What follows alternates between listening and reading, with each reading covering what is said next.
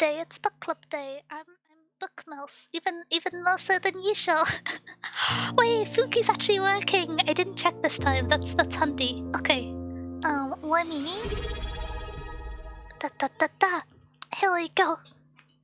Let me say hello to everyone. Oh heck, notifications! Well, thank you so much for subscribing for 3 months. I really appreciate it. Wait, I just realized because it's book club, it'll be on the book club. Oh, that's exciting. That's a fun sub-anniversary. Hello. I hope you're having a good day. Let me catch up with the little notifications. Hello, Dust, first to arrive. Very speedy. Hello, Dwen. Hello, Will again. Hello, Star Sky. Hello, Kai. Hello, Macom. How are you all doing? How has your week been? Hi, Antax. Hello. I hope you are having a good day. I hope you're excited to talk about books. Oh, there's a train happening. That's exciting. I haven't been on a while. Welcome back. We're still talking about books. We probably were when you last visited. How have you been? I have been a little bit sleepy, but I spent today gardening and tidying up books. I've been resorting some of my bookshelves. It's very exciting to me, at least. And I am ecstatic to announce that my wisteria is finally producing like solid shoots after starting off really slowly this year. Which it's 2 or 3 weeks late. Well, it's 2 to 6 weeks later than you would expect for the type of wisteria it is. But it's very exciting for me, and if plants are not entirely operating with the seasons, that's entirely reasonable. The seasons aren't entirely operating on the expected timetable, so I'm just very excited my plant is okay. But yeah, I'm doing good. Hi, how have you been? Kai, you've also been greeted. Say hello. Hello. Who greeted me? No, Will. Will. Hi, Will. But I also imagine that Hi, everyone else greets you to some extent. Hello. Wisteria so pretty. It's me. Yeah. I have it attached to several pieces of string in the hopes that I can get it to climb over the door of the library. Because I have managed to forge an amount of whimsy in my life that leads to my shoes being slightly impractical, but I still want more. And I think having wisteria arched over my doorway would improve it. But yes, wisteria is very pretty. It's a very pale wisteria. It's like an almost white lilac. It's kind of like the color of my jumper. Yeah, I've got my nightlight on to help with the blue screen.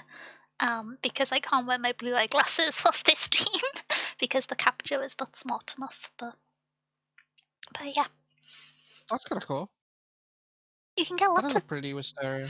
There's some pink wisterias, but they're not very hardy, and I haven't had one, but I've heard rumours that depending on the soil condition, they can go back to being a kind of dull purple very quickly, which is a little bit strange to me because although some plants change colour with the acidity or it's not called alkalinity, I don't know, with the pH of the soil. I didn't think wisterias were in the family that would do that. Hydrangeas are the most famous example, which are also pretty. My hydrangeas are also starting to flower. I am garden mouse as well as book mouse. I am multifaceted. Notice all these hobbies don't involve leaving the grounds of the library. Sometimes exiting to the garden of the library. But yeah.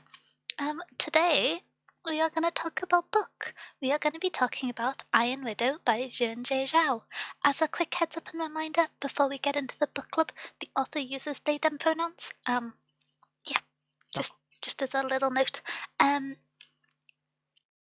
So a brief description of how book club runs, and then we will jump into our spoiler-free review, which I'm giving away the structure in my ramble.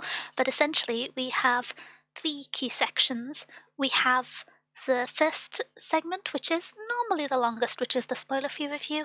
We talk a little bit about the prose of the book, how character arcs were handled, any themes and content warnings to look out for. and who we would recommend this book to, or similar books if you enjoyed this or enjoyed the themes, etc. We then have the little interlude where we go through all the books that have been nominated and we vote via the Twitch polls on what books we'll be picking out for next month. I said books plural, it's books singular, it's books plural, and they all get added to my TBR because I am a problem and it's over 400 now. And then we have our final part of the book club, which is where we become a little bit delirious because we talk for too long, where we talk about the book with full spoilers. This tends to be a little bit less structured, but we'll go through quotes, discussions of character arcs. This is where we get more into the detail of things like pacing to some extent, because it can be difficult to talk about in spoiler-free review, and also all of the things you get in spoiler reviews. I don't know how best to articulate. But yes, spoilers. But don't worry, we'll do a little like song and dance when we're gonna get to the spoiler part. So if you haven't read Iron Widow and you would like to, then you'll know when to dip if you want to avoid them. But yes, been working on another draft. One of my beta readers, commentary, kind of getting on my nerves because she won't stop talking about getting a cart. Getting a cart? Like, what does that mean? My pen's been smooth. But yes, I was getting distracted. Yeah, I don't know what that means. But I hope the beta review is going well. It can always be nervous sharing things with people after working on them for so long. I hope it's going well. Okay, jumping in to the spoiler-free reviews. We tend to follow a rough structure because we get distracted easily, which generally follows the outline of any setup or content. We talk about the setup, who the author is, content warnings, then we go themes, world building, characters, and discussion of the writing and prose, and then we have the little wrap up section when we cover recommendations. I am gonna unanimously and without prior planning, which we were yapping for 10 minutes before book club started, so I could have really planned this out better, but I'm going to suggest that we do the section discussing the writing and the prose first after we've covered the content warnings and themes. Problem. It's a Yeah. good idea. So, jumping into this book. This is a debut book by the author, and it has a sequel which has now come out in 2025. And so I've not read anything else by the author. I don't believe they've released a third book. I haven't actually double checked that, so apologies if I'm telling a fib. But yeah, this is the author's debut work. Oh, they did have a book which came out in 2022, which wasn't a part of the series, which I also didn't read. So yeah, they've released 3 books, 2 in this series, which this is the first of, and 1 outside of it. Expectations going into this book. This is a book that was pretty popular when it came out, and so I'd heard a lot about it on YouTube. I'd also seen content made by the author themselves, which is a little bit unusual because people be crazy on Twitter, but also on other social media platforms, and so it's not super common for authors to directly engage or create content facing towards the bookish community online because some small sections are insufferable, and that's honestly fair enough. And so it's kind of unusual for an author of this size to have that fund-placing platform, especially of the kind of newer generations of author. And so it's really cool to see. So that was the main framing of my expectations going into this book, because I'd actually watched 2 or 3 of their videos before the book was coming out when they were first doing promotion for it in 2020. Yeah. And that was really cool. I really like. I don't actually remember the name for it. I'll try and grab it and put it in the Discord later. But they did a video to help promote the book, which was talking about kind of unapologetically using like Anglo-European historical references as motifs and items within fantasy, science fiction, and dystopian novels, because that it can be treated like the norm too, and it can be if it is included in works, and that was really good. And I remember I ended up drifting away and not going back to the book when it first came out, but I was quite excited for based off the reviews and the comments I thought there, and I do think that video is really good. I'll try and find the link to it for post in Discord after the stream. In terms of how we read this book, sorry, I'm monologuing. Kai, how what were your expectations going into this book? So this book was, so I also knew about Xiran Zhao. Obviously their like content online is went very, very viral, especially their Mulan review. Their like Mulan 2020 review.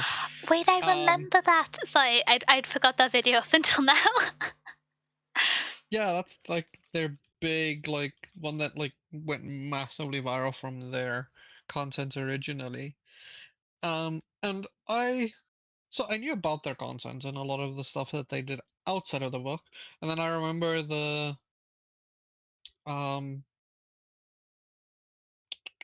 release of this book and their content around the release and a lot of the stuff they did on their channel for the release of this book. So I knew a lot about the author before their this came out and all of the stuff with this. Um and then I saw all of the like reviews of this book, which is incredibly positive, a lot of them. I remember there was like a ton of 5-star it, reviews for this book. it's a little bit And a lot of polarized, I would say. There's yeah, it tends to be a kind of love or hate book, and I think we discussed it briefly, but we both land on the same side, which is going to make talking about the book a little awkward. But to a degree. So yeah, I I have I had very high expectations going into this book. Honestly, more so than I usually do with debut novels. Mostly because so usually with a debut novel, you kind of don't know about the author, right? So like when you read the debut novel of an author, it's usually like a new author that you don't really know a lot about. But because they have made so much content around like media and like a lot of the stuff around media, it's like I already know their tastes to a degree. So I had higher expectations of this book than I would of a similar debut novel, which I think kind of worked against it to a degree. Um, I will say because I had very high expectations. yeah, in terms of how we read this book, I read this as an like e-read, except on my phone and my computer because I don't have an actual e-reader. But I read it digitally. What about yourself? Same, Okay. same. Um, I read it digitally. yeah. Um, and so I don't really have any comments about the printing or any edition I notes don't even know. because I haven't looked at a physical copy of it. I've seen this I don't book even around know the if there bookstore, is but I've never physical. picked it up. Oh, I feel like I've seen it in like Waterstones before. I'm pretty sure. It's sometimes on the big like book displays, you know, the little central tables. Oh yeah. Mhm. I don't even know if I could find this in a bookstore in South Africa. Oh, I don't know if it got printed here. I've definitely seen it in bookstores in the UK, but I also have been known to like aggressively visit any bookstore I go within a few kilometers of, and so um, Okay. So I can get one. I can get a physical copy. Want to take a guess at the price? or the like I can get a paperback for $130 because it has to ship it. oh that's I'm egregious. not I doing was that. gonna say like £30. Oh no! I'm not doing that. I'm not Holy doing that. moly! I really take being in the UK for books for granted. It always confuses me when I see um people, even people who live in other parts of Europe, on YouTube and stuff, or um Twitter and Blue Sky, being like, "Yeah, I went to the UK to buy books," and I'm always kind of confused. And then I look at the prices of books in other countries, and it's just like 3 or 4 times as high. Like, Yeah. what is the rest of the world doing for taxing books or for like their book delivery infrastructure that's the case? I'm so confused. I'm grumpy if a Well, book's more so than £10. What are you talking? Yeah. some of it is also just like who publishes in those regions. Yeah, I kind of understand because you have regional publishing licensing. If there hasn't been Yeah, specifically a printing run that happened in, for your case, South Africa, then it would have to be imported and therefore will have the various taxes that come through that and the shipping costs because books are heavy. Um, the pain said yeah. of a mouse That's that regularly carries multiple books around with them. that is the like big part about that is like one, you guys have a very, very good, very old publishers in the UK, so a lot of companies go through that quite easily to publish in the UK. But some publishers just don't work outside of like the US and the UK, so it becomes way more expensive to get some of it here, Yeah, no. It feels which like is the sad, type of thing which you would kind of, especially indie. yeah. To be fair, getting hold of some indie publishers, if they're American, is difficult in the UK. I feel like every Yeah, now and then I'll really want to read an indie published thing, and I'll try and order it, and the shipping fee will cost more than the book. There was an indie pub magazine which I've forgotten the title of because it's one of those titles that's a sentence, which I liked Panic at the Disco when they were still a band, and so I'm all for things having names that are actually just sentences. And so I it it, it cost I think like £8.99, but shipping would have been £27. And I was just like, I'm gonna grumble and have to get the digital version. I'm not happy about it, but I can't yeah. justify it. Maybe they'll be at a convention I go to someday, and I can pick up some volumes. Yeah. My That pain, was it been makes me so, stronger, it builds muscles. That's my weight training. the, so there's a booktuber called Daniel Green. Mhm. Daniel B. Green from Booktuber. He has three indie published books himself out that I kind of want to read because I like his reviews and how he speaks about books and books he likes. But finding his books, um like physical books, pain. No. Yeah. Uh-uh. It is something which the accessibility of digital formats of books, primarily like e-reader formats, but also audiobooks, has helped with a lot, um, Yeah. which I think is great because the shipping and logistics industry is complicated, and so more people having access to more books, especially with more kind of how do I talk about this without going on a significant tangent? I think more people having access to books is great, although there are drawbacks to digital only media! Exclamation mark. Um, True. True. but yes, before we get any more distracted, because we haven't actually finished the setup section, um, is this book translated or revised? Nope. I believe it has one publishing, and outside of different covers, this book has some pretty editions, as is kind of the case with books in this genre and similar that get quite a lot of social media popularity, but there's some really pretty limited editions of this book. Um, Yeah. There's a very pretty cover of this book. yeah.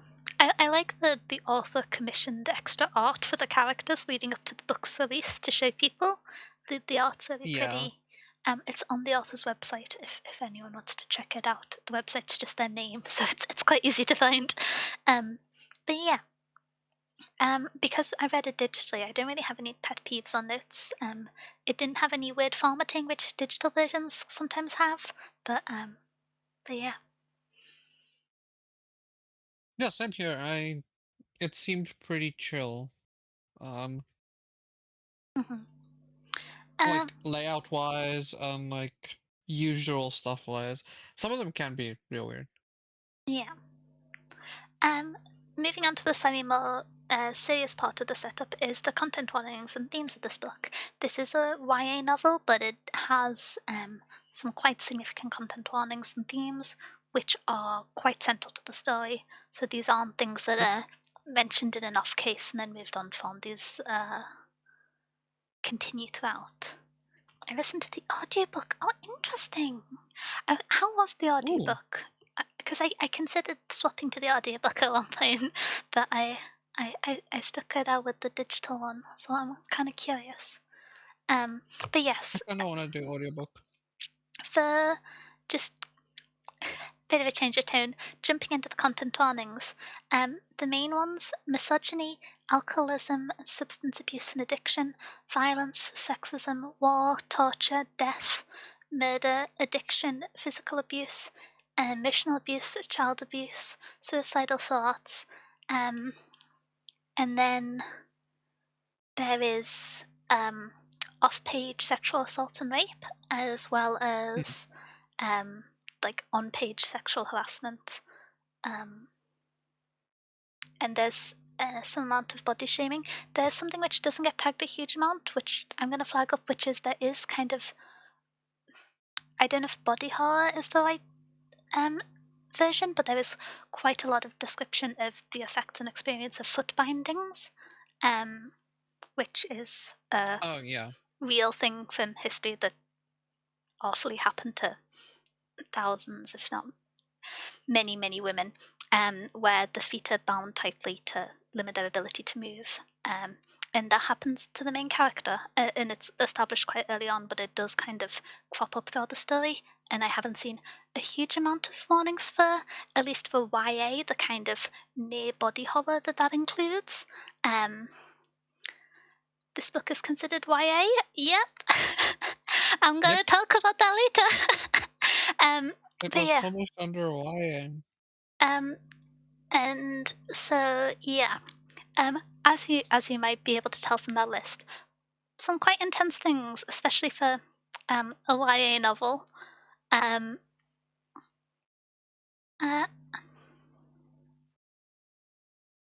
I enjoyed it. It was a bit hard to follow at times, but not so much that it bothered me in a significant way. Oh, that's fair. Oh, that's one thing which I'm gonna say is like a little note before we jump into talking about the story, which is as as if you are a returning member of the book club, you have probably heard me yap about before. I'm quite dyslexic, and although this doesn't stop me reading a lot, it does make it a little bit difficult for me to verbalize sounds. Sometimes I have difficulty saying word, and so I've looked up pronunciation guides for the characters in this book because they all have names inspired by the. This is roughly based, very roughly inspired, or the main character is by a historical figure from, I believe, the Tang Dynasty, and so. Yep. I'm going to try my best to pronounce the names. If how I say them changes throughout the course of the video and isn't the best, I'm sorry. I believe there's a video of the author going through the names. If you, again, on their YouTube channel, if you would like to see, it done slightly better than silly mouse. But yes, the publisher must have been high. Yeah, this being YA is interesting to me. Yes. But it's gonna crop up where we're varying a little bit from the structure we normally follow by jumping straight in to talking about the prose. I was out for like 10 minutes and my cat decided to lay on my computer and only let me on after he got cuddles. Honestly, that's very fair from the cat, I think. Not a cat. That actually sounds very cooperative from cat standards. Normally they like I don't know. They want affection, and then they decide they don't want affection, and they communicate this by like stabbing you a little bit with their claws, which I feel quite. Which cats are cool. Not a cat Yeah, personally. you are a I'm a cat. mouse. No. Oh, well, but yes. Look at Stream Elements trying to defend me. Okay, but yeah, I'm glad you were able to get your computer back from the cat.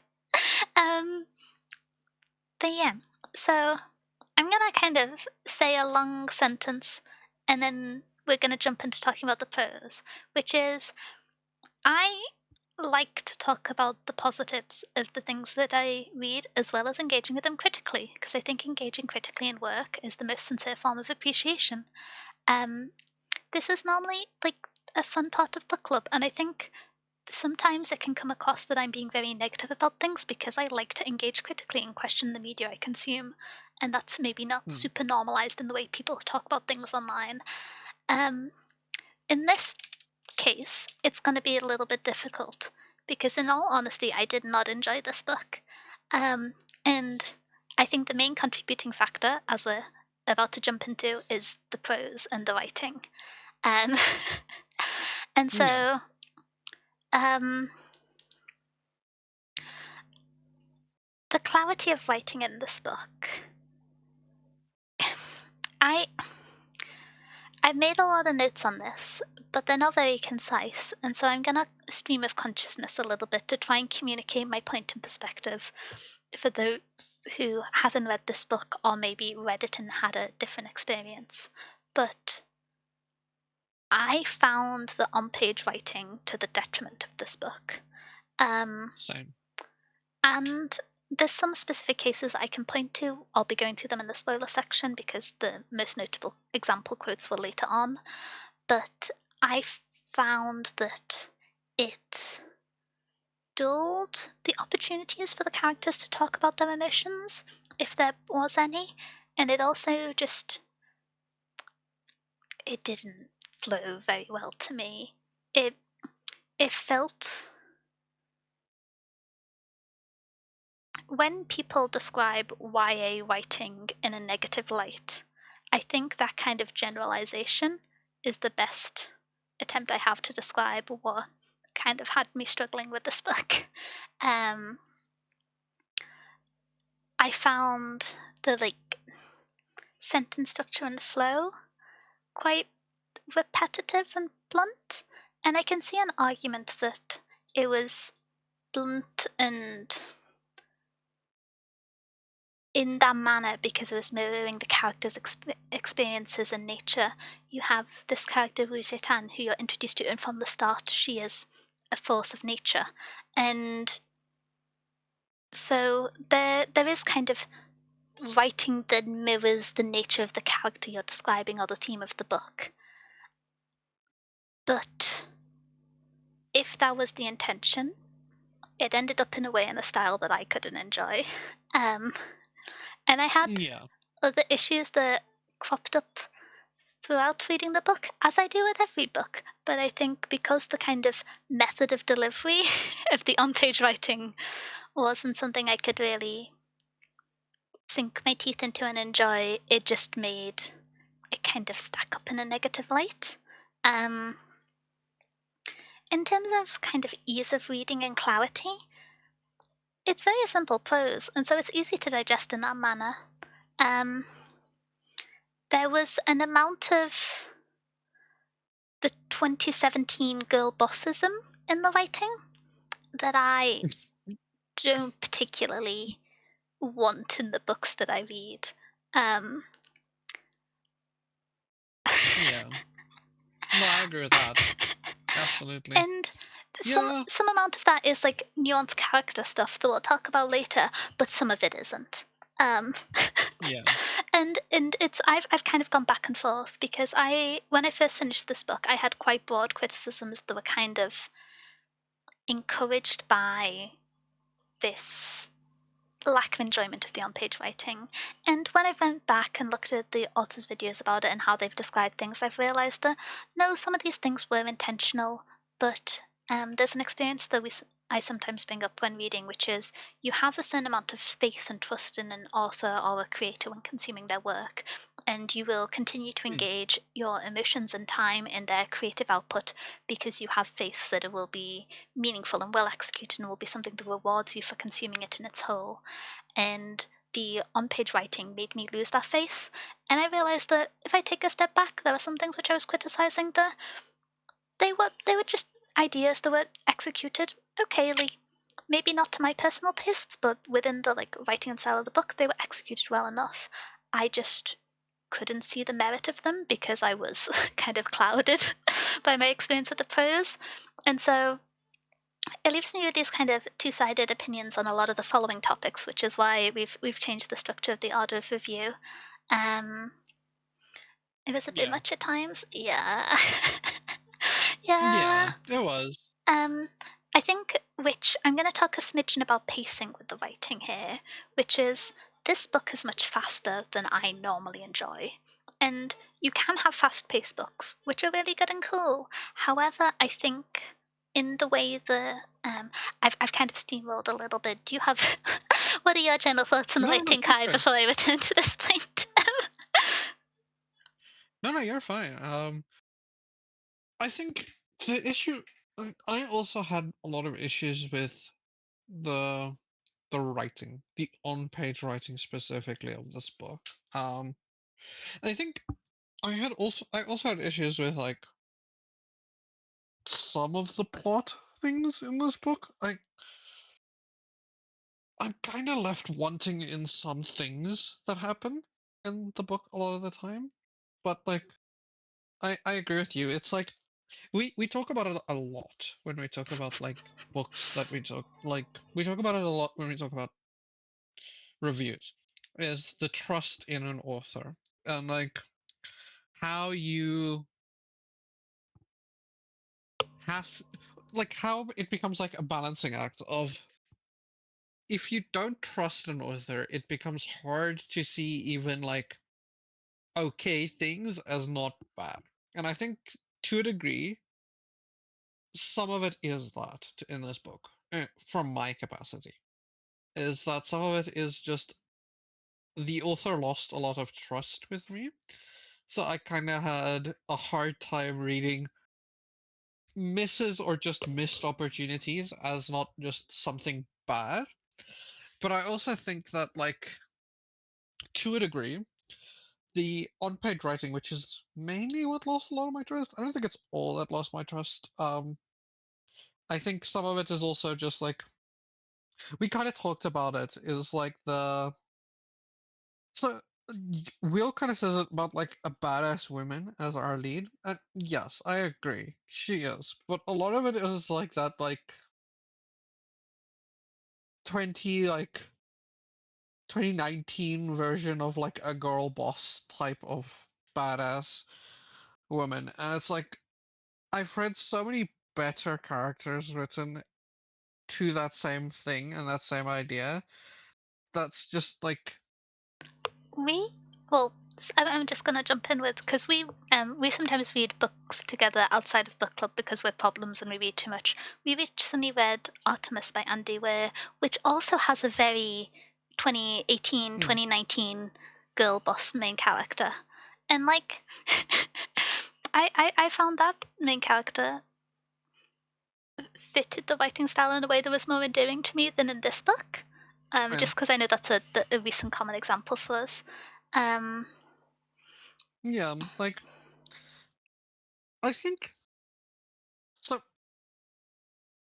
My issue with this book at its base level is I think so. On average, I think the prose on page writing needs some work. Honestly, I will say that. But I feel like I am being too not nitpicky, but like too harsh on a debut novel because lost a lot of trust in this author, and I did not like reading it because of that. Because I just, yeah, I don't know. This became a very hard book to read as like anything other than me being like, when you get like, when you don't like someone, right? And you kind of, whenever they say something, you're like, ah, yeah, whatever. Even if they're saying something right or it's fine, you're like, nah, I don't like that one. that No. one, the worst guy you know just made a good point meme. Yeah, that's the thing with this book is like I didn't like the on-page writing or a lot of the plot things that happened in a lot of places where I think there was a lot of missed opportunities. So like even when this book was good or fine, I was like, ah, whatever, it's fine. Ignore that part for like, ah, but that writing was still bad or something like that because I lost a lot of trust in this author. Mhm. Um, I think I'm kind of circling between themes at the moment, which is an issue which I had kind of between the structure and the writing, but this is a hmm, very fast paced book, and there is extremely. a significant change in characters' environment, their status in life, and the tools they have at their disposal, and also, to some extent, their emotional state, their motivations, and their sympathies. However, because of the pacing of this book, and to some extent because of the characterization of particularly the main character and it only being told through their perspective, you don't get much or sufficient for me to feel kind of handheld. not like handheld, but I didn't feel like the writing of the pacing of the story progressing allowed for the writing of the characters' emotions. No. And this is something which I'm going to talk about in more detail in the spoiler section because naturally it gets a bit spoilery.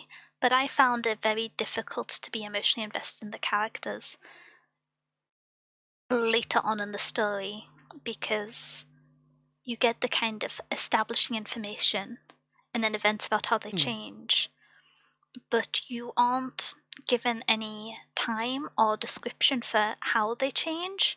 There is just event, their subsequent action, and the inference of change as a result of it. And to me, some of the actions that happened later on in the book felt surprising in such a way that although reflecting back, especially kind of taking a step back from the on-page writing, I can see maybe there is like a possible path of character development that leads to this action, but reading it at the time just felt like this is an insane thing to do. I don't know why this happened. And so I found that the pacing made the kind of I'm in fact jumping between every topic other than writing at the moment, but it was a little bit more fast-paced than I would have liked, and I think the writing style was kind of penned in by that. And so I'm going to realize that as I get even older, I like increasingly flowery writing. I like some people could call it like obscure prose, but I love a little I enjoy sentences when they're a smidgen convoluted. For example, one of my favorite recent authors is C.G. Drew's. Their latest book came out earlier this week. I'm very excited to read it. I considered nominating it for this book club despite it not being science fiction or fantasy. But here I am, and I was or out for any capacity of time to actually get places. I was gonna do it anyway, but it's not. And so you like your prose a little purple? Yeah, and that's something that's changing with time. And I think to some extent that does kind of hinder my enjoyment of YA fantasy and YA sci-fi, which used to be the kind of cornerstones of my reading, and that's shifted with time. And so it might be the case if I'd read this a while ago, then I would have enjoyed it more because I would have had less I would have felt more engaged with the very kind of direct writing. But I want a little bit talking about emotion. I want a little bit of time to have things sink in and pause.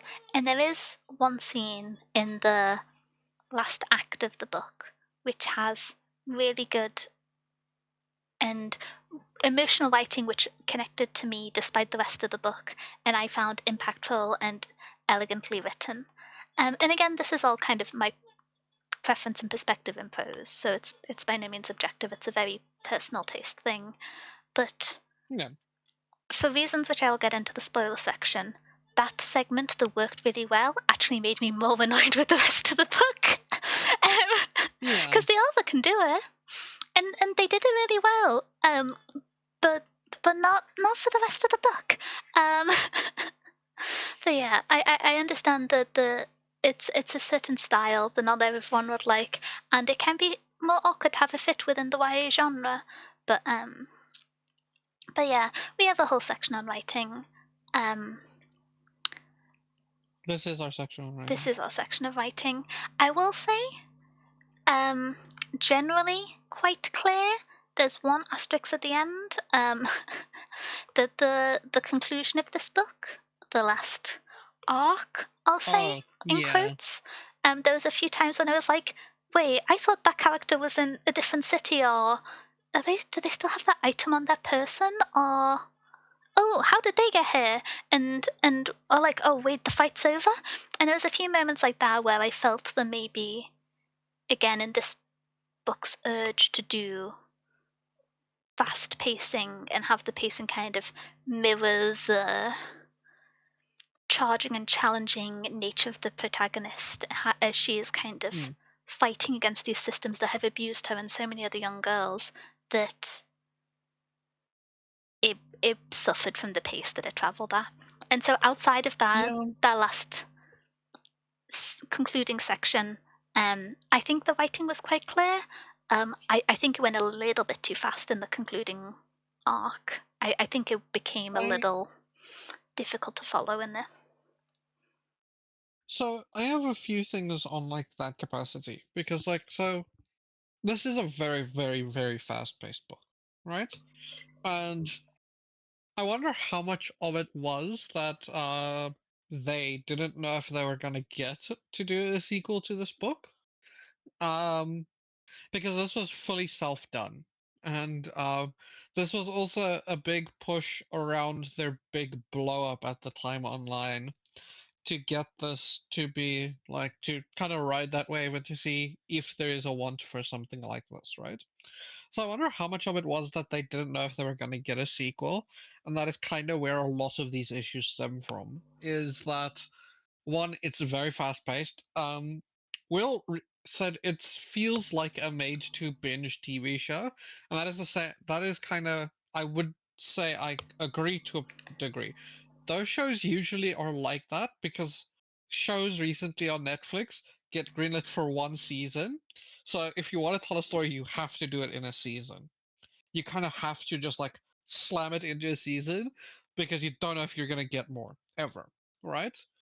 Um, and in that capacity, I can feel this being very similar, where they didn't know if they were going to get another chance at this, and they had to grab every idea they had into one part, and that like crunches on like how fast you have to get your pace because you also don't as a debut novel unless you're like insane do like a 600 page book I, usually.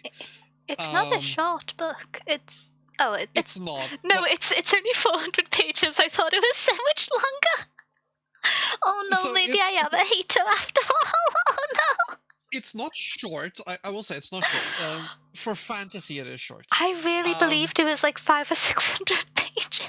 nope, that's what I'm saying is like it's small because I don't think their main audience that they went for with this book was fantasy. So unless you're like very, very in depth on fantasy and you want to get really into that community, which is not their like audience because none of their reviews and any content is about fantasy. It's mostly about like TV shows or like that more popular medium. So this being not fantasy and having that idea, I felt like a lot of the ideas got crunched into this one book because they didn't know if they're going to get a sequel. So that like speeds up your pacing because if you give like a not fantasy reader a 700-page book, they will look at you and not buy it. They'll just be like, no, I'm not reading 700 pages in a book. You even see it in like fantasy adjacent series. Self-published. This was self-published. This was done through a publisher later, but they did all of the like stuff for it themselves. And they're cowards, because if they like 500-page books, they could have the opportunity to read hit series Gideon the Ninth by Tasman Mayer. Dude, Sorry, dude. Okay, no, sorry, no, no, no, I no, was no. just Okay, so thinking sorry, about books sorry. that people don't get to read if they're I'm gonna. scared of books over 500 pages, and I was like, they might be scared of the I need. Locked series. They miss out on suffering and lesbians. That's so sad for them. I need to. I. I need to. So I play D&D. I play D&D on Wednesdays with a group. I play Strixhaven. I'm in a Ooh. Strixhaven campaign with a bunch of friends. Mhm, mhm. Um, one of the friends in that, their name is Ruby. They recently read Gideon the Ninth. They're reading Gideon the Ninth for the first time. Oh, And now me and my other friend, me and the other guy in the group, we're kind of like going like, read the next one, read the next one, read the next one, and they're like, no, it's because I don't know when the it, fourth one is coming out, and I can't. I need to oh, stall. so fair. I'm so scared. It's been delayed for 4 years. But also, I Yeah, love watching people be confused by reading Harrow the Ninth. You just hold their hand and say, it's okay. When you read this, you're going to be confused, and that's normal. When you get to the end, you'll yeah, still be confused, but more specific about more specific things and a little bit more existential. But it's okay. yeah. I think they're partially reading Harrow the Ninth. They're like slow reading Harrow the Ninth. Let's go. So yeah, so they're reading it like chapter by chapter. I think it's a chapter every week that they're doing or something. They're like really slow How reading do it. they manage Um, that? How do you not I don't know. devour that book? Sorry. I don't know. I think it's their like will that they loved Gideon the Ninth. That's like I don't want the series to finish before like the fourth one comes out, and I don't know when that's gonna be because we've not gotten news in a year and a half on that book. Yeah. The last we heard was in 20 end of 2024, early 2025. The publisher said that yes, Tamsin is still writing on it. That the writing is still happening on it, that book is still coming. Well, then we haven't got news I mean, for a what year and a we've been hearing half. is that it's been in Electo the Ninth has been in editing since 2023. And I Yep. I love every book in the Locked Tomb series so far, but nothing makes me scared of a book being in editing 3 times as long as its original as it being in editing for 3 times the length of its original writing period. Like that stresses me Yep. out, I'm gonna be honest. I I have so much faith in I think Tasman. I um will say I think it's I so I know it's like the thing with it becomes like it's okay, to a degree, there is such a thing as over editing, right? There is definitely such a thing as over editing a book. I think how big Gideon the Ninth has become has put a lot of pressure on them to because all three books. So usually in the trilogy, there is two books that are phenomenal and then one book that is like good, right? So for like Mistborn is a great example. Mistborn book one phenomenal. Mistborn Book 3, fantastic. Mistborn Book Book 2 2, has I its hated. faults. It has its faults, right? Um, because all three in this trilogy so far has been perfection and they've been fantastic, I think they are having a really hard issue with like, when do I miss? And that's putting a lot of pressure on them. I will It's the same say thing that happens with some authors. That's why I don't think we will get Game of Thrones, like the next book, outside of George R. R. Martin's lifetime. I think it will be posthumously done because I think he is so stressed that he messes up that book, he will never publish that book. it it's a bit spoiled now, but the anecdote of I went outside, surprising event, and I was talking to someone Hmm. about the Gideon the Ninth, the Locked Tomb series, and someone said, "What's this?" And a fourth person rather interjected with, "It's Game of Thrones for lesbians," and I was so upset. I was so upset. The series is getting finished. Go away. I don't care. We're getting the next book. We I will get hope the end I of the want the next. series. I'm I want the mad. end of the series. I want it so bad. Sorry, we It's started. even worse because it's even worse. I read I read Nona. I read Nona like right after it came out. So I've been waiting all this time. Oh no. I've actually Oh sat no. on it for all this time, like I'm waiting for the rereading them for series. the third time at the moment, hence my interjection. But I've realised we've been talking for 20 minutes about the Locked Tomb series, and I will merrily talk for another 4 hours. So I Yeah, am so going to return to the writing of Iron Widow. Um, with I have one last point, and it's a positive point, hmm, and I feel like I shouldn't have sounded so surprised when I said that, but I'm going to return to it anyway, and it's actually something which Will mentioned earlier. I didn't forget to read your message, I was just waiting for later because I was going to segue to it. Look at me go! Which is perfect. how the author has incorporated different aspects of Chinese history and clothing and also like items and furniture into the novel. is really cool. Um, Yeah, it's very present at the start of the book. It crops up again a few times at the end. There was a few references to um, beings from folklore and mythology, which was really cool. yeah, I love when there's a little bit of mythology in a story. I think same. it's something that has such rich depths that it's um, it's a great piece to reference within a story. Um, but yeah, I also kind of I agree. liked the maybe unapologetic would be a good way to describe it, in that it was simply stated and it was expected for the audience to kind of look it up if they didn't know.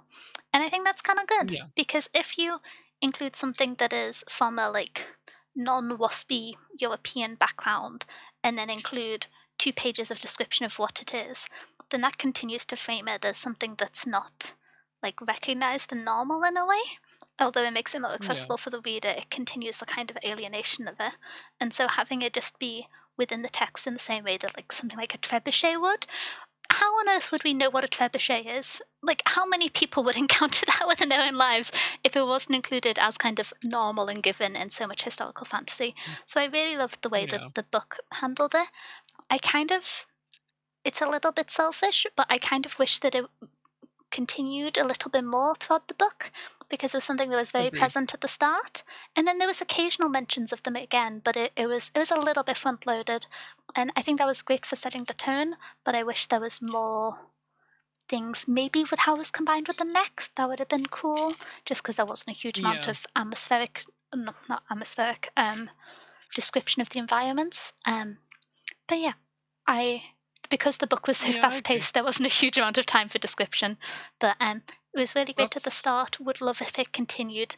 Maybe not at the same density because that was like a setup time, but at a higher density than we got. yeah.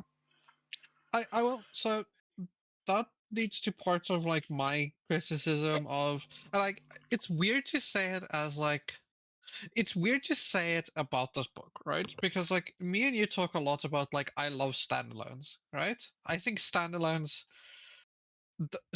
are underrated in fantasy specifically. Yes, And I know this is not a standalone.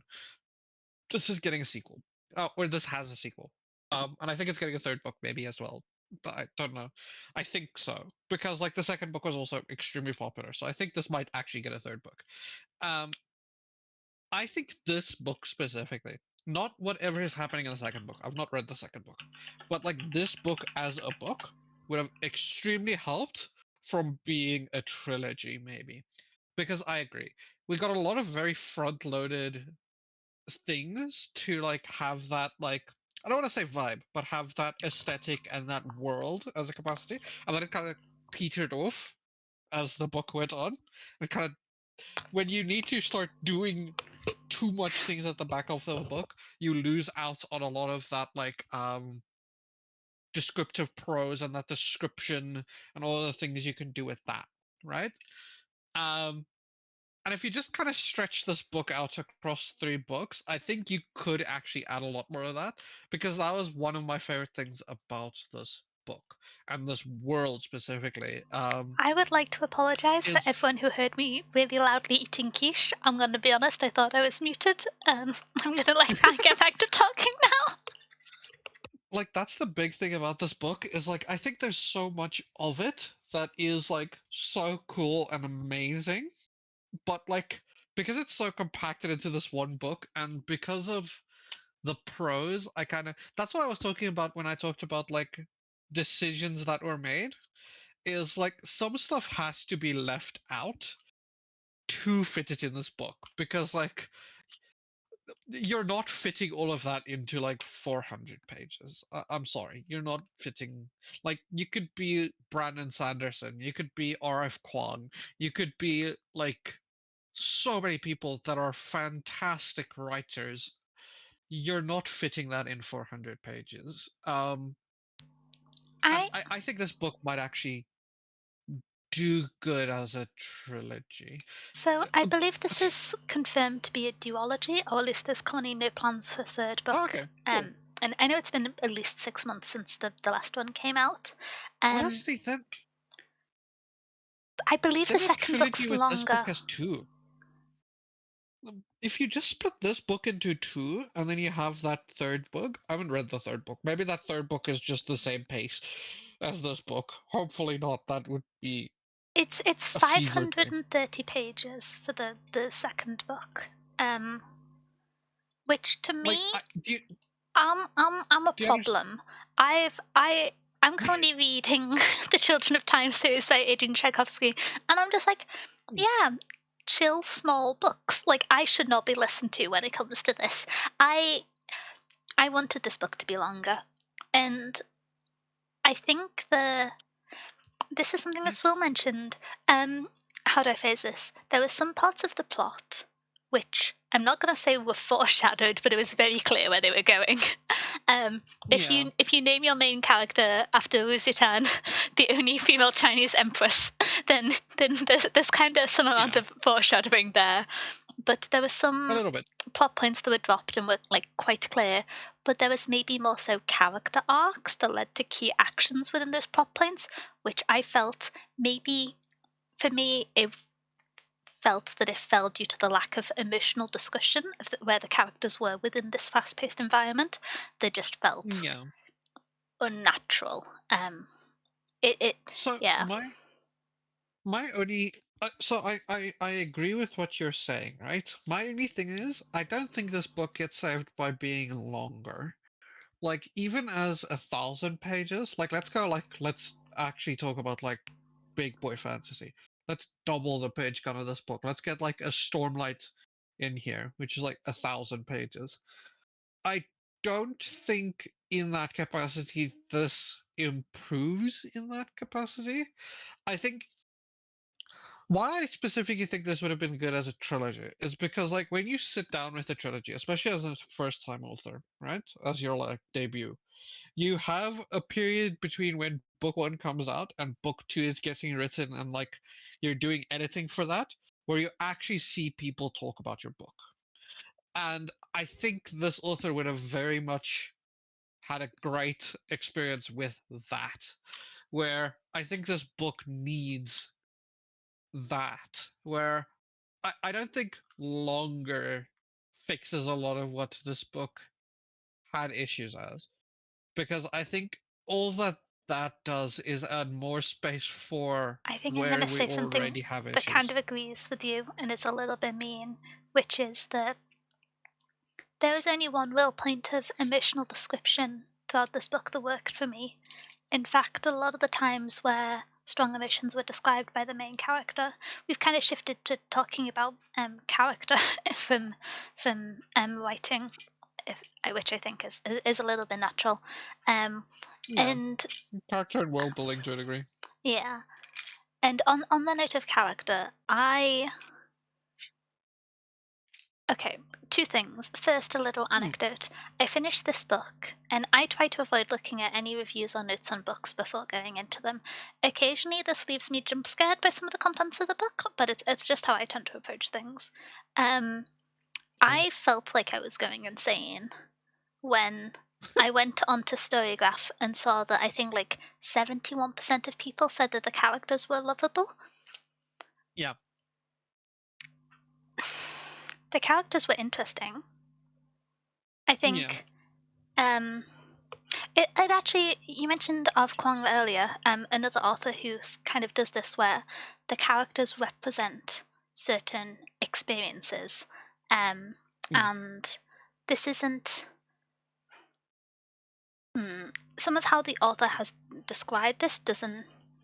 I don't particularly resonate with, but the author describes this as not being a feminist book, which I disagree with for reasons that we'll I talk about disagree. more in the spoiler section. Because Well, I'll interject on it quickly.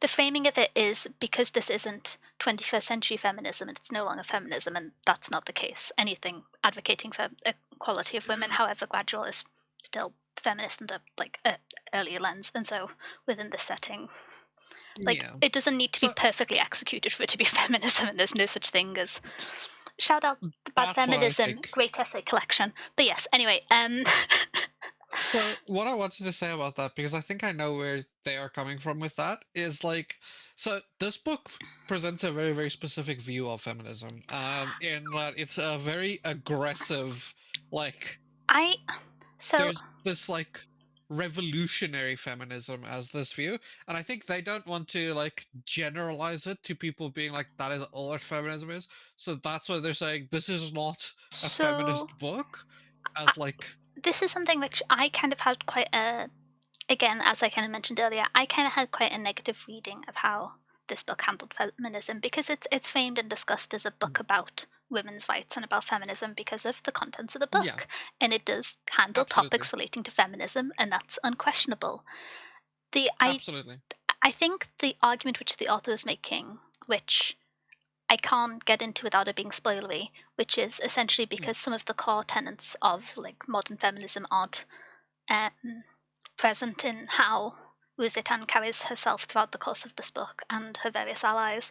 Therefore, it isn't feminist is a reductive argument, and I don't think it's one that I agree with. I agree. Um, I do, however, understand the sentiment of saying this is an individual story, not a story about women, and that in the next book, apparently, it handles more generally um, the kind of, because the group of main characters are now in a different position, how they can now Mm, use that position or are in a better place structurally to address these topics rather than the kind of desperate approaches from the start. I don't think some of the yeah, framing in the book agrees with that statement, but like taking a I don't little bit either. of time back and getting away from the on page writing and hearing the author talk about their works and intentions made me feel more positive about it. But Yeah, yeah, I, just I, yeah, just to be clear, I agree with you. I agree with you that I think this is absolutely a feminist book in that it deals with a lot of those topics, and there is a lot of it that really does lean that way, right? I also get where I think they are coming from with saying that this is not specifically a feminist book, because I think they don't want to fall into the slippery slope of like that topic, and I disagree immensely in that capacity of like I don't want to engage on it on that level, but also in that I don't want to like I get where they are coming from, but I also agree with you that this is 100% is if you don't think it is, I think you're wrong. I think you're just absolutely wrong if you say that this is not a feminist book because it is. yeah. So I think I yes, think. author intent exists. You're still wrong. I think it's one of those things where, and it's quite early on, so I'm going to talk about it a little bit. But in the first few chapters, you have this introduction of the main character Uzetan, and her sister has passed away because Mm, we haven't talked much about the structure and the nature of the world, but it is a sci-fi fantasy YA book, and there are these essentially giant mechs, and they require two pilots, and because of the heteronormativity of it all, it's a male and female pair, and the ooh, heteronormative. don't get me started on that. I've got. I'm just like, we'll talk about it in the spoiler section. But but yes, and so there's the, for the record, that's not to say in the author being heteronormative. That's the world and the setting at the time. Yeah, Potentially, I'm not planning to read the second book, depending on how it could be handled. Maybe that of course. we'll see, we'll see. But anyway, well, I won't see. Someone else I doubt it. I might. doubt it. I doubt it in the second book. Yeah, me either. But I've lost my train of thought. But essentially, these young women get sent off to the central courts to be the female pilot for these mecha vessels, and most of the time, the female pilot doesn't survive. And this is like pretty clear allegory for the young women from impoverished areas that were sent in to be one of like the collection of women who served for wealthy nobles, and as is kind of directed and um, in the content warning, there's like it's functionally like sex trafficking to some extent. Maybe that's a harsh category to put it on, but I think it's pretty accurate in its description. And so this is kind of the world and the fate which the main character enters into. And you find out from the jump that the main character isn't going into this willingly, and she's instead going to try her best to kill the pilot who she's going to be sent to, because he had previously killed her sister, her older sister. And so when discussing this, the main character, I don't have quotes on this because I hadn't actually planned to talk about this point, but I think it is important, relevant to our discussion, talks at several points about how the idea of all these young girls, like her sister, now like her, being sent off to this fate, how it's awful and it's unacceptable, and it can't continue to happen, and she wants revenge. And I think that kind of discussion and how it talks about her older sister, and as well as like more general empathy for young girls, can make this seem like a campaign that starts on the back of wanting to protect other young women. We can talk in the next section of the book whether or not that is maintained throughout the story, but I think that from that framing and that standing, regardless of the character's subsequent actions, it does pretty clearly read as like having some feminist intent to the book. And I do think out of it is this: a book with these themes will always, to some extent, no, a book that raises awareness and is thoughtful about some of these topics will always be feminist in that it's trying to advocate for the awareness and the kind of like historical consequence and present manifestations of it. Always might be a strong word, but there's always a thought and a core there. But yeah, it's a little bit strange to me because it really feels, we're talking a bit about meta content now, but with the author talking about the book and how it relates to feminism, their statements kind of feel like unless a character is practicing perfect feminism, they are not a feminist, which I disagree with on many levels. But yeah, I think it's a bit of a weird one. But I don't think it necessarily takes away from the book. It kind of made me scratch my head and being like, why did you write it like that if that's what you meant? Because I do think there are points like the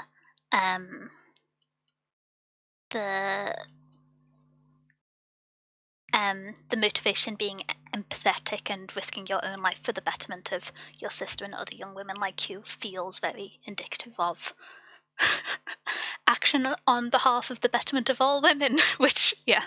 But I'm talking in circles a little bit.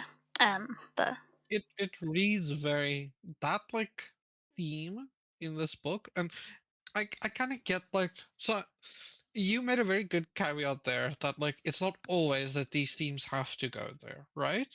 Um, because but that theme specifically reads extremely first wave feminist, especially in the capacity of this book. In that how they were used as so a very good view of that is a book that this gets like sold as, right? When people talk about this book, they compare it to two books or two IPs, like two franchises. It's Pacific Rim, which Pacific Rim meets Handmaid's Tale. And Handmaid's Tale is the very big like one where you're like, oh, that is implicitly a very feminist book. yeah, Handmaid's Tale is so explicitly I've not read feminist. Pacific Rim, but I have read Handmaid's Tale. Is that going to be a surprise to everyone? But yeah, I've not read Pacific Rim, but Have you yeah. seen Pacific Rim? The No, movie. I don't watch You films. should I would watch it. like to watch more Gilmore, films, but then I'm just like, ooh, Gilmore Del YouTube video Toro. essay, ooh, reading my book, ooh, playing Slay the Spire 2, and then I don't. It's Guillermo del Toro. I do feel But just positively watch the about the first one. Guillermo del Toro films I've seen, but Also, the like Idris Elba's in it, and he is a very attractive man. he is. I'm still I'll say so that sad that the myself. rumor that he was going to play James Bond didn't turn out to be true. I was so excited because he plays like a really good gritty detective in about 40 different like Nordic detective murder mystery series, and I was just like, that could be such a cool angle for James Bond, but no. Anyway, Bullshit. um, Bullshit. He would be such a good James Bond. He would be and then such a people good are like, James Bond. oh, and then everyone's like, oh, he's too old for now, and I'm like, no, you cowards, we have technology. Let him fire a drone at the Dude, enemies or something. If you can't get him to do he's the too stunts, get a old for stunt it. double. He's Cowards. too old for it is crazy. It's what he said himself. Okay? Like, I Bad understand not wanting Idris to do those Elba. stunts, but Bad boy. like, Bad boy Idris Elba. Bad. You're not too old. okay. Gimme. So Gimme. talking about characters, something which I started talking about before we got distracted a little bit, which I think is a good topic to yap about. Um, but essentially, I'm trying to think of a good comparison, but my brain's just going back to Babel. This book does something which is, I would, hmm, it's a pattern that's occurred in recent books, and I think can work quite well, where certain characters are intended to embody the experiences of like certain consequences, and that's the case throughout the three main characters, or at least that's how I read it. I can't really talk about the characters without being spoilers because the first arc is so separate from the rest of the book. Yeah. Um, Yeah, it is pretty hard to talk about this book. Also, I I was curious, by the way. I was mhm, curious. So he says he's too old for it, right? He's like, yeah, no, I'm too old. I can't play James Bond. So Idris Elba, right now, mhm. is I want to see his age. He is 53. Okay. Roger Moore, who played it in Golden Gun, was 52 when he started playing Bond. To He be was fair, 52, and the he's action sequences when James Bond was in the Golden Gun area consisted of like yeah, but playing now we have poker for 10 CGI. minutes, and there was only 3 pixels, and so But like, now we have CGI. Now we have CGI. don't He tell could them to just get a use stunt double. more CGI. He could just get a stunt double. He could just have a stunt double. Just be like 90% of action movie stars anyway these days. The Rock doesn't do any of his own stunts. None. Literally zero. Yeah. He pays a man to bodybuild to look like him so that he doesn't have to do this. Just get a stunt double. It's okay. Give me yourself as James Bond. I need it. Um, what were you talking about? Oh yes. For the characters, I found that I struggled with them a little bit again because the on-page writing and the lack of pauses to discuss emotional development. But the characters were interesting in their perspective and how they're meant to embody certain experiences within the system, which is how I read them, being very vague because some of them don't get introduced till later on in the book, and so I don't know how else to talk about it in the spoiler-free section.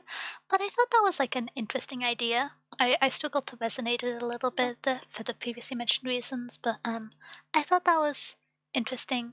One of them, I will say, for the theme that's been applied to them, I didn't really read that as being the case when I read it, and kind of thought, I don't know how true that is from like the lens of the Tang Dynasty. I think that might be a kind of like modern Western thing that's being read onto it and might not actually be the case, but I'm not informed enough to be certain.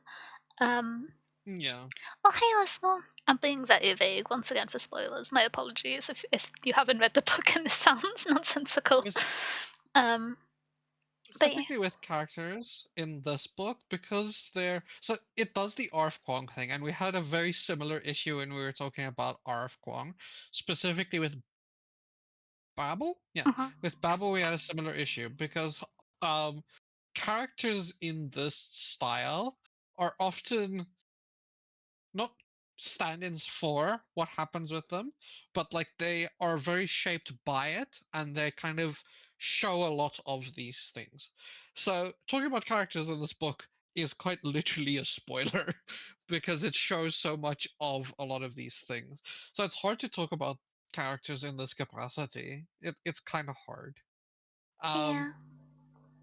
And it's hard to talk about some other characters like the main character because a lot changes in this book because the pace is breakneck. Yeah. I'm gonna be honest. I didn't like the main character. I didn't like one of the side characters. I liked the other side I, character. I think one of the three main characters was really well written. I think the other one might be, but they weren't really in this book. We're going to find out more about them in the next one. But I didn't. I think Because of the breakneck pace so. and the lack of like pause for emotional touching, I wasn't invested in this world and the main character's Yeah, perspective of it at all by the end. Um, so that was my issue with like the main character with Zetian yeah. is I I am having a hard time in this book specifically to tell how much I don't like Zetian or how much I don't like one, the prose, two, how fast this book is, and three, a lot of the like things around it. So like in that capacity, like in how a main character functions in a book, in that you are supposed to see it like the main character colors how you see the book, right? In that capacity, I don't like this main character. In that how the book gets but I don't it's hard to say if I don't like the character themselves, you know what I mean?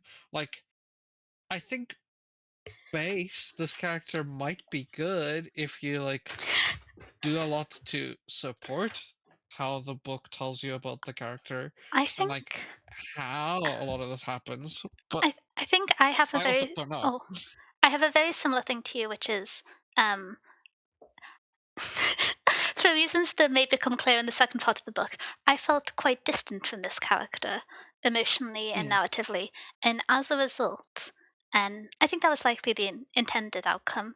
But as a result, if the more distance you have from a character or a place or a world, the more additional explanation that's needed to make sure the audience can follow along and understanding what's happened. And there yeah. really wasn't much, if any, internal reflection. And even in the times when the Nope. main character was talking to other people, it wasn't what I would describe as a nuanced expression of emotions. In fact, it was that moment that made me go, no, this isn't like me being less fond of YA writing than I used to be. This is prose I don't like. It was the time to express the emotions that kind of spelled the beginning for the end for me. And so Yeah. yeah. Yeah, that's the I agree with that. Like another capacity on something like this, right? Is if you do something like this because like so Oh, a good sorry. example of something My microphone cut out for a second. I didn't hear. What did you say? Oh, heck, my tracking. so Sorry. another thing with this book and that is like I kind of get that some of it is intentional. I do agree. I think some of it was extremely intentional to like distance you from this character. But usually when you do something like that, there is more of either internal discussion on it, right? So like self like thoughts, like I don't know what the word's escaping me, but like you know what I mean, like internalized Reflection. thoughts about reflection is a great way to put it.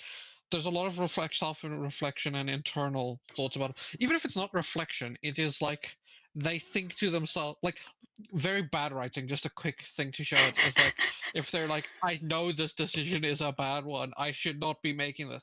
That helps to like push you closer to that character, or if you see other people's view of that character. Yeah. So other books do that, where they have a main character, but they tell chapters from other people's perspective to get you closer to seeing how other people see the character. Because they do still want that distance, but they want you to know still in that. This doesn't do that. And that is why I say I don't know if I don't like Zetian or if I don't like how the book talks about Zetian. Because like we never because this book wants to keep you away from Zetian, you never actually get to know a lot, like get close to the character a lot of the time. So, like in multiple parts of this book, it's almost like the author doesn't want to tell you about the main character and how they think and how they feel in a lot of situations. So you get to a point where I'm like, I don't know if I don't like Zetian. I do agree that I don't like the other like character, the other main. I think we dislike the same main character, like the same one, because I don't like that one. And we do learn more about both of them, but I don't like one of them at all. And I like one. Well, it's Um, not that I think one of them isn't interesting and the other one is, and one of yeah, them gets used as a I agree. MacGuffin in a silly way. Um, Okay, we like the same character, we dislike the same character. Yes, I agree. nice, nice. Um, but But you yeah, know what I mean? Like, I think it's like I think. you never get to see do I like Zetian Mhm. because like Well, so as I was reading it the first time, I was kind of just like, it feels weird that we don't get any kind of reflection or commentary on what's happening. But like, hmm, there's a certain amount of anger that we see, and I'm gonna just be vague and say that because I think that's yeah, but not a spoiler. But I will say I agree. I think that there is different types of anger and different focuses of it that shows and changes throughout the course of the book. And yeah, from what Will said, she didn't feel like a real person. It's not that she didn't feel like a real person, because she felt a little bit unlikely, but very real at the start. However, it was more yeah, so that I felt like she changed a lot, and we only saw the changes in the kind of different final pivotal points rather than any of the yeah, steps between them. And because I'd lost yes, faith in the writing, believing those steps, no matter how small, felt difficult. Um, yeah. yeah. It's like so a good way Oh, to thank you for the describe pets, Alan. the vibe because I got that same vibe. A good way I got to describe that vibe because I realized I don't like stuff like this. It's like so. Let's say you're watching a TV show, right? Like you're watching a TV show and you skip every other episode and every other episode they've changed a bit but you don't see that and you just kind of get to the next point where they've changed a bit. This does that often where because she wants because she is like so removed from you as a character to a degree, there's like a layer of obstruction between you and the character oftentimes. You don't see that like the character change often. So you just get like these moments where it's like a peek in and then it's like, oh, they've changed. Oh, they've changed. Oh, they've changed. Um, Yeah, I'm but gonna you have never to. get that like self internal thing. There's a thing specific to this that I'm gonna complain about quite grumpily Hmm, in the spoiler section. Oh, hmm. thank you for the pretzel. Yeah, Oh, hi Mia as well. But yeah, it felt like, because like how do I phrase this? The hmm, plot was quite clearly, what's it called? It's not telecasted, forecasted of what was going to happen, yeah, but it didn't feel like the character development was. absolutely. And I know Will mentioned earlier that not everyone knows who Uzi-ten is, and so that like note of inevitability may not be there for everyone.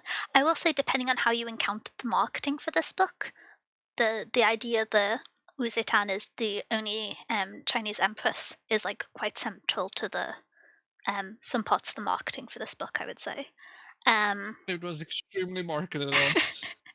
so I remember there was, and I'm going to be very vague because it's a huge. It should be a huge spoiler if it, depending on how it was written. But there's a action that I think we might all be thinking about when we talk about we lost track of the main character.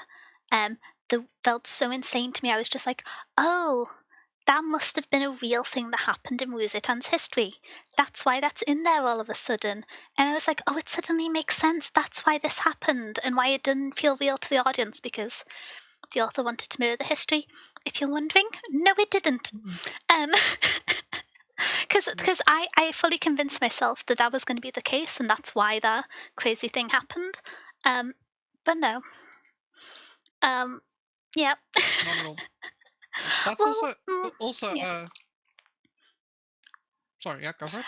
I can't. It's spoilers. There's Oh. some related things, but not at all in the way that it happens in the story. Um,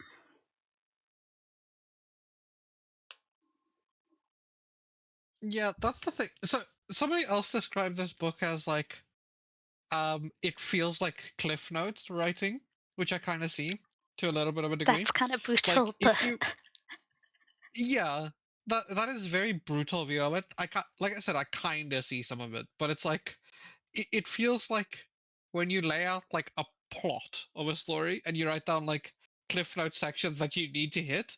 This hits a lot of the cliff notes, and it doesn't tell you a lot of between the cliff notes. It kind of like it doesn't like stretch out between cliff notes a lot of the time.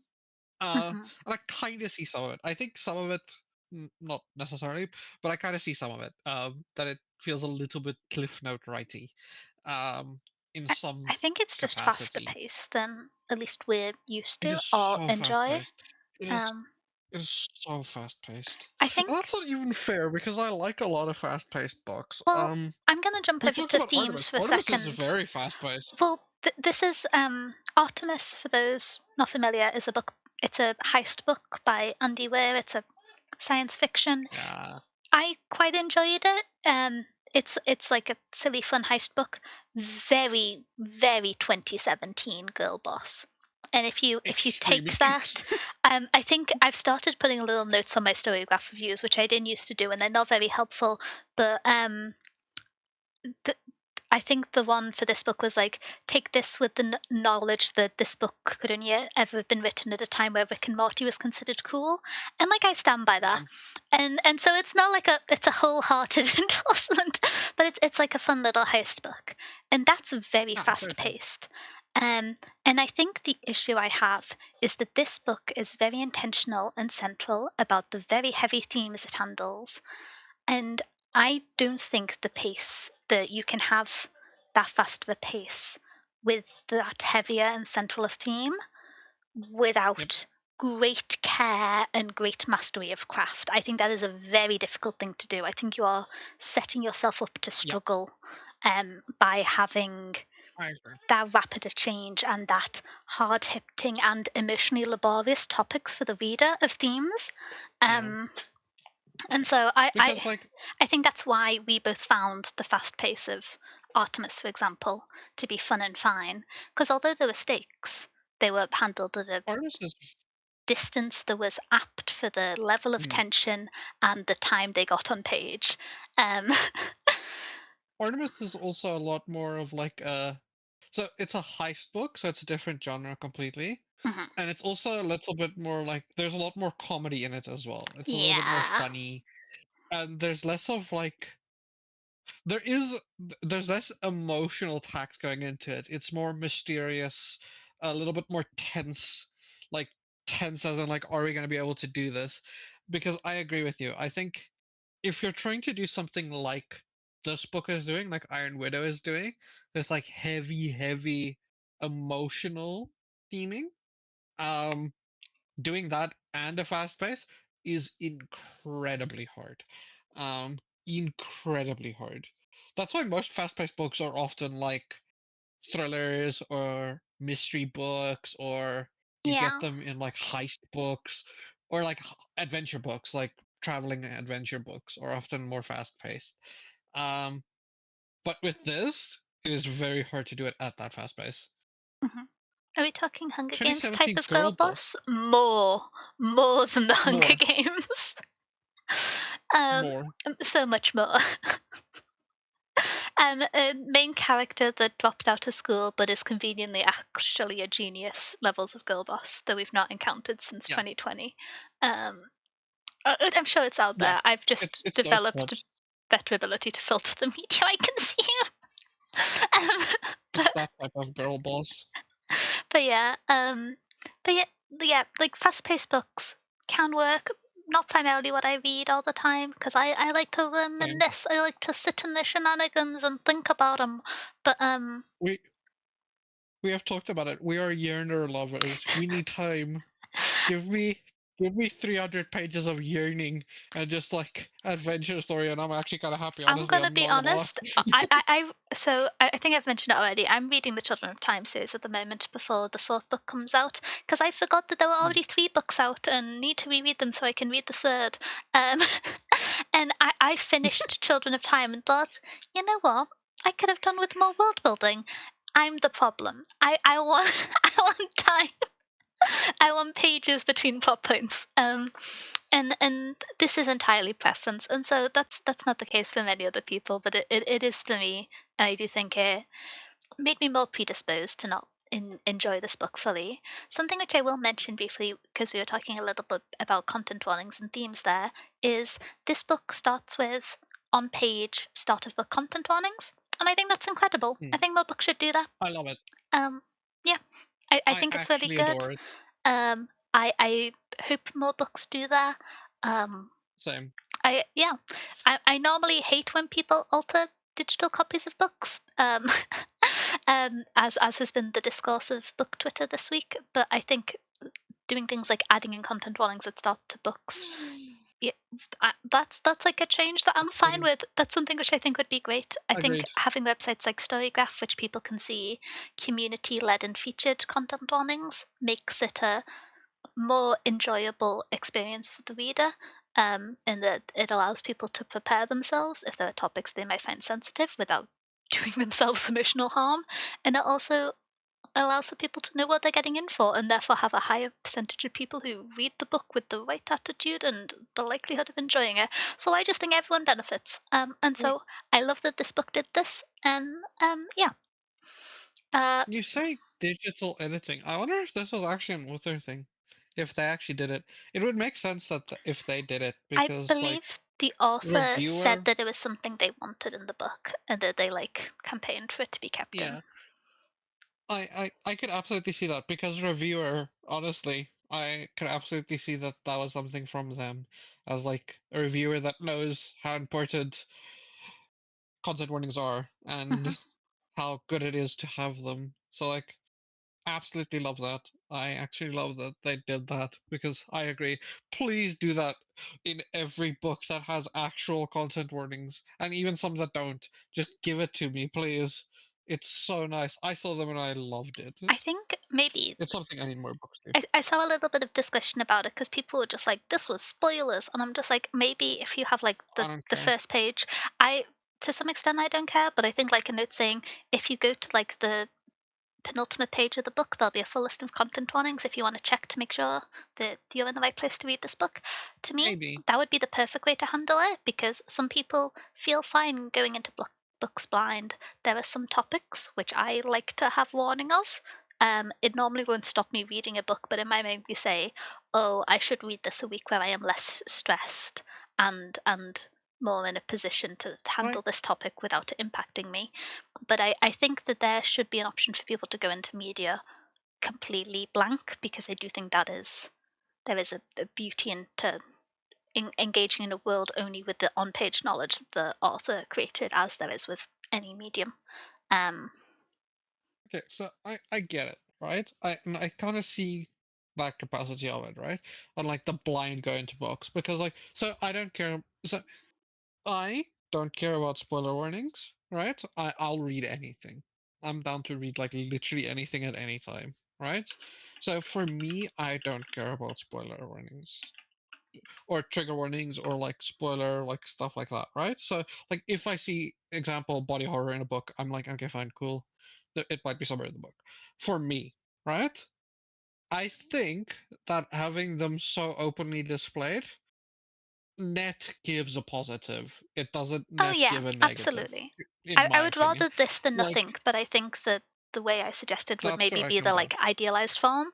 Um, I like your version. That's the one thing I will say. I do like your version of like having on the first page be like spoiler warnings on this page so that oh people can skip yeah, it if they don't want. content warnings, Like not yeah, but yeah. maybe have it at the front of the book, like content warnings, and then on the last page is where they are, like full on the last like page Mhm. of the book. That might be great for it. But I will say, if this or nothing, this. Oh yeah. I could have less sympathy for people that want to go like blinded to books because that's usually what I do. I don't when I read a book for myself, I don't look at trigger warnings because I'll read anything. I'll like read literally anything. So like for me, I don't look at them, but I think this over nothing, Mhm. specifically I will because like say there's some pieces of media. The example I keep thinking of is Promise Neverland. Like, imagine going into episode one with content warnings for the full first season. Like, imagine how crazy that would be and how much it would change your view of it. And so I think that there's Fair. like there's some discussion of like having foreknowledge of things, especially in like mystery thriller suspense esque shows, can like change the perception of it. But I do think That having is them be fair. available is important. I'm torn on them. It's something Promise Neverland is which actually a great example. yeah, because with Promise Neverland, it's a change that happens quite early on. um, but Yeah, it's but like crazy how popular that that show was, and moment. yeah, but that Yeah, moment would be because the difficult manga is without. phenomenal. Well, I feel like it doesn't get talked about anymore, but I don't know if that's just because Yeah, because I'm season not. 2 is trash. If I say I Season haven't, so that's the I thing. haven't watched season 2. I just went back to reading the manga. I'm gonna be so honest. So here's the thing with Promised Neverland, right? And here's the thing with like manga to like anime adaptations and how recently manga to anime adaptations is like there's talk on the manga and then you get season 1 of like a thing. If season 1 is good, people talk about it and some people go and read the manga. If season 1 fails, nobody ever talks about the manga again unless it is like no, but the manga was good. The season was just bad. Please read the manga. So often, if something is that bad, it dies, and that's what happened with Promised Neverland. It was like the anime was so bad, nobody will ever give the manga a shot I'm because gonna that's be all their honest. capacity. I genuinely forgot season 2 came out because I watched season 1, loved it, went over, read the manga, continued to read it. A few years later, I was talking to my friend and I was like, "Did season 2 ever come out?" And everyone in the room just suddenly went, "Don't worry about it. No, it didn't. Don't worry about it." And at the time, I was like, "Oh, I guess it got cancelled. I guess the studio closed down. Sucks. The industry is really hard pressed." In the back of my mind, I knew You know, season 2 had came out, and my friends were just trying to gaslight themselves into a into a it's better so series of bad. canon media. You know what? You know what's currently suffering from that exact same problem? There's a Oh. manhwa adaptation that is having that exact same issue. There's a manhwa called The Beginning After the End, T-Bait. Mhm. It is really cool. It is like legitimately really cool and good. The anime for it is atrocious. It's like slideshow animation. It's Oh, horrid. there. Um, it killed any interest in the manhwa for it. It like annihilated the interest for the manhwa. Um, which is so sad because it's really good and really cool. It's actually so cool the concept for the manhwa. Um, but the anime just killed it. It just killed it. Um, for comparison, right? There is considered four big manhwa for like the big boys of the industry. As like these will go to like Naruto, One Piece levels of like this is the big boys in the industry. It's The Beginning After the End, which got annihilated. Uh, Solo Leveling, um, ORV, Omniscient Reader's Viewpoint, which got a really bad live action adaptation. And honestly, I'm praying the like anime adaptation is good because that story is freaking cool. I'd heard good Um, things about the manhwa and bad things about the adaptation, but never seen it myself. the adaptation is so bad. The adaptation is so bad. Um, Omniscient Reader's Viewpoint is awesome. The adaptation sucks. I'm sorry. The adaptation is really bad. And then why is the name of the I see the thing in front of me. Why can't I remember the name of the series? This isn't a medium I know a huge amount about, so Tower of God. Tower of Oh, God. I have Tower heard of of God is the this. other big one. Yeah. Which Tower of God actually did get an adaptation. It's kind of bad as well. Oh no. But yeah, those are the big boys in like that genre, and two of them has horrible adaptations, um, and the other is solo leveling. There's a joke which my friend tells every like few weeks, which is um hey, I'm really enjoying that one arc of solo leveling. They're repeating again. Which invariably makes So, everyone in the room mad. I, so okay, here's the issue with solo leveling to Oh me gosh, I got is So I think solo leveling is a very interesting story because yes, that does happen for like the first 6 arcs of solo leveling, and then solo leveling hits a point where it becomes like insane and super You just cool, gotta watch the and like first 400 episodes of Yu-Gi-Oh, and then it gets good. Is exactly what you're saying to me right now. This that is is this is GX the all over worst part. again. Do not try It's not this even with me. Yu-Gi-Oh. It's not even Yu-Gi-Oh. It's the comparison is to like the one that everybody uses, right? It's like you need to, and I kind of stand by it because I think, okay, I'm gonna sound like a crazy person. Is this you have to get through the If you Antark get in Hunter x Hunter? no, if you get through the first 5 arcs of One Piece, the rest of the series is peak. The first five of One Piece You've gone is insane. 200 episodes. The You, first 5 arcs of One Piece is like 200, 300 episodes. And then the series becomes like phenomenal, and the rest of it is fantastic. But like the first few arcs, you need to get used to how the story is told. But telling somebody, yeah, just watch like 300 pieces of episodes of One Piece, and honestly, you'll have an amazing time after that. Sounds crazy. it because it is. Um, but yes. Do we have any more comments on characters from Iron Widow that are not spoilery? It's kind of awkward because we can only really talk about Mm-mm. one character without spoilers. Yeah, we can only talk about One the start of that character one without thing spoilers. which I don't know if this is too spoilery, but there was a relationship that was shown early on that I felt was really underdeveloped and had the potential to be so impactful, especially even if you don't change things later on, which is Lusitan's relationship with her mother and her grandma. I wish there was more of Hmm, that. I think same. that was some of the most kind of nuanced interpersonal writing, and although I didn't like love where it went, I wish there was more of that. Um, Probably Agreed. wouldn't have been a fun time for our main character, but I wish we got more of it. Um, Not at all. Would have been a hard time for our main character. yeah, But I like torturing main characters, she so give me wasn't more. having a great time either way. So yeah. I don't care. Give me more. But yeah, I wish that got developed more. Can't talk about why super much until the second spoiler part, but I think that would have been to the benefit of the story having.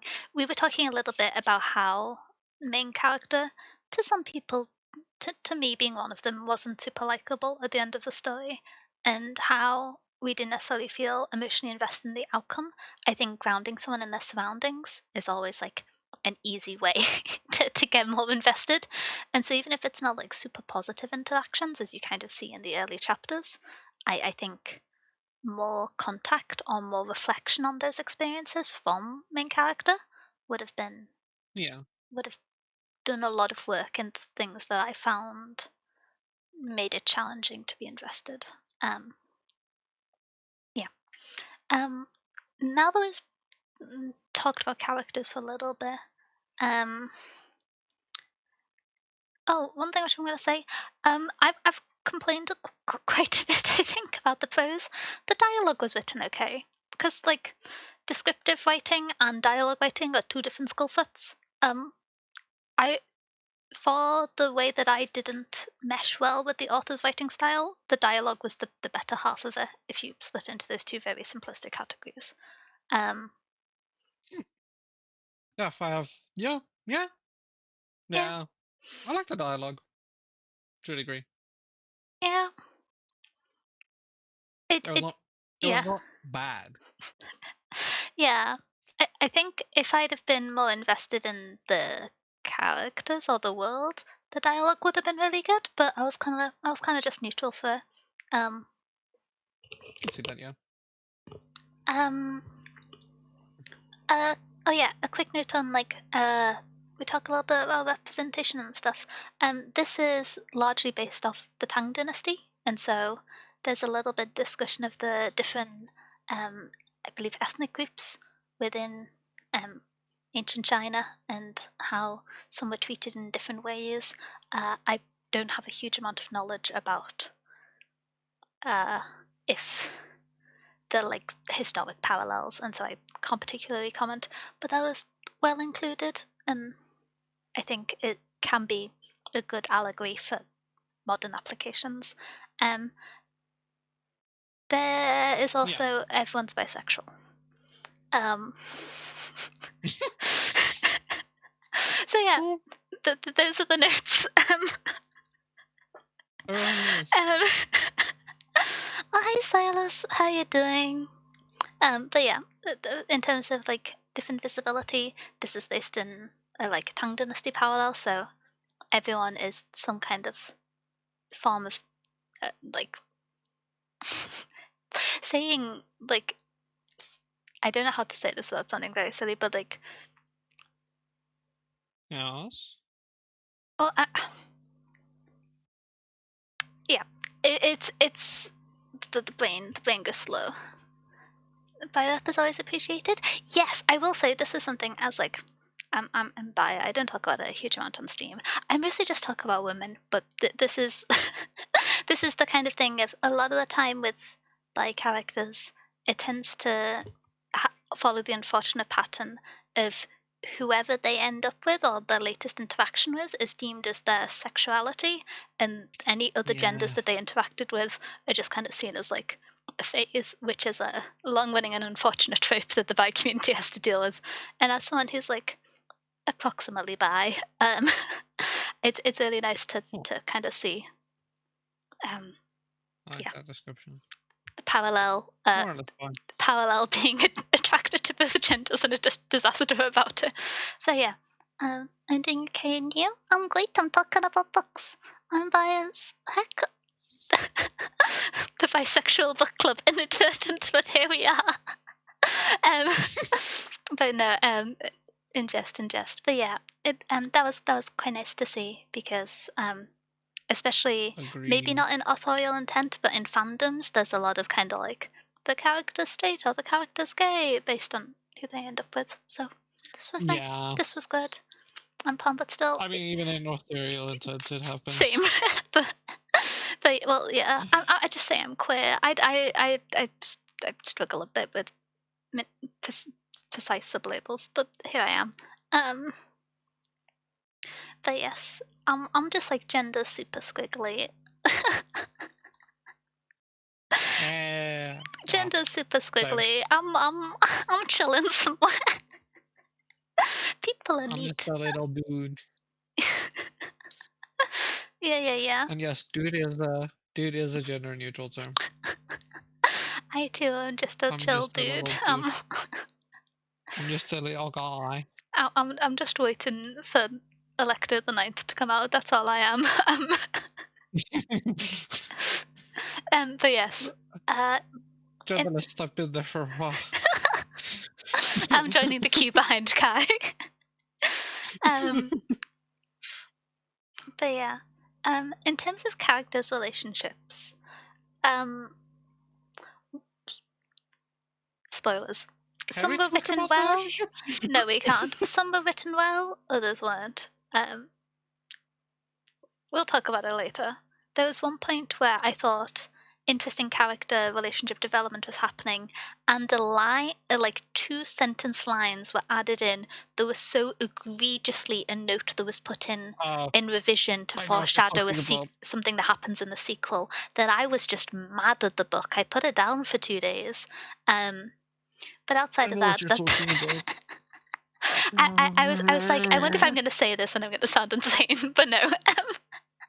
But yeah, outside of that really noticeable thing that disrupted the flow of an interaction, it's hard to talk about because the arcs of the book are so separate, and most of the major character relationships don't start truly building till later on. But some of it was good. I have qualms with the emotional center of the book that we're going to talk about later on because it's very spoilery. But that's actually the thing which I'm most annoyed at the book about, I think. But yes. Yeah. Best of both worlds. But yes, the last thing I think for us to talk about before kind of wrapping up to overall thoughts is world building, which I'm going to do my quick little interjection because I have a kind of awkward thing to say, which is there's not much world building at all. There's like a bit of infrastructure talk about how the mech pilot world works. But outside of the last True. like 5 pages of the book, there's really not much Yeah. world building. Um, yeah. Yeah. There is not that much world build. And it's kind Yeah, of there's not that strange much world building. because the book was going so fast. I didn't notice it until I finished it, and I was thinking, and I was like, wait, we don't know. we don't know. We know nothing. But yeah, it's kind of facilitated and caused by the breakneck pace, and I wouldn't say sometimes the lack of world building can be very detrimental. I think it made sense in this book. It would have been kind of weird if main character being from like a peasant environment knew the exact structure of the like national power influences and who was in whose pocket and like all these shenanigans. But yeah, there wasn't much. Yeah. Yeah. Um, I will say It was kind of weak. the one part Yeah. to the world I building there was which I thought was quite good, which I can't talk about without being spoilers. I'm gonna say a very general thing. The discussion of the like ethnic minorities within the Tang Empire and how they were treated, or like the parallel of that. Those like side points were good. Um, yeah. and like I it's nice to see. It's not nice to see in that it's unpleasant, but it's interesting and thought provoking and an example which I don't know much about Tang Dynasty history, and so I only encountered it the first time through yeah. this book, and so I'm glad I encountered it. But yeah, I will say, I don't think it was weak. I don't think it was a focus. I don't think they wanted to do it. But I don't think it was weak specifically. Um I've I've I got just don't think it was something they wanted to do at all. I've got a few qualms with the lack of world building because if you have a really fast-paced story, you don't necessarily need a world building. I normally like slower stories with world building, but Yeah. the the thing which I find a bit difficult is as the scale of the story increased, it didn't feel like knowledge increased proportionally. I think the book split into is it 3 or 4 acts? Um, but essentially for the first 2 acts, I was like, we know the right amount of information for where we're at. This feels good. But when it got to the latter part, I was just like, time has passed off page, and I feel like I should be more informed about things that I don't know. Yeah, yeah. Um, in Yeah. in terms of the originality of the world building, it's how do I phrase this? It's kind of cool to see ancient China and mechs and discussions of women's labor and feminism combined into one. Um, the handling of any of Mm. them in themselves isn't. I don't know much about ancient China, so I can't comment on that. But for the other two, not particularly original to me. But combining things can be very original and good, and so it's like the combination of them I was really excited for. I don't know if I can like earnestly say how well as a world it was executed because I think I'm still too swayed by not enjoying the prose to just focus on the world. But yeah, I, I, Yeah, I agree with that. It is like, so it's a cool idea for a world, right? I like the idea of the world, a lot of it. There's not that much world building into the idea of the world, but I like the idea of the world. yeah, I will say in terms Mecca, of ancient China. yeah, um, Hell yeah. yeah. Mecca, ancient China Oh, fighting aliens. yeah. Kind of sick. Kind One of sick. one thing which I'm going to mention real quick, which is kind of world building. It gets introduced pretty early on, but it was something that I thought was really cool. which was the incorporation of idol culture and how, because this is like, it's Mm, based off historical influences, but it's like a future sci-fi book. It's a generic 100 yeah, years in the future. Um, and so the idea that the battles are like live streamed and that people have favorite pilots instead of idols, I think is like a really cool way of kind of incorporating the potential for like social like manipulation and propaganda from combat and also from the like realistic and morbid fascination that people have with influential figures and the different stakes and environment of it. And so I thought that was really cool. And the kind of like idol-esque framing of it is like a fun twist on I it love the being idols.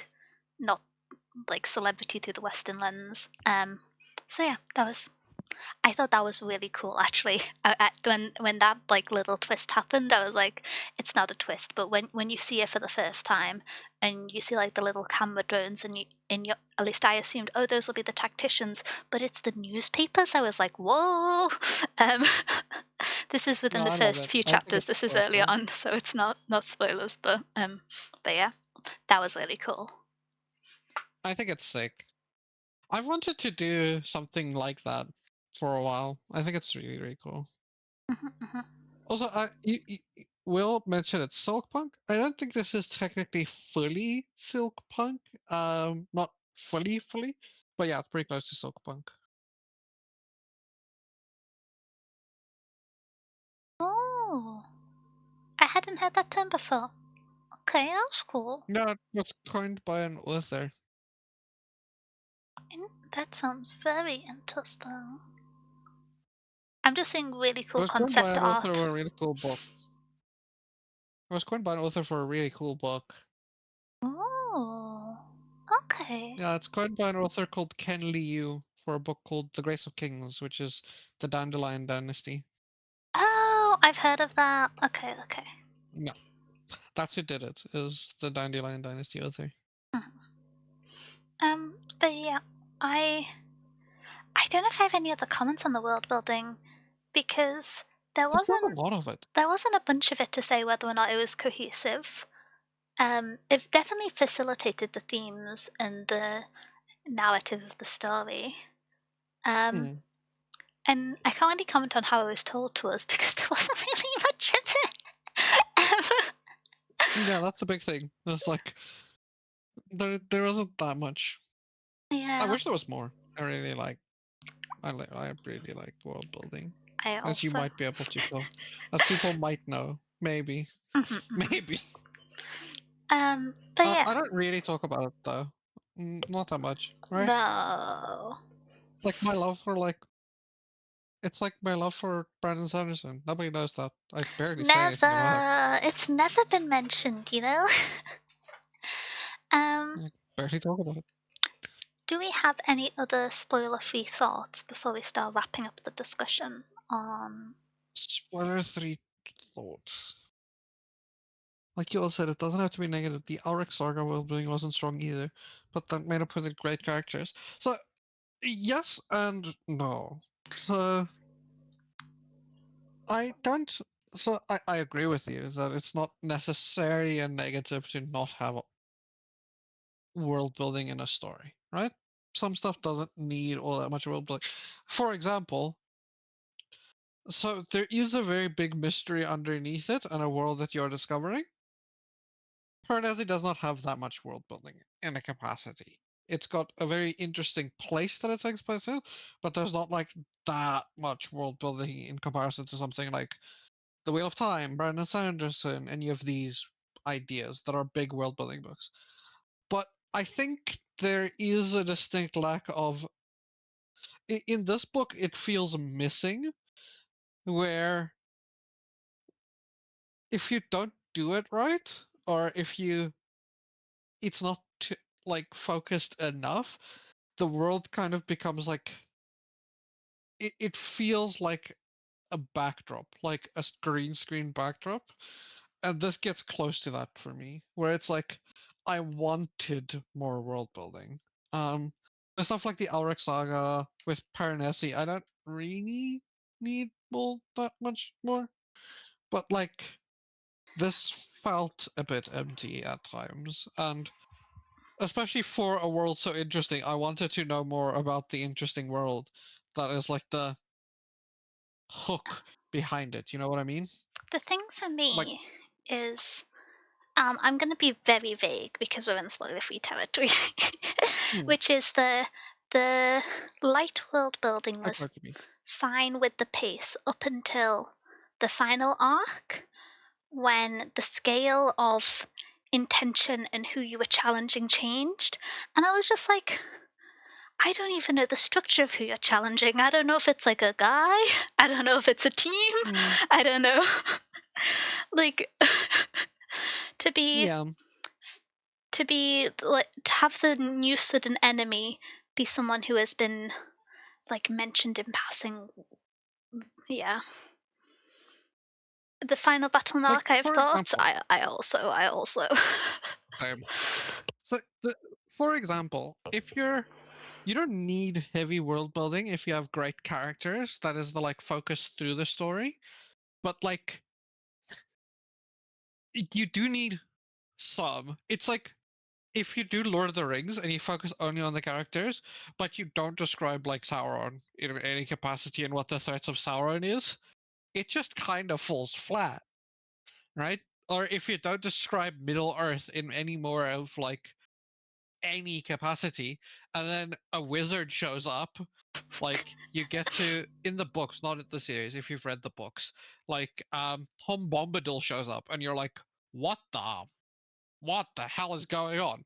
Because you don't have any of the actual world behind you. Like you do still need some, and this book lacks a little bit. You need some. My thing, um I I think I'm repeating what I said earlier, but my perspective is the amount of world building you need depends on the scale of your conflict. Um, yeah, and so for the first like this is okay, two perfect. arcs, the amount of world building was perfectly fine. But with the third arc, that I think we may all agree was slightly rushed, more I world thought it was building. rushed, but that's on me. I think the amount of was rushed increased as the book went on. Oh, absolutely. It did not get better. It just got worse. But Oh no, but yeah, we're all but no, being I agree. vague in a way that I think it's just going to be easier to talk about this in the spoiler section. It's very So spoiler section thing. I'm gonna suggest we meander over to the wrap up and we pick this up after the book voting. Um, Wrap up, wrap up. ooh, um, is it what I expected going in? Um, No. my answer is, and this is where I'm going to talk about something which was pretty central to me, which is this is going to sound like a mean sentence, but it's the best way I can express the idea. Outside of the simplicity of the prose, I have no idea how this is supposed to be a YA book.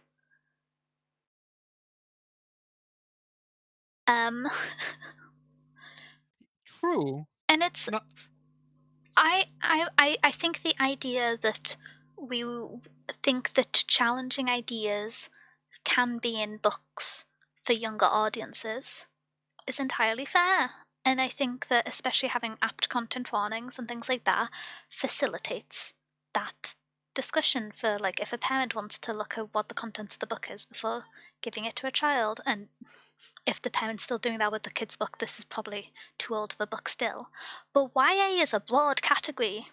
YA goes like yeah. as young as an excellent book like Waybearer to as old as a book, another excellent book like Don't Let the Forest In by C.G. Drews. Shout out C.G. Drews, one of my favorite authors. Um, and so, to me, this didn't feel YA. The main character was 17. Other Mm, than that, yeah. like, I.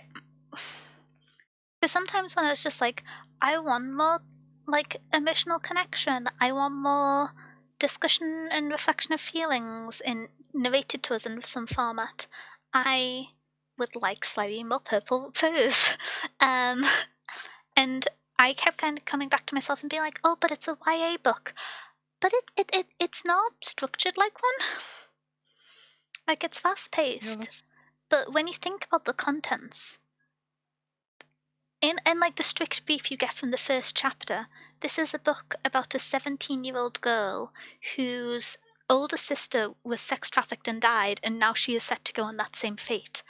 And so she wants to desperately lash out in violence to avoid that, or to have her death not be meaningless. That's a horrifying brief for a story. And so I think having serious themes for younger audiences is important because it primes people to continue reading and engaging with those topics as they age, and allows them to be more informed on their own experiences that they may not have processed, but also the experience of others, which they may not have within their own life. And so I think there's huge benefit of reading difficult topics.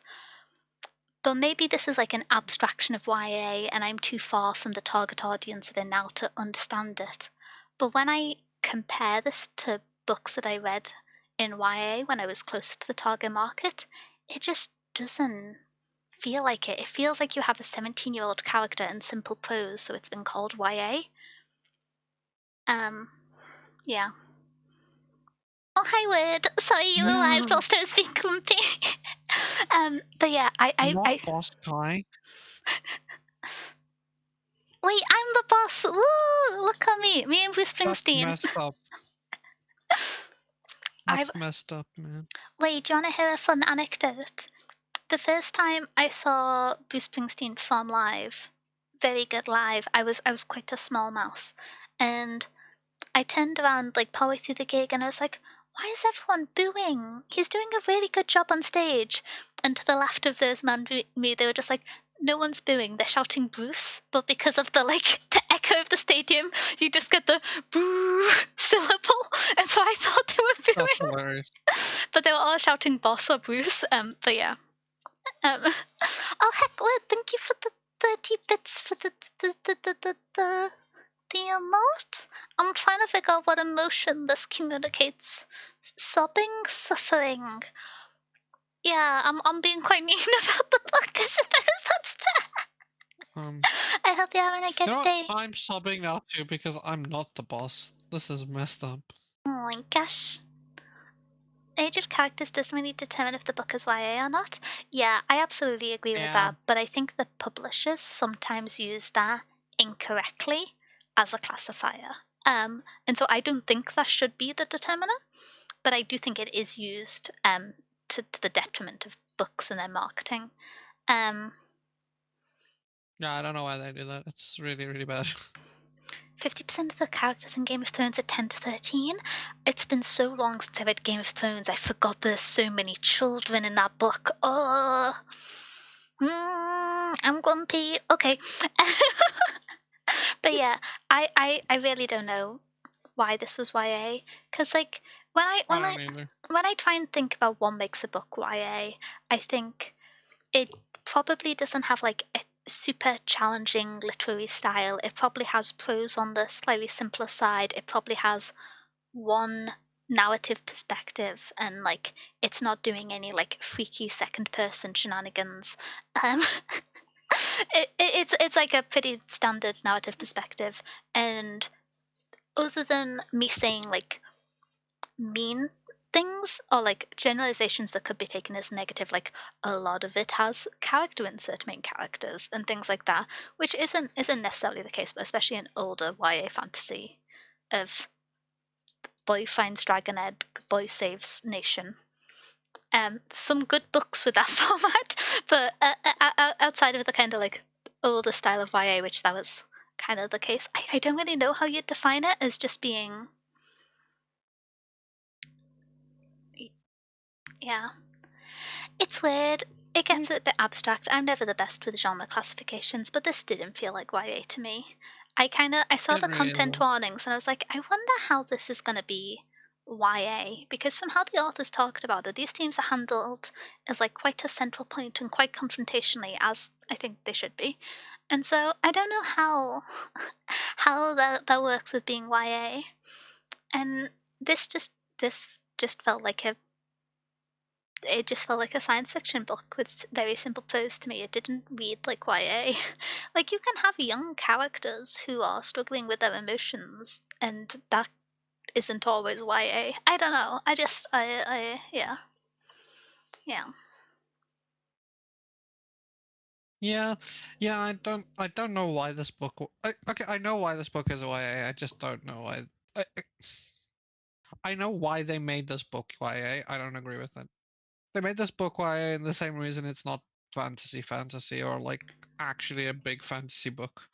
It's because the audience that they wanted to market it towards. But like, I disagree with that view on both capacities. On like one, not making this like fantasy kind of messes up like how this book could have been like saved to a degree. Not saved, but like, you know what I mean. And two, it being YA, it does not feel like YA. Wait, It shouldn't be YA. I've just read an absolutely insane message. Will, A Coat of Thorns and Roses was originally labeled as young adult? Yeah, The fairy smut books? yeah. What the hell? What's getting put in young adult nowadays? It used to be Well, scandalous if someone swore in a young adult so book back in my day. What? what happened is it was marketed as new adult. Um, it was marketed as new adult because new adult isn't a like full on term. The closest term to it is YA. That's insane. That's irresponsible. That's so irresponsible. Yep, the first book of Akatar was actually marketed as. I'm more mad at that book now. What the hell? Because it's like it's one thing to market your book to adults who read toxic relationship, face smut, but to teenagers, to children, that's insane. This is every issue I have with TikTok being an algorithmically delivered content that can't be like conveniently censored or formatted only to its target audience and being primarily driven by romanticy just exemplified. That's crazy. Sorry, I feel like I'm taking 10 minutes to just say that's crazy again because I'm going through it emotionally. Both I'm so mad about that. both Sarah J. Maas ones were published under young adult first. Throne of Glass as well. I oh yeah, I've heard less about that series. I was convinced to read one of her books. I did. I was not convinced to read the second one. It was the classic of like, just read this 500-page book. No, it gets good in the second one. And I was like, I don't believe you. I don't believe you. It might get But yeah, it was better, but marketed. the It was publishers marketed were as. dumb. It was marketed as new adult, but new adult is technically like, yeah. I'm so mad at everyone involved. That's annoyed me. So YA means nothing anymore is all we're learning from this conversation. This is like Mhm. less egregious by a significant mile than that being labeled as YA. But It holy was moly. explicitly because of like the genre, like it was specifically because of how it was. So new adult, because it's such a small market, it was done because young adult is like a nothing term at this point. That's why it happened. To be fair to Actor, Because that's YA his is a first bigger series. audience. Throne of Glass was YA, at least the first. That makes it a smidgen more reasonable. But I still have like frankly moral qualms with a book that is I think like aptly known for its not safe for work content being labeled as YA There's a is bunch of them. bad. Maybe this genre label has There's changed a lot since I and since I last perused the shelves. YA used to be there's a like bunch of Scott. things. I feel like I'm doing back in my day, but this used to be like, oh my gosh, what the hell? Meow. There's a bunch of things that shouldn't be YA that is YA. Some even from like back in the day. Like Oh yeah. The Night Circus by Aaron Morgenstern, often YA. I Yeah. think it's too adult. Even like stuff that I kind of see, but I also don't think is like it deals with stuff that is too real for young adults. The Poppy War by Arf Kwang is often young adult. I don't think it is. There's a bunch of examples. I think there's like, how do I phrase this? There's a nuanced discussion when it comes to things like popular, because that kind of fits the example of being aimed at a younger audience whilst handling serious themes. But there's, I feel like it's got to be kind of like similar to film ratings. If a faithful film adaptation would be an 18, it can't be YA to me. Maybe I'm being too much of a boomer here, but I sorry, I'm in shock. I don't peruse YA regularly anymore outside of when I encounter a sci-fi, fantasy, or dystopian recommendation that happens to be YA.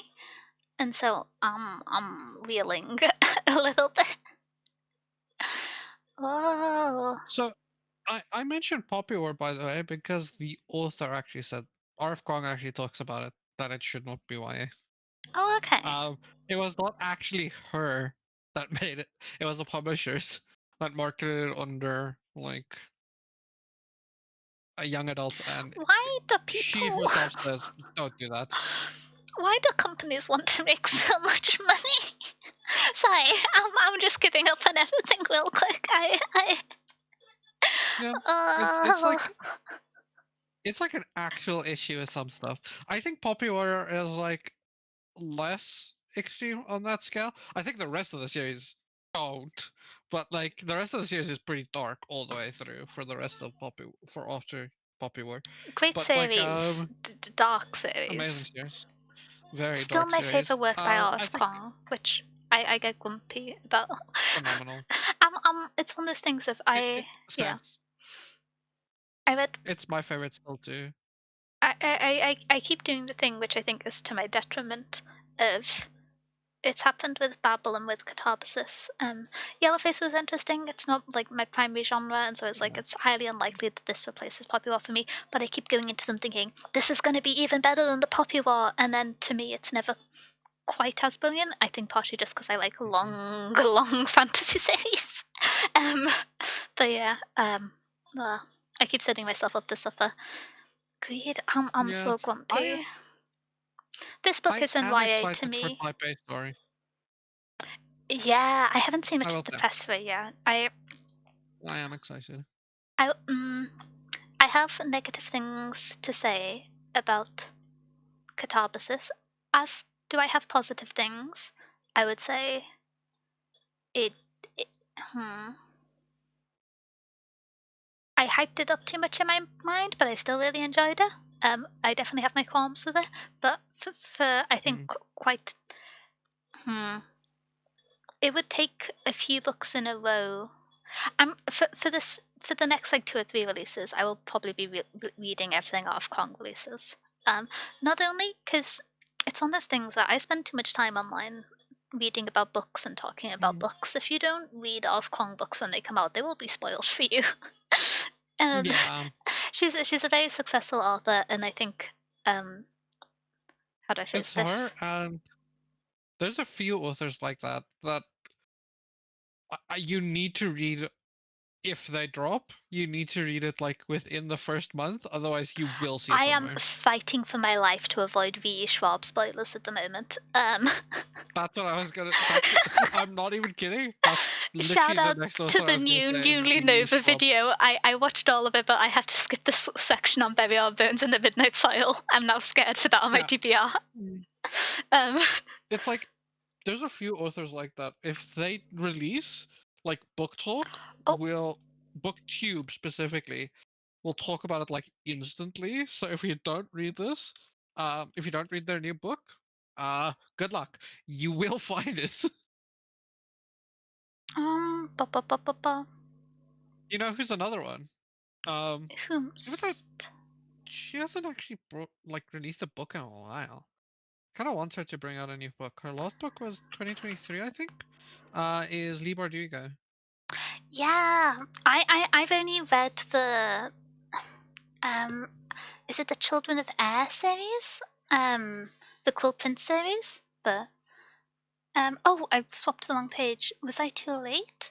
Let me check the Right. form. I saw one nomination in there that I might have missed one. Let me have a quick look. Cool Prince, by the way. You're thinking of Holly Black, which is also one Oh, Lee that's like Bardugo. Lee Bardugo. Lee Oh, Bardugo is is Six of Six of Crows, Crows. Oh yeah, makes sense. Shadow and Shout out Bone, Six of and then Crows. what she's been doing recently is Alex Stern. Yeah, Oh, oh yeah, I have she several brought Lee The Bardugo. Familiar in 2024. I She have did a The copy of Familiar The in Familiar 2024. that I got in a charity shop for 50 pence. Whoop whoop whoop. I've not read it yet. I'm very excited too. Shout out I charity forgot about shops. that release. Um, I forgot about that release. I want to read The Familiar still. I haven't read it. Let me have a look at the nominations because I need to improve my folder system on the drive I have set up for streaming shenanigans. Okay, the next point in the wrap up is how much did I like the book? I'm gonna hand this over to you, Kai, whilst I look to make sure I haven't messed up the nominations with including a book from last month. um, How much did I like the book?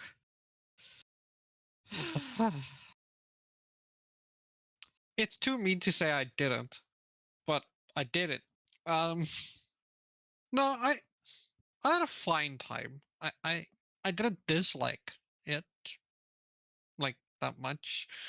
I, this book is like, so when I sometimes do it, I don't do it always, but I like to talk about like I rate most books on like different things because I think the star rating system fails as like an overall star rating fails, but I like to rate things when I read them on like stars for specific things like writing style, pace, characters, enjoyability, and stuff.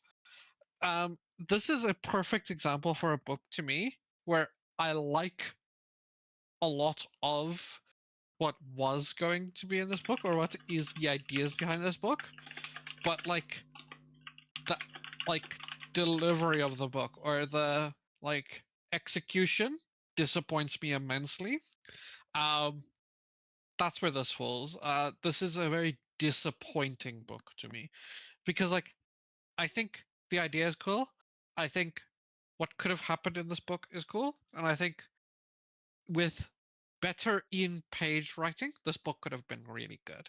And with more time for this.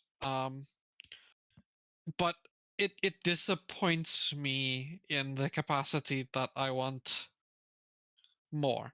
Um, I expected more specifically, so I got a little bit disappointment in that capacity. But I liked it enough that I would. This is a book that I think would be great. Um, oop, that's a oopsie. Um, I think this book, if this author goes back, right, and I don't expect it, I think it's a very unfair thing to like expect or ask. If this author goes back and redoes this book, essentially, like 100% just redoes it as like a trilogy or as like a full-on fantasy book with like 1,000+ pages and like the pacing issues gets better, I would reread it because I really do like the idea behind the book and the vibe and like a bunch of the things around it.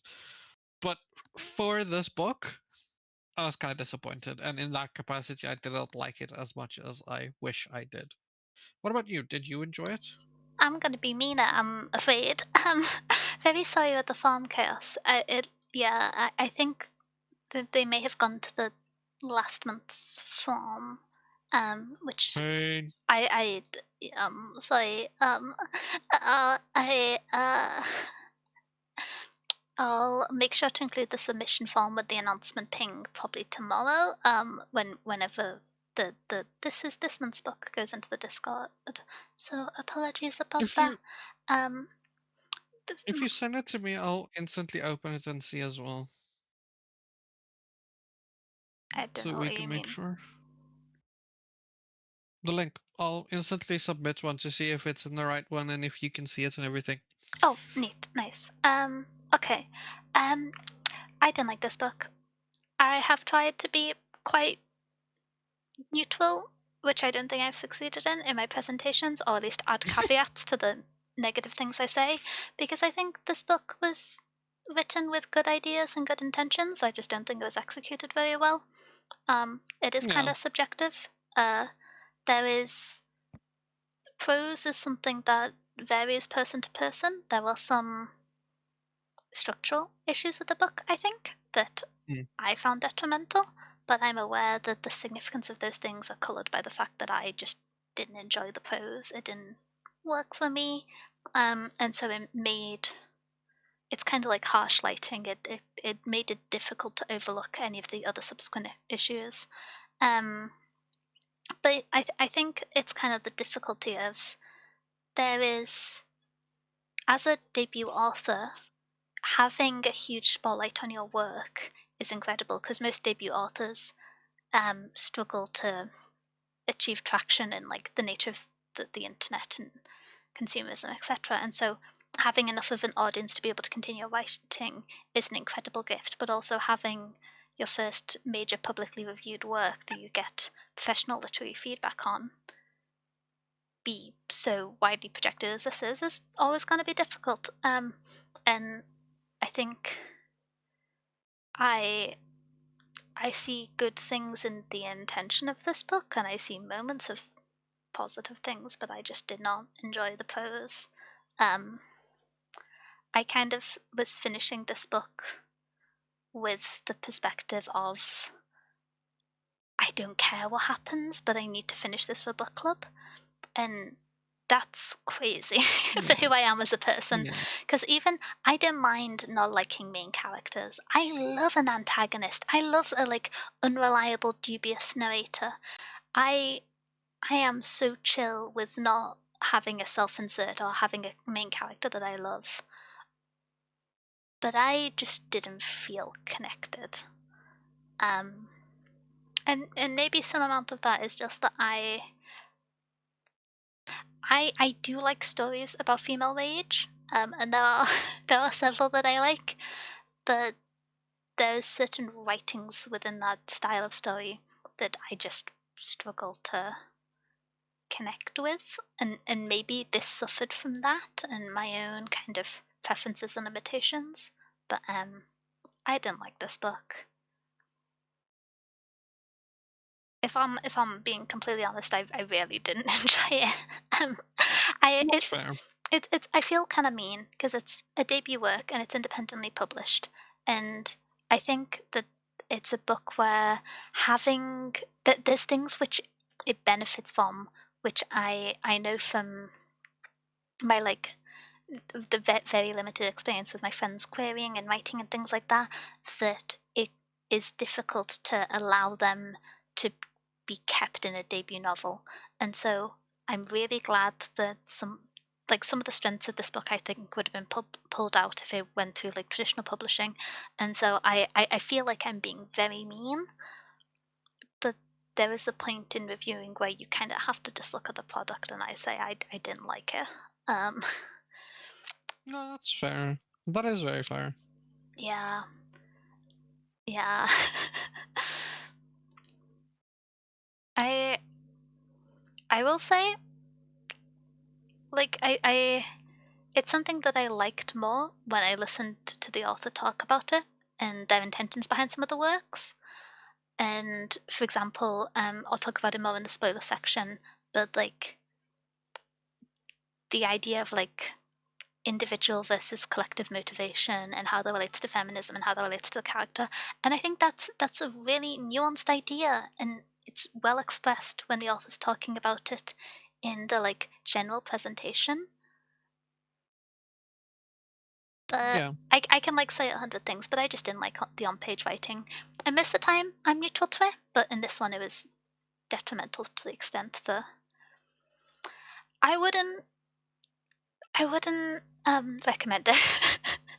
If you've agreed with my taste in writing in the past, which is like quite pernickety, I like my prose a bit more flowery than most people, especially for like a sci-fi fantasy reader, and so um um I feel like I'm gonna turn into one of those people if I say I loved a book and I loved its writing, some people would be like, okay, I know that book's not for me. And if I say I didn't like a book's writing, then then people will be like, up my alley.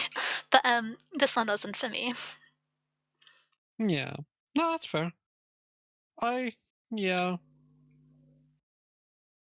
Um, would I read a sequel or Or- another book by the author?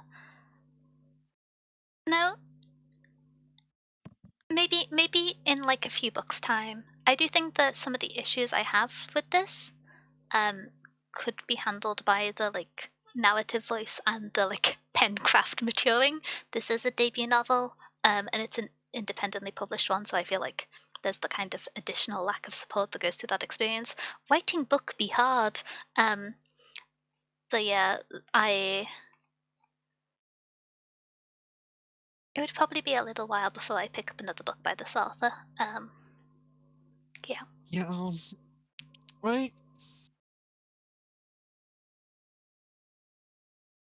Yeah. I don't know. The concept is cool, but I think, how do I phrase it? There are certain things which a book can, especially as a debut novel, which can suffer from and then can be quite easily rectified. So things like, I'm trying to think of a good example. Almost, I think pacing is the most common one.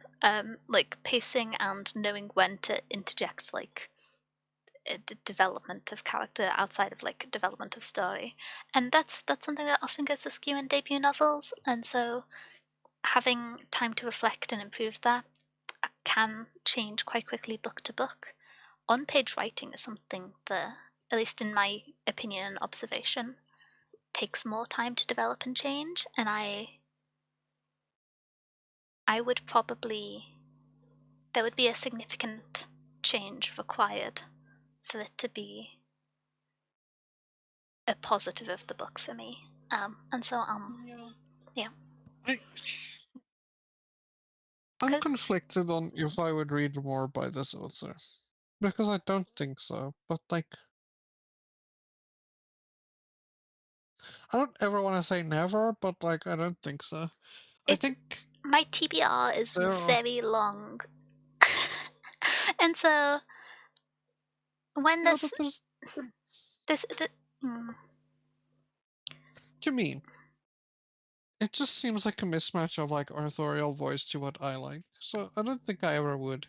Unless it's like no, I don't know. I don't even think I would give it a chance in like ages. I don't think so. I I think really doubt if I would ever read it again.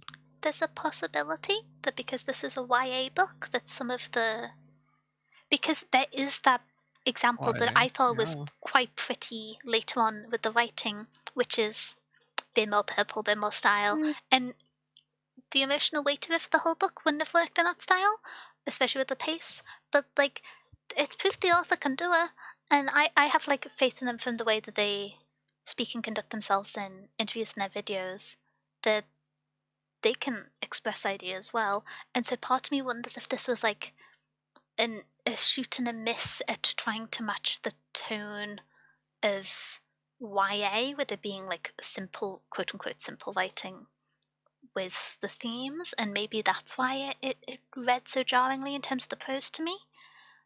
The um, so maybe if they were to write something not in the YA genre, I would be more inclined to read it.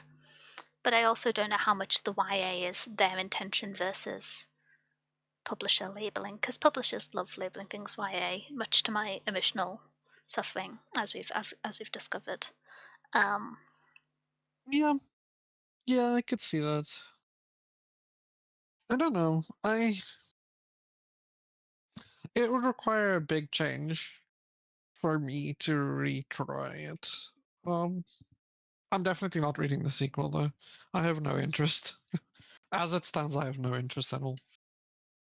yeah, same. But yeah, would you the sequel? I think was it's gonna be a no. Um, No. yeah, I feel kind of mean, but it's the truth.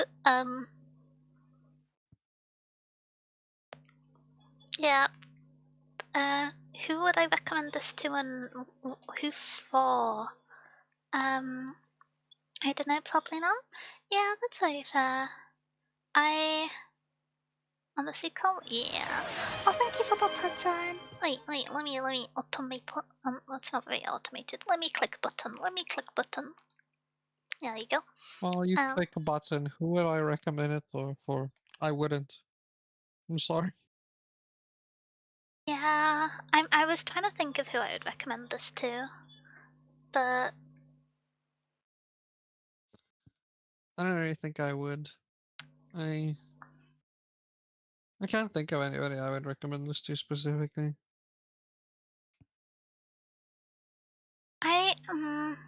well, like, prose is so subjective, and it's one of the things which it's like difficult to kind of contextualize on how people's opinions on prose will differ to yours, because it's something that doesn't benefit from labels as much as genres and tropes do. Because you can be like purple or flowery prose or simple prose, and that's like the binary you've got. And there's a lot of abstraction between those two, and people mean different things by those two. It's something that's talked about in a very ambiguous way, which I feel like I kind of also do. So I can't point fingers or throw stones. But if someone wanted like mecha fantasy and maybe is someone who, because it's quite a common of the demographic who read quite a bit when they were a teenager, stopped reading for a few years and wants to get back into it now. If there's someone who likes mechs and like that sci-fi aspect and wants a book with heavier themes, maybe this could be something that works there. I don't. I haven't read a bunch of mech fiction, but within like sci-fi, I would have other recommendations to give instead. But if they just like really love Gundam, maybe this. But yeah. My issue, right, with like Oh, hey that Jake. idea of like recommended to Thank you for the mecha flower. people Oh, drink, drink. is this doesn't describe the mecha really at all. That's why people read mecha. Like Yeah. it's like it doesn't really do the mecha thing. Yeah. Like there are mecha, but like it doesn't really don't talk about them all that much, or like do that much. Like yeah, it's like half mecha at that capacity, and like at that point, just go read like other mecha. Go read mecha that's actually mecha. You know what I mean?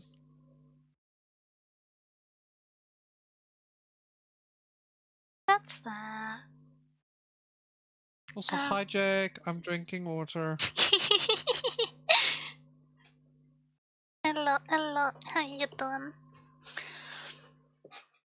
You see, I knew it. I knew he was gonna say it, so I got ahead of it. I knew he um, was gonna say, "I better hydrate you." I knew it. we have the kind of second half of this question, which I honestly don't have a good answer for. Which is for people who enjoyed this book, what would I recommend? I kind of struggled on this one a little bit because I am not. This is the Science Fiction and Fantasy Book Club. As you may have encountered if you have been here for passage of time, we mostly read fantasy. Um, it happens, you know. And when I read science fiction, I largely read kind of dystopian science fiction or space operas. Those are like the two science fictions niches. What was the question? For people who enjoyed this book, what books would you recommend? Like Yeah. if you liked this, you might also like this, and this kind of shenanigan. And I kind of struggled because one of the reasons I was excited for this is I haven't read much. I haven't read any mecha books. I don't think manga and manhwa, yes, but not any like the like how to categorize book. Um, but yeah, so I struggle a little bit Yeah. with the those aspects of the genre of what have been similar.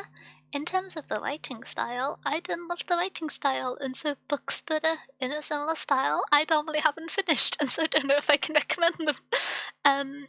And so I fear that I'm gonna kind of go back onto Hmm. repeated common paths of if you want a historical fantasy that's like um inspired by different aspects of like different eras of the Chinese Empire. There is Poppy War Trilogy, which you've mentioned earlier, and then which it's like it's not the same genre, but it's like a common thread. If you want YA that handles themes of gender, I it's kind of difficult because with this book being labeled as YA, and the style of writing, most of the books that I would recommend that handle similar themes are written with a much older intended audience. And so it feels kind of disingenuous to recommend a parallel to a book that's labeled as YA, if that makes sense. Um, Yeah. so I'm struggling a smidgen on that front. Um, Yeah. yeah, I could But just it's hard.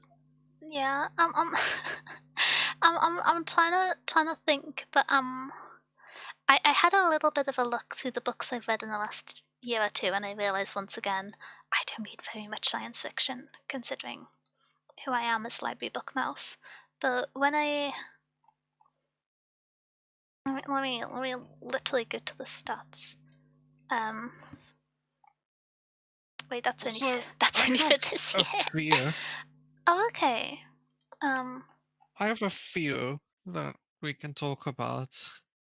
One that actually segues very well into the next section. okay. What's that? What's that? Okay, so I have heard great things about. So if you like retellings of like Chinese history specifically, and that's what you want out of this, um, I have a few like that.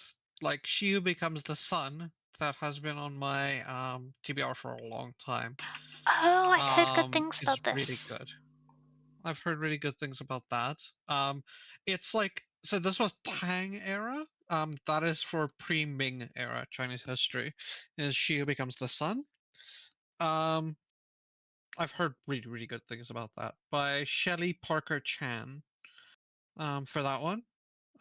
Very common suggestion for that. Um, Phoenix Extravagant is also one that I've heard about by Yoon Ha Lee.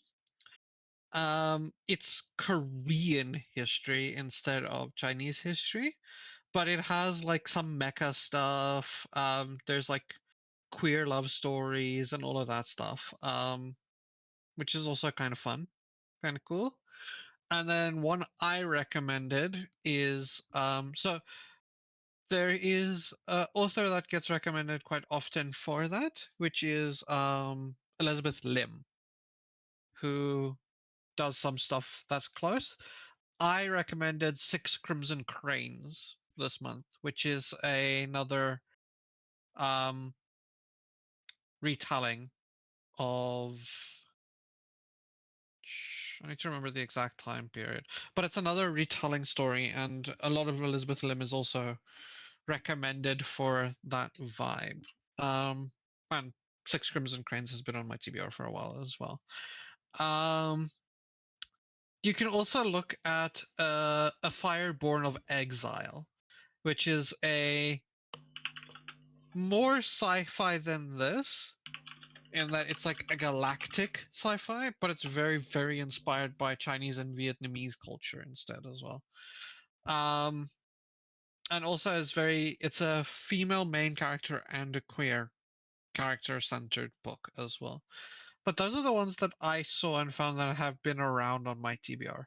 I've only read part of one of them. I've only started a bit of She Who Becomes the Sun, but I've heard good things about Phoenix Extravagant, A Fireborn of Exile, and Six Crimson Cranes. I've heard very good things about all of them. Yeah, I have the Oh, difficulty of I don't read many books that are this fast paced. Like and, yeah, I struggle to find things in my reading that are like truly analogous. no, that's just been on my TBR. I also don't read a lot that is like this. This is Shikitamina? kind of I'm not familiar. 90% of his books aren't available in English. No. That is the struggle. Um, Yoshiyuki Tome. Yoshiyuki Tomino is an author that does a lot of Gundam stuff. oh, cool. Yeah, he does a lot of Gundam. He is the author of Mobile Suit Gundam. He does a lot of Gundam stuff. Um, he does some stuff outside of Gundam that I know about as well, I'm pretty sure. But like he does a lot of the Gundam stuff. I don't think he's done all of the Gundam stuff. I think there's some like side story Gundam stuff that's not written by him, but he does most of the Gundam stuff. And there's some stuff outside of it. I've read one book from him, but like Will said, impossible to find out in English. Oh. um, It's like impossible. I've been trying to look through my records of books I've read or own that are this fast paced, and I'm just struggling. It was something which I kept trying to have a look for, and then not finding anything that I've read, and then putting off, and I did that until the start of the video, and so I am woefully unequipped, which I only apologize for. Um, the Yeah, like, I will say I couldn't find anything that I've read either. This is something that I think for both of us, we talked about it a bit when this got chosen and we talked about it before me and you both read it. It's like this is something we don't read often. yeah, yeah. Um, I've got a few which they're kind Mm, of they're not close matches, but they have kind of either these aren't books I've read, but they're books that are on my TBR, which have some combination of like fast pacing, determined kind of badass yeah, female main character, and like some of them have uh, world building inspired by the author's ancestry and culture as like the overarching connection, which not all of them have the pacing. The one which I think might be closest I haven't actually read, but is Trail of Lightning by Rebecca Roanhouse, which I have is heard of that. um it has this kind of main character who has this once a millennia supernatural gift, and she goes off from her small town trying to find a missing girl. And it I haven't read it, and so I'm not super certain, but it's got kind of dystopian science fiction. It's more urban fantasy than this is by far, Mm. but yeah, um, that would be the closest thing I really have. I whenever I'm just like, this book might have something in common, and of a sci-fi book I've read and then can talk about in detail, and I'm just like, no, it's so slow. It's so slow. I was trying to, Yeah, I that was book is really fast. I was just looking at it because my go-to when people ask me about sci-fi is being an enthusiastic mouse about a memory called Empire, and I was like, I cannot recommend that Mm, here. I can't. I love that book, but no, I don't think it's applicable here. Yeah. I don't think so either. Even though that is a like pretty good book. That is a very, very good book. Honestly, you could actually do that. Yeah. But yes, I think that wraps up the recommendation section. Apologies for not being super prepared. I don't read fast books. Yeah. I don't either. It's given a I focus don't on some. usually either. It just means I have more space to read more books, as is always exciting. Um, That's a good way to more look at it. books, more books. More, Okay. more. Now let us meander over to democracy. Ooh. Diplomacy time, baby. We have this month's nomination for book club books. So, It's the first on the list. Yep. I was like, I'm pretty sure I put that first on the list when you mentioned it earlier. But up first we have Six Crimson Queens by Elizabeth Lim. If would you like to jump to yapping about that, Kai? Since No, I don't. I don't want to. No, I'm joking. So, uh, we can do content warnings first. No, let's do content warnings first. thank you for the pets, well. Nah, let's do description first. Because it sounds fun. Okay. Shiori Anma, the only princess of Kyoto, has a secret. Forbidden magic runs through her veins. Normally she conceals it well, but on the morning of her betrothal ceremony, Shiori loses control. At first, her mistake seems like a stroke of luck, forestalling the wedding she never wanted. But it also catches the attention of Raikama, her stepmother. A sorceress in her own right, she banishes the young princess, turning her brothers into cranes. She warns Shiori that she must not speak of it to anyone, for with every word that escapes her lips, one of her brothers will die. Penniless, voiceless, and alone, Shiori searches for her brothers and uncovers a dark conspiracy to seize the throne. Only Shiori can set the kingdom to rights, but to do so, she must place her trust in a paper bird, a mercurial dragon, and the very boy she fought so hard not to marry. And she must embrace the magic she has been taught all her life to forswear, no matter what the cost. So, this is a retelling book of a very famous. Um, I'm trying to find the name of the series it retells. It's like one of the it's one of the Grimm's brothers stories. Called The Wild Swans. Um, That and makes this sense from is the a description. yeah, this is a retelling of that with a lot of East Asian folklore attached to it and a bunch of other things infused from East Asian culture. Um, So this is a very interesting retelling of like an East meets West retelling of like an Eastern idea that gets attached to it. Um, and it seems really, really cool.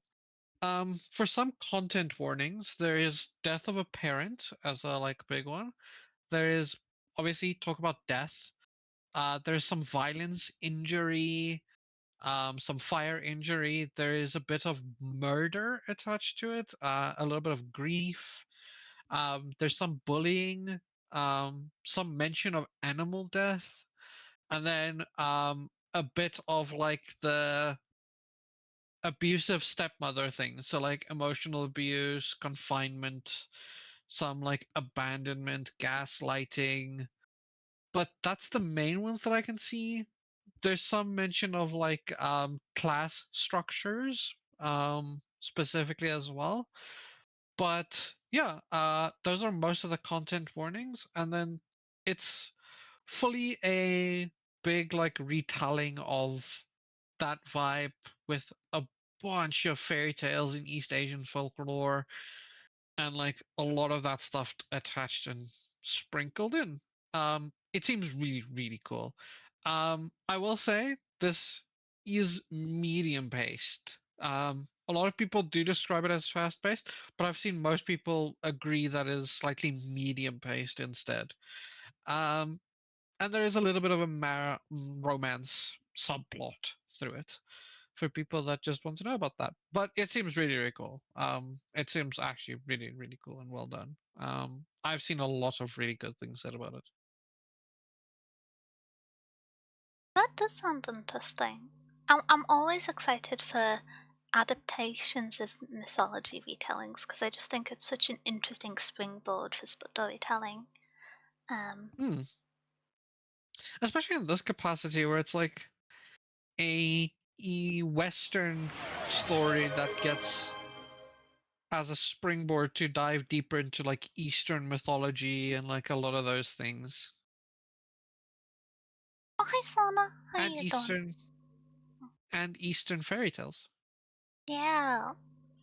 Um, So I've realised my brain is soup because the book up next, I'm just meandering onwards because I was searching through my TBR because I was like, there's a fast-paced science fiction book that I was thinking about reading next. Where is it? I can recommend that here. It's got dark themes. I've not read it, but it doesn't have the kind of the lens and focus on like the feminist, it's not even feminist, the like angle of like the abuse the women went through throughout history, the Iron Widow has, but it's got a lot of the pacing of it, and I nominated it here and just forgot about it. So up next is the Hades Calculus. It's me recommending a fast-paced book, Look at Me Go by Maria Ying. So this is science fiction. It's kind of cyberpunk-esque. And this is me attempting to recommend a fast-paced book because I realize that I never do. So I'm gonna jump into the description and then go through the content warnings because there is a few of them. Um, Decadent cyberpunk cities, Greek mythology, and giant mechs, Hades and Persephone are seen never before. For centuries, colossi have besieged the gates of Elysium. Each day, the city fall looms closer. As one of Elysium's rulers, Hades has long sought to break the stalemate. In Persephone, a cyborg tailor-made to kill, she finds the key to victory, and the perfect pilot for her war machine. She will acquire Persephone at any cost. Born to wield violence, and with bloodthirst to match, Persephone chafes under her mother's control. At first opportunity, she brutally breaks free and seeks sanctuary with the unlikeliest of patrons, the lord of the machine dead, the master of the underworld. All Hades and Persephone have to do is realize their gods. To realize their goals is to navigate the city's treacherous politics and survive the coming war. Um, and so I was like, I was I don't know if you could see me like at my screen searching questfully because I was just like, it's fast paced and got mechs, I've got to find it. This is going to be one of my suggestions for if you like the genres of Iron Widow. Um, but yes, this is also like a LGBTQ story. It's a queer story. And I'm gonna go through the content warnings now. Um, this is a book that has like a smaller community review basis than some of the other ones recommended, and so there's not huge numbers of tags. Um, but I'm gonna read them out as is, and if this gets picked, I will speed read it and then confirm if any others are needed. Um, so for content warnings, there is sexual content, death, gore, violence, emotional abuse, war, and then there's also mentions of cannibalism, vomit, um, and there is there is like one or two tags of sexual assault and slavery, which because this is a book that has like 140 reviews on Storygraph, and therefore only like 10 people adding tags, it's hard to know how prevalent it is. But as mentioned, if there's anything that's not certain, then myself or Kai will speed read so we can bring back the more accurate tags. Um, Mm. but yeah, this is one which I've seen a bit of excitement about online, and I was just like, I should recommend more both fast-paced books and science fiction. So this is where this one jumps in from. It's also got a really cool cover if you have a look. It does have a really cool cover. Yeah. Um yeah. Should we meander up to the next one or any yapping? Oh, now I can get to the next one. I'm Oh, down. something which I've just realised is this one is 490 pages in terms of book Oh, length because I you're right. I remember what I did to you all when I nominated and we picked Priory of the Orange Tree, and I have learnt my lesson. So I believe Six Crimson Queens is 450 pages. Um, Yeah, it's 415. yeah. Um, Up next is the Found Object Society by Michelle Merrick, I believe. Marek Marek. Oops. Michelle Marek. by Apologies. Michelle Marek. So this one seemed cool as an interesting idea, and like as an interesting. So often in sci-fi, new ideas is hard to come by. Oftentimes, things kind of you get like vibes of stuff that travels through, and this one seemed very interesting and like something that I've not seen in this way before. So, just for the description itself, and then we can get into some content warnings for this one, because this one does have some pretty big content warnings attached to it, but we'll get into that. For 20 years, Greta Davenport has lived with the guilt of surviving the accident that killed her parents. She's tested the limits of her own mortality ever since. But little gives her that dopamine rush that she craves. Not until the night she almost drunkenly crashes her car into a tree, and a peculiar blank card slides under her front door. An invitation to the Found Object Society. What she discovers there is beyond comprehension. An opulent subterranean playground filled with aisles of objects from different eras and regions of the world. Pick an object and go on a voyage to relive the final moments of the person who died holding it. And along with an unparalleled, irreplicable, irreplicable, I don't know what that word means. Oh well, irreplicable high. Greta's hooked, but she can't quiet her questions about the society and its enigmatic creators.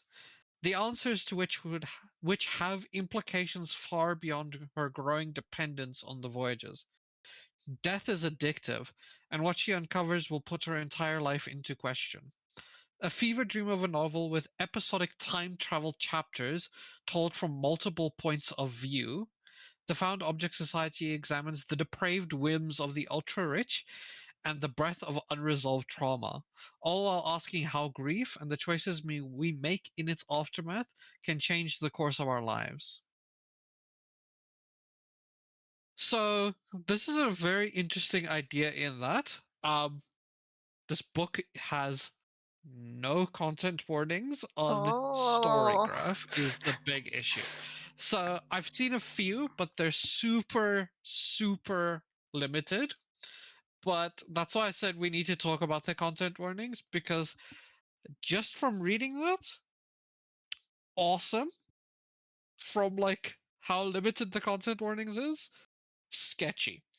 The big ones that I can see that have anything, and I'm talking about like 2 to 1 notes each, so like very limited, is addiction, child death, drug use, murder, grief, death of a parent, suicidal thoughts, some violence, blood, car accidents.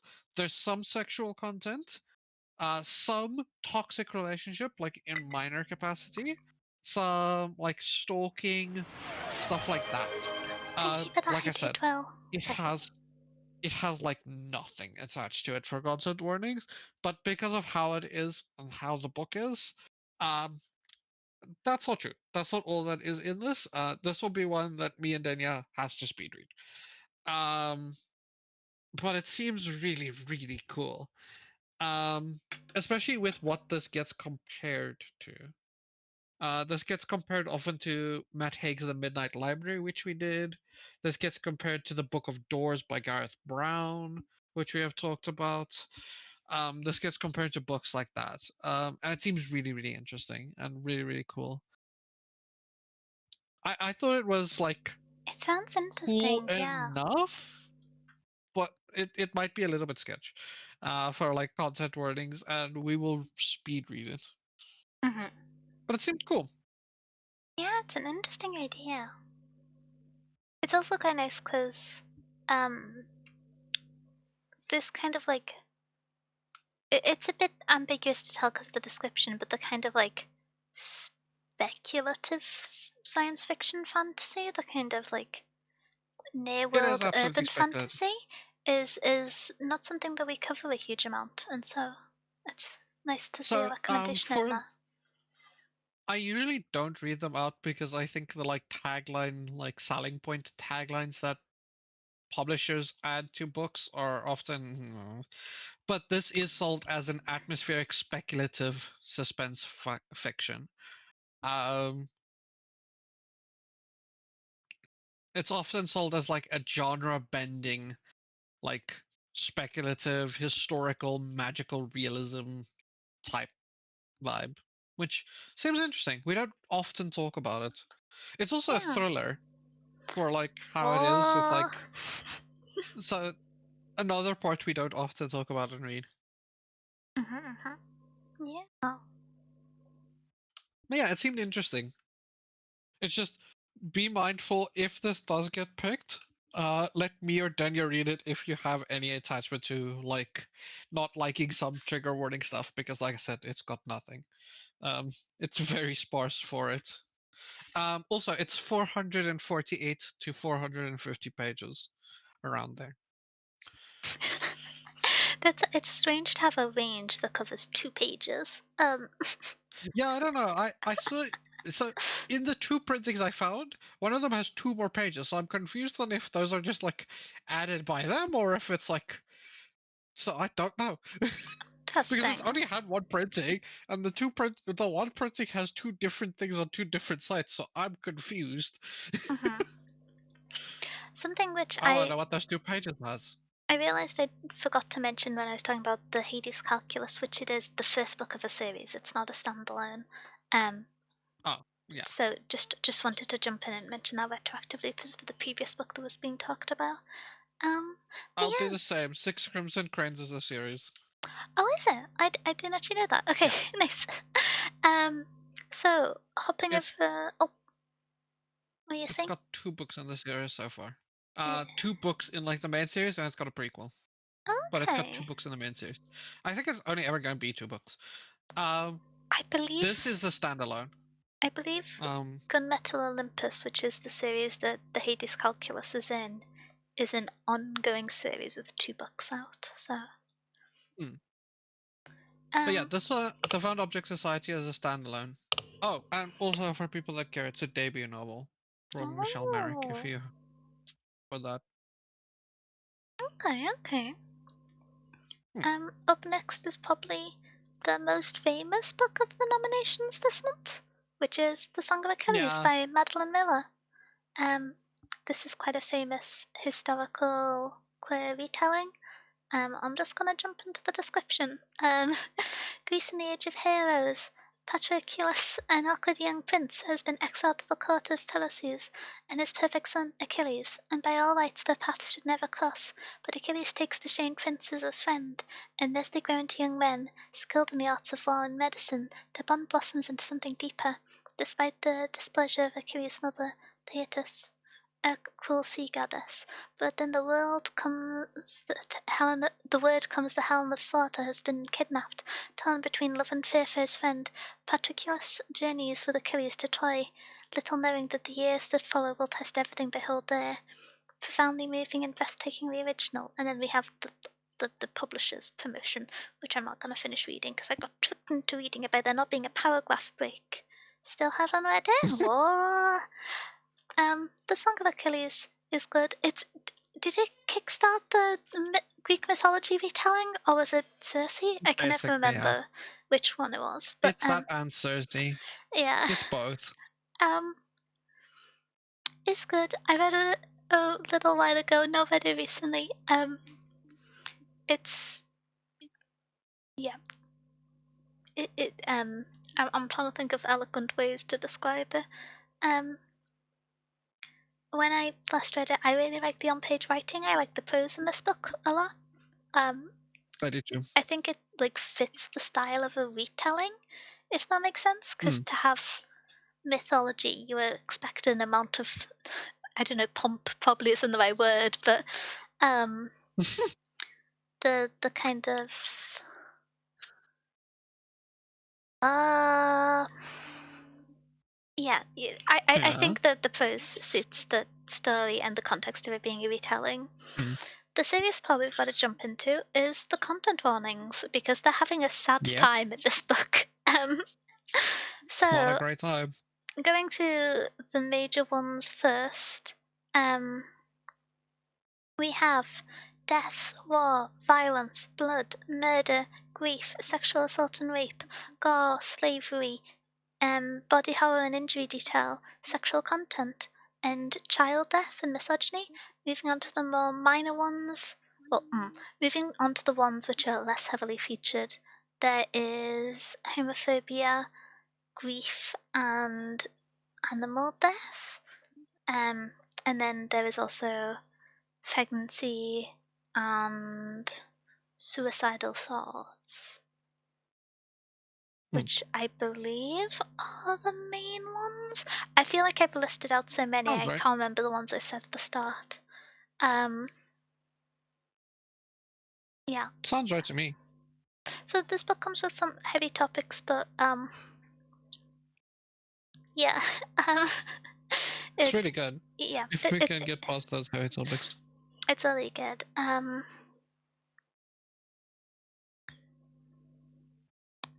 Iliad, it's a retelling of the Trojan War. So Yeah. brain go smooth. Um,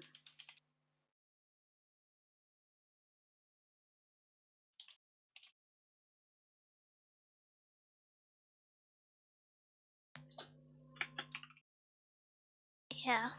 Um, the Yeah. which Hmm? sorry. My brain was just like I'm the Iliad is So, set during the Trojan War, but it's not the part of the so, Trojan War that this is about. I think.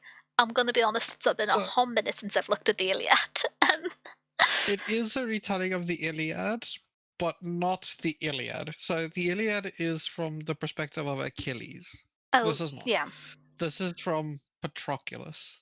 Uh, so it's technically an Iliad retelling, but not really. This is like it covers things that the Iliad does not cover that is other places, but technically it's like Iliad This is the thing my brain was with trying to do. loads of And stuff. I was just like, I think it's like a lot of the contents of this are covered in the Iliad, but not all of it, and also vice versa. No, There's things that are in one but not the other in terms of yeah, yeah.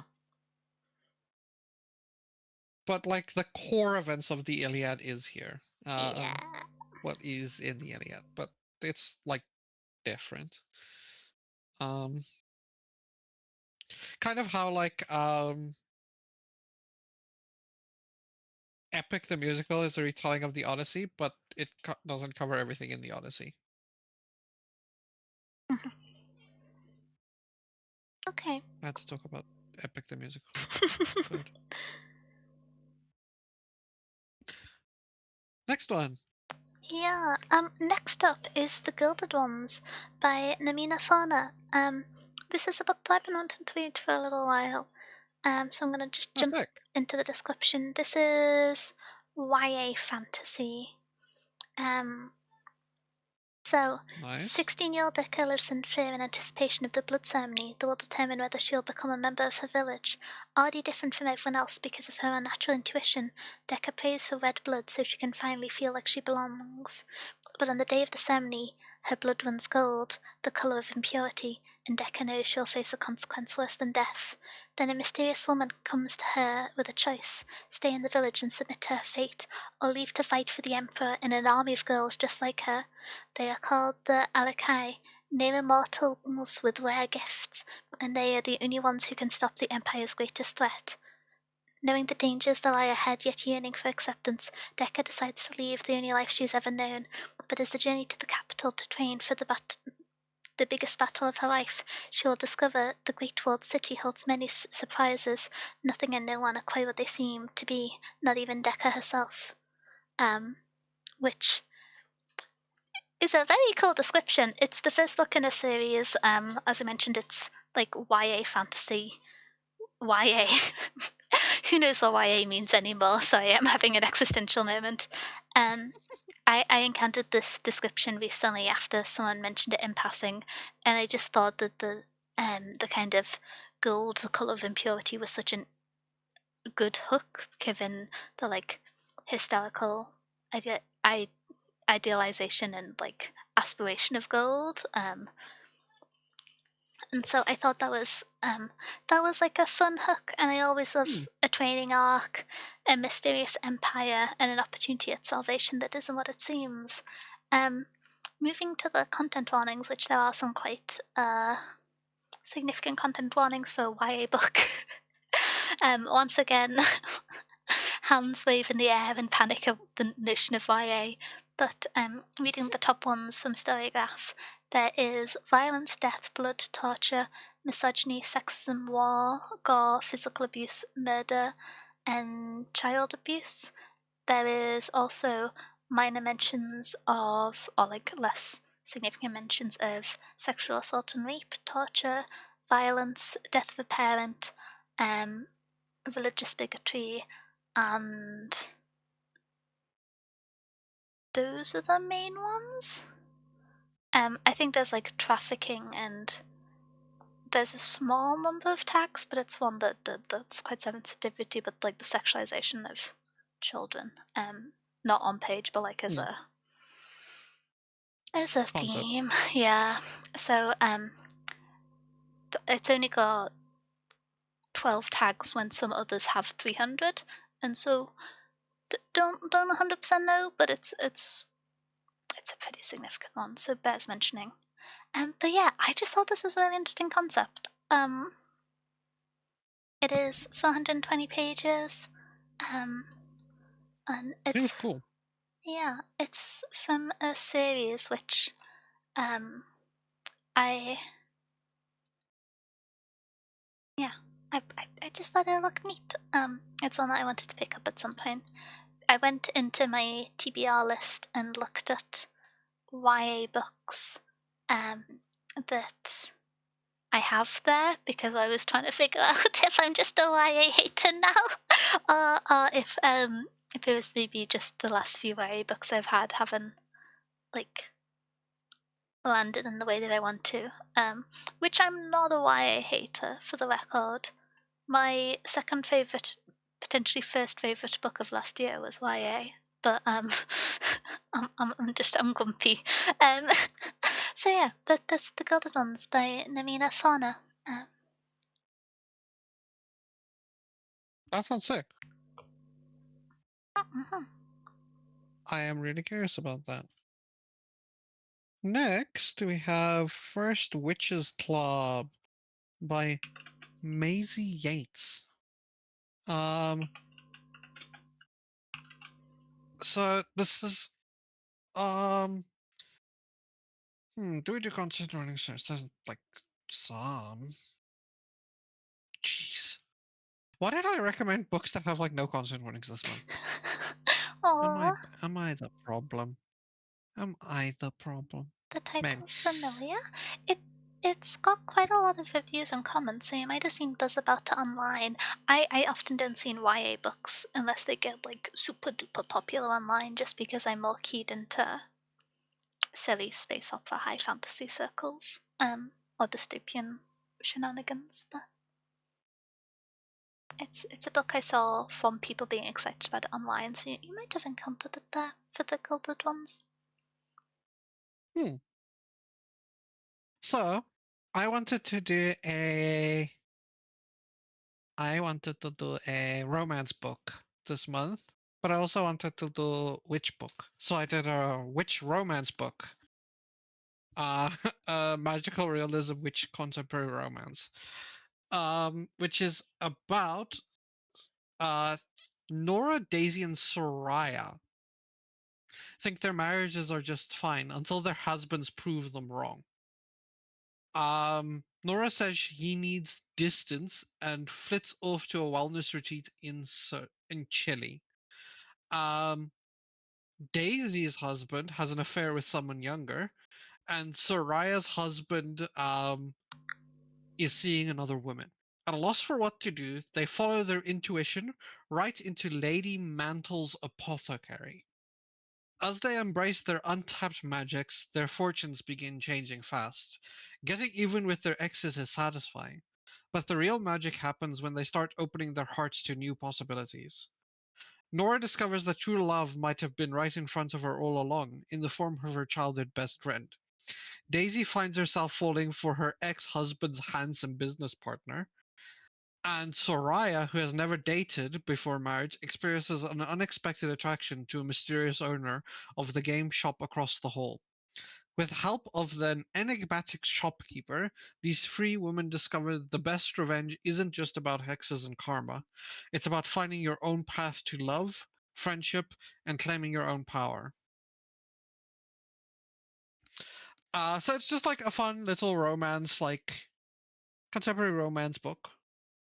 With some, obviously the like tagline gives it away to you. There's infidelity, some like abandonment stuff, some like toxic relationship stuff with the ex-husbands and things, and a bunch of stuff like that. But like I do see some stuff mentioned about like minor mentions of like a car accident and child death and a bit of emotional abuse.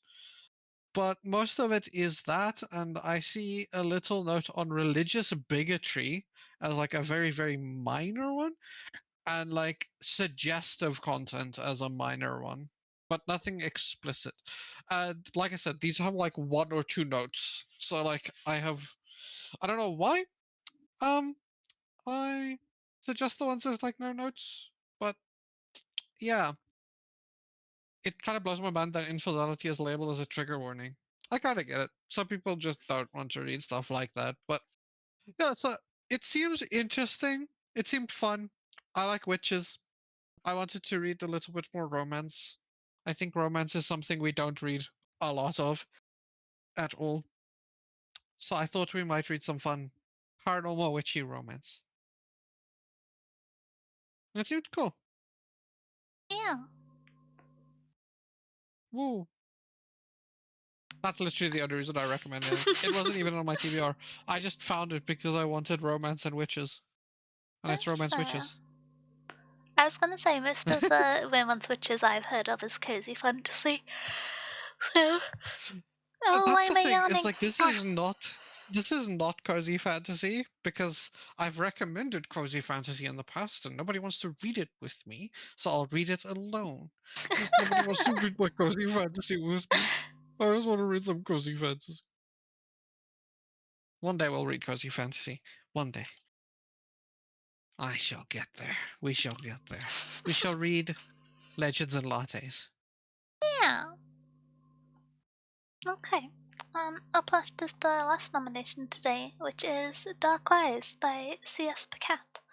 Um, this is a queer fantasy YA, waves hands in the air at YA story again. It is the first book in a series.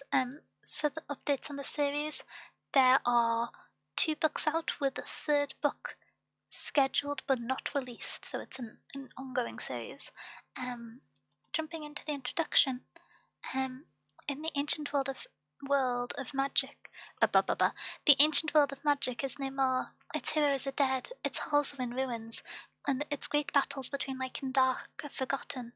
Only the stewards remember, and they keep their centuries-long vigil, sworn to protect humanity if the Dark King ever returns. I'm doing a great job reading aloud today. 16-year-old dock boy Will is on the Interesting. run, pursued by the men who killed his mother. When an old servant tells him of the destiny to fight beside the stewards, Will is ushered into a world of magic, in which trained to play a vital role in the oncoming battle against the Dark. As London is threatened by the Dark King's return, the reborn heroes and villains of a long-forgotten war begin to draw battle lines.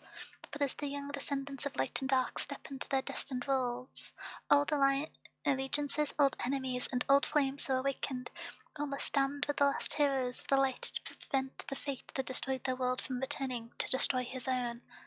Um, so it's kind of like a semi-dystopian, semi-urban fantasy, which we haven't actually read much dystopian sci-fi fantasy. Hmm. There's an argument that the last book could be dystopian, um, but yeah. So I Yeah, thought that might be kind not of really. cool. Um, This is one which I saw recently because I finished rereading the Locked series, and so I was scouring the internet for like good series that are like queer science fiction or fantasy that people would recommend, and this one came up as being a little bit younger than the Locked, but also good. So I'm gonna jump into the tags. We have Death violence, blood, death of a parent, as mentioned in the introduction, murder, and then we also have as like moderate mentions, war, injury, detail, blood, animal death, murder, racism, grief, and then there is mentions of slavery, adult-minor relationship, and classism, I believe. And then there's like at one point, I believe there's inferred off-page sexual assault or reference to it happening in the past. But yeah, Okay. those are the main ones, I believe. Yeah, I don't know if I said grief, but grief is also a theme of the book. Um, um, That makes sense. just seem quite evil. Just seem quite evil. Just seem quite interesting. It's nice to have like a good versus Evil. evil, but what happens when things aren't as you seem, and like a young character plucked out of the world to become a hero. It's classic story things, but I saw a lot of people talking positively about this, so thought it might be good to suggest. Um, Yeah, sounds cool. Urban fantasy.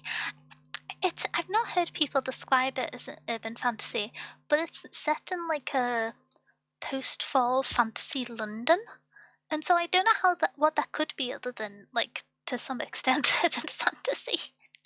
Like I'm assuming that the Elizabeth line isn't running anymore, but we'll have to read it and find out to see. But this is one that's got added to my TBR recently, and thought it might be a good suggestion because I normally only recommend fantasy, and I did well this month to curtail that to some extent. So yeah, Okamiko. Um,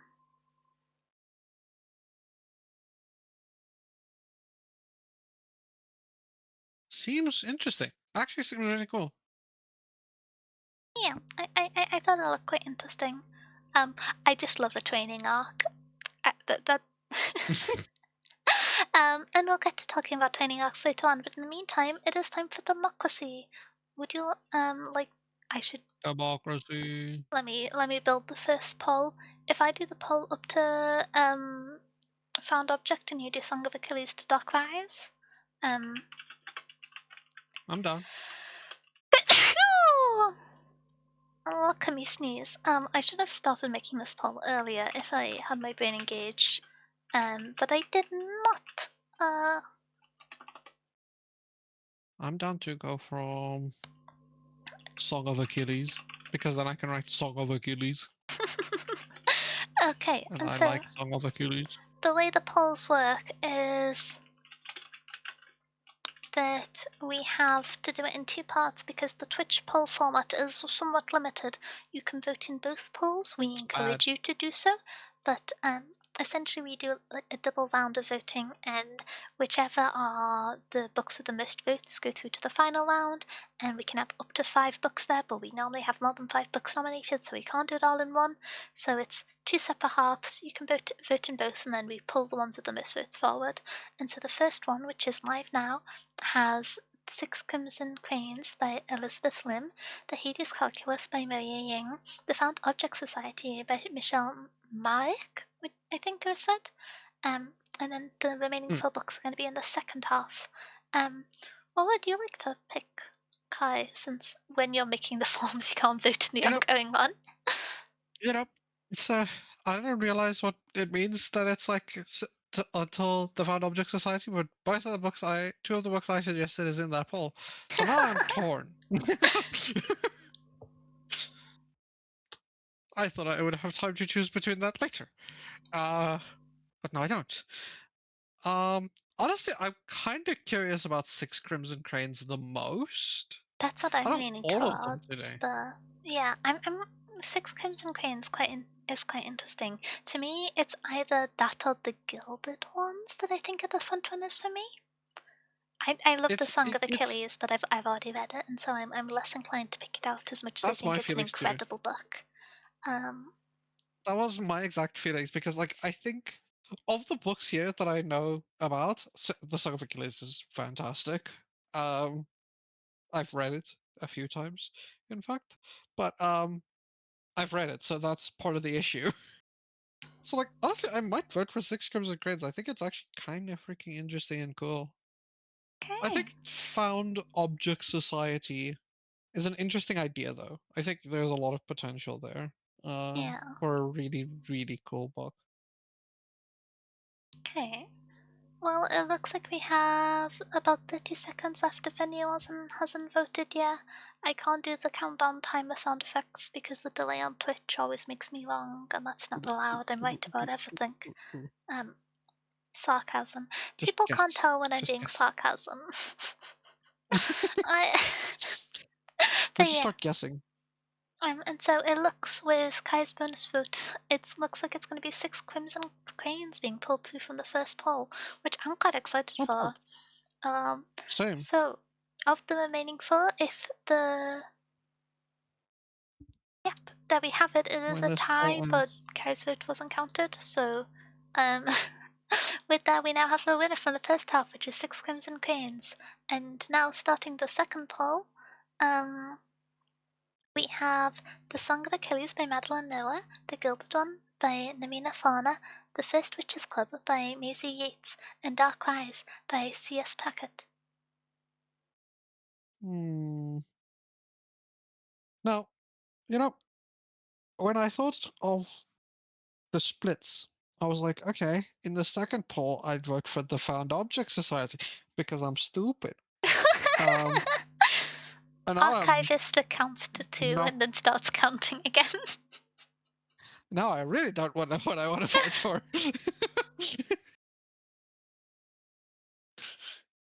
Yeah. No, But I'm really no. The Song of Hmm, Achilles is kind of. People refer to it as a modern classic, and I don't know if I'd fully go that far, but it's only a great book. And so I'm always just inclined to recommend a book that I know is going to be good and therefore pick that one.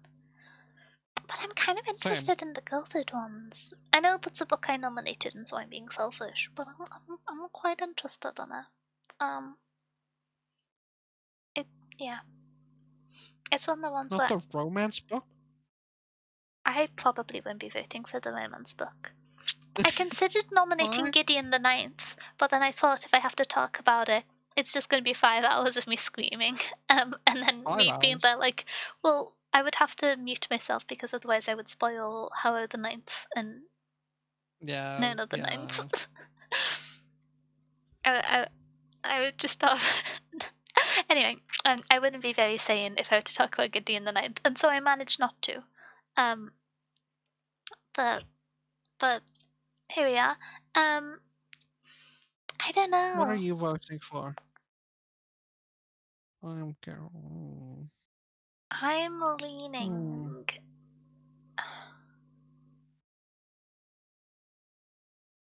Hmm. I'm gonna vote for Gilded Ones. I think. Yeah. I'll read Gideon the Ninth. Do you, Hmm. Danya? I'll read Gideon the Ninth any day of the week. I've just finished rereading them. I'll read them again. I love my useless space lesbians. They're so good. They're like um, they Yeah, I'm all down just for the have Gilded such Ones. wet cat energy. They're just like those like little bedraggled kittens you see. That's all of them. And it's really funny because some of them are scary and competent, but they're still just like the little bedraggled creature. I love them all so much. Um, For everyone that hasn't voted yet, you have about 30 seconds left now. I got distracted. I was talking about the lock team. I only have the first one. That's fair. The thing with the Lock Tomb Saga is the first book is kind of self-contained. Like you could read it as a standalone, I think, but the rest of the books Yeah. are much more pulls you through to the next one and then suffers eternally about where Elector of the Ninth is. Oh, and winning this one, we have the Gilded Ones, which is quite exciting. I haven't made the poll for the finale, which was silly of me. Um, Show ba me ba ba pull. ba ba ba ba ba ba ba ba. Daniel, pull. Pull now, Daniel. I'm Daniel, pull. pulling. Um, Daniel, where's the pull? Daniel, where's the pull? I have the power Daniel, to we need the mute you pull. for me and everyone. Um, Dude, there's a book I almost recommended this month, but it just came out and I felt bad. Oh, which one's that? It's a book called Agnes Albert's Mystical Cat Shelter. Oh, okay. It's about a magical cat shelter with a wizard. Okay, we have the finale, which is The Gilded Ones by Elizabeth Lim and we have Six Crimson Cranes by Elizabeth Lim and The Gilded Ones by Namina Fauna as our two books to choose between for the finale. I'm quite excited for both of these, so Waffles. I'd be very down to read either. So I don't know what to vote for. Oh, Hexons, thank you so much for subscribing for 22 months. I really appreciate it. Waffles? I have no Waffles. waffles. I can offer quiche. I made big quiche today. I didn't make the pastry. The pastry I got from pre-made pastry, but thumbs up quiche. Thumbs up quiche. How are you doing? Thank you so much. I hope you enjoy whatever book you get at the library this month. Thank you, thank you. I really appreciate it. Waffles. With like, what's that? Biscoff and raspberries and white chocolate. Yeah. Yeah. What are you leaning towards? I forgot to vote, I'm gonna be so honest. Yeah, everybody should go vote. Go vote. Go vote. Democracy. Having some democracy. I'm conflicted because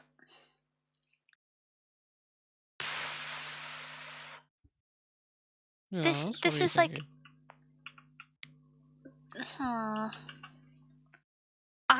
the Gilded One sounds very interesting to me, and I've heard good things about it. For Six Crimson Cranes, that also sounds very interesting. I hadn't heard of it before it was nominated. I'm probably leaning more towards Six Crimson Cranes. I think I am too. I think it's great. I'm really curious. Yeah. The thing which I'm kind of conflicted about is I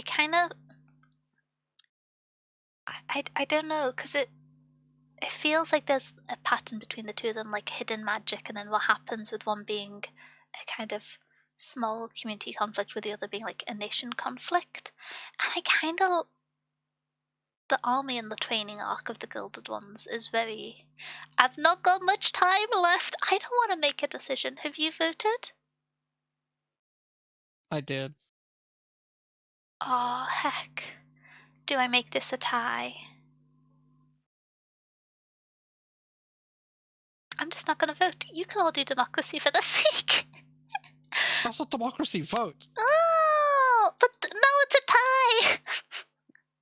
That's not how democracy works. Now it's If a you hold your vote, tie. that's not democracy. And we can't do a one-up vote because there's only two books there. How do we settle that? How do we settle ties? I forget. Normally, sometimes 3 or 4 books get through because there's been a tie in one of A tie the before. first ones, and so we just pull out all except the 2 books that tied. If we make an appeal to the library attendees to please all participate in democracy, can we just rerun the same poll and hope for not a tie? You can do that, yeah. Oh, thank you I for can the also hydrate, convince some Chilla. people to vote for Six Crimson Cranes. I've Okay, seen some people described it as Ghibli, and Ghibli's great. Ghibli is great. I don't know how to So vote for rerun Six Crimson polls. Cranes. How the You can't, polls you just work. remake it. Ah! You just write it out again. I suffer. I have to type words. Words.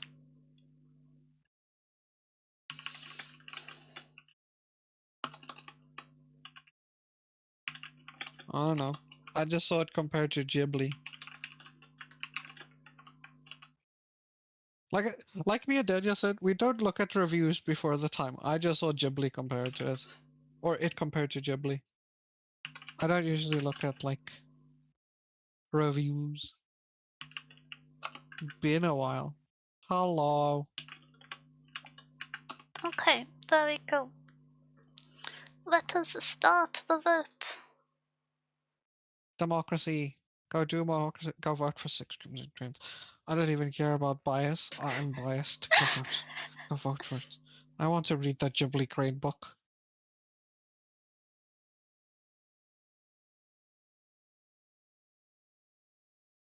I want to read the Ghibli How have Crane you been book. doing? Do you want to participate in democracy? No, Go I'm do applying peer democracy. pressure. Vote. Vote. Democracy is good. Don't make me make decision. I'll have to just use a coin flip thingamabob, and that's not very satisfying.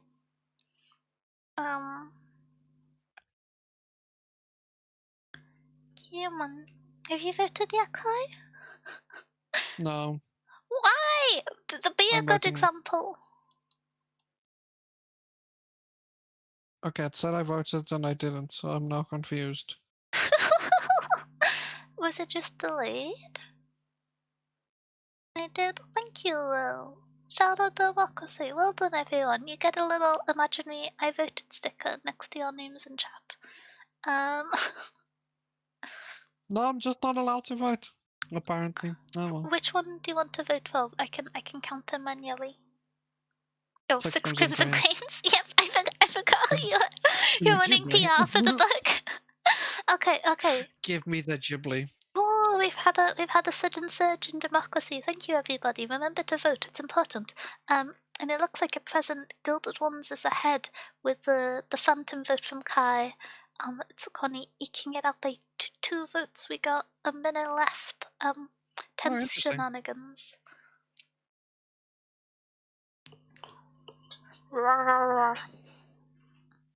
I don't know what that noise was. So yeah. I used up all my brain thoughts previously. I don't know. Why am I tired? It's only been 3.5 hours. I normally have for so long, much longer than this. I'm getting the caffeine. But yes, we've got 30 seconds left. If you would like to appear with 2 to 3 acquaintances to swing the tide, now is your chance. Or Vote for friends. They don't 600 have to Cranes. be Do it now. acquaintances. They could be friends. They could be family. Yeah. You little loopy. As wait, I saw this first as a chat message, but I can't remember who it was from. You might know this. Who was it who started the "a touch of the tism" phrase? Or was Oh, that I don't a remember. general internetism that I just hadn't seen before because I'm scared of the internet. Okay, and the Gilded Ones just won out by one vote with the carried over votes. So there we have it. Our book for next month is going to be The Gilded Ones by Namina Farner. I'm going to have to read 6 Crimson Cranes in my own time because it does sound very interesting. This is the danger about running a Yeah. book club. You get so many books you want to read added every month. I'm gonna read 6 Crimson Cranes now. Kai is now listening to us. Kai is picking her own book. Okay, let me have a quick beverage.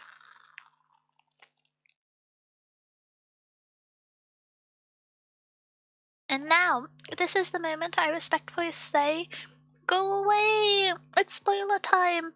If you want to read Iron Widow without spoilers, please run away. This isn't light touch spoilers. We will be discussing plot in detail. We will be quoting from the book. Go away! Spoiler, spoiler. Um, spoiler. That's my spoiler warning. I said it was going to be a song, which that doesn't really count as, but I tried my best. I'm not a musical mouse. Do you have anything to contribute to the spoiler warnings? Leave. No, I'm joking. Only if you want to avoid spoilers. If you've read the book, please stay. If you've heard us talk about it in the first half and think maybe I won't read this book, fair enough. I realise that Valid we didn't really incentivize people to read it, but yeah. Oh, Please do not mind me dropping my Very cutlery. valid. Let us move on to the spoiler discussion of Iron Widow by Xiran Zhao. Yeah. So, I'm gonna start with a surreal question for those who hasn't read the book. But was anyone else very confused when she suddenly killed her entire family? Yeah,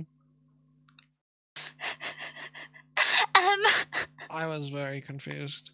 because this is what I was talking about. I read that and I was just like, oh, was it a trick? Is this some new like hidden like mastery thing that she's gained from having the power of the Emperor Prince at her disposal? Has she just like pretended to squash them and like put them in a little compartment of the mecha creature? No, she also just destroyed half the ancestral palace. The fact that we didn't know the ancestral palace existed until like 2 pages ago, also an issue for me. Um, Yeah. this is what I was talking about. Of the lack of world building is fine right up until the media contract to me Mm. as like a place in the book. Um, Yeah. Iron Window's ending didn't work. I was so fed up and confused because I was in an uncommon like I try so hard to see the positive of media that I think is created with good intentions, because although I think that critical and thoughtful engagement is beneficial not only to its works but to the people consuming them, but I was fed up, frankly, and I sometimes I'm naive, and sometimes they turn around and go, "This character, they were actually evil," and I'm like, "Gosh, surprise! Really? Oh no, I'm heartbroken." But when they turned around and said that Ma Ying, the other, um, the other, I forgot the class of them, the other chrysalis pilot who is in a perfect match. I think the title's Princess Concubine. Um, when the switch, which was no, she was actually evil. She was telling you to connect with your family because she's evil, and I was just like, I don't think that's earned. Mm. I don't believe that. We've met this character twice, and the two things we saw was her talking to and bathing her children, and her de-escalating an argument.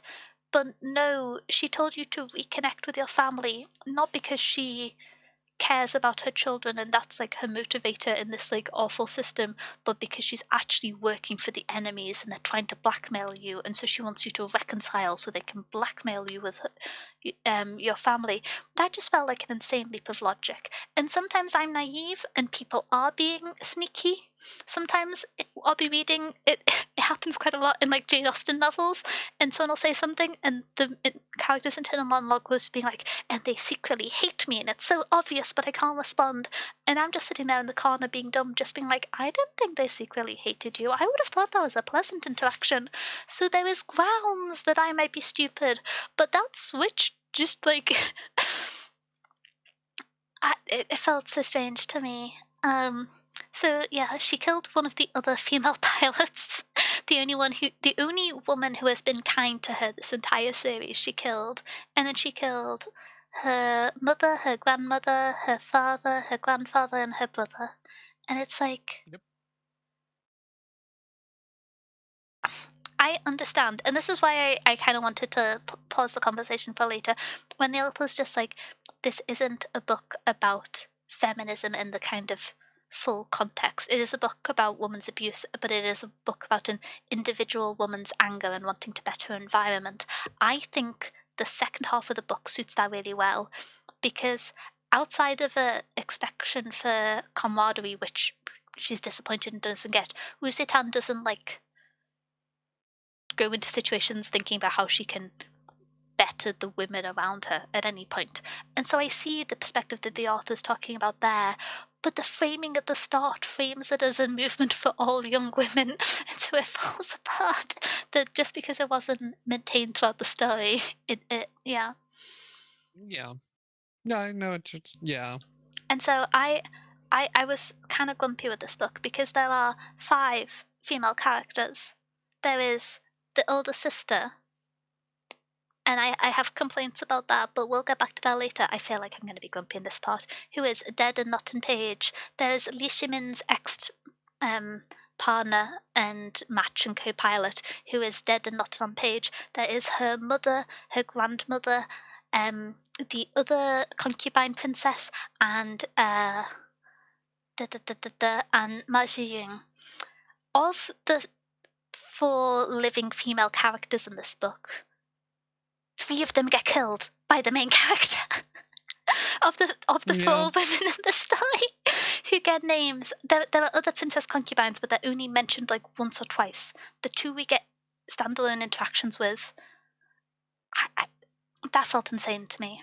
And it's just like, yeah, maybe this book, it's marketed as being about feminism, but maybe it's not. But like, having a character who we have little to no visibility to the internal thought of, but whose primary motivation is the violence that was done to another woman, admittedly another woman who has a close connection being her older sister. But out of 4, 3 of them she kills. It was crazy to me. Um Yeah. and I Yeah. and I was just like, if we had more internal narration, or maybe if the marketing was done differently, maybe this wouldn't be so much of a surprise. I can't say I was surprised when she killed her family. I was, considering there was the half-hearted reconciliation, and also one of the prior to Li Shimin's death, one of the most interesting emotional points of the story was her trying to talk to her mother and get through to her that you did the acceptable and standard thing, but that isn't a good thing, and her mother just like not perceiving and understanding her. That conversation, although not pleasant, was felt real and indicative of trying to work against generations of indoctrinated misogyny and sexism and abuse. And so to Yeah. go from that, which to me was the most emotionally nuanced point in the story, to just, we will not be developing this any further because we will be squishing the only 2 characters who it could have occurred with sincerely. Insane. Like, maybe I just don't find this type of rage engaging. That's not true. I like rage stories when done differently, but I need something to connect me to the character. I need a little bit more explanation of the emotional state to pull something like that. I was sitting there going, "Oh, Wu Zetian must have killed her family when she rose to the throne and became empress historically, because that's the only way this makes sense to me." No, maybe she poisoned her brother. Maybe she killed one of her own children. No patricide, no matricide. I was so lost. Um, when they said the kaijus are the world's native life forms, I was like, wait, what? I'm gonna be honest.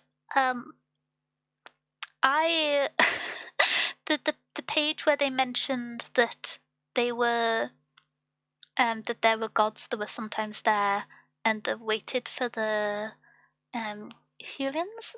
I read this book at the start of the month, so some of the names of the non-central characters have forgotten to me. But the page that was mentioned, I was just like, oh, are they an invading force and that's their like parent ship? Or are they enslaved by an alien species and they're doing this on their behalf? Are they like farmers for them? I kind of clocked that the human settlement was an invading force.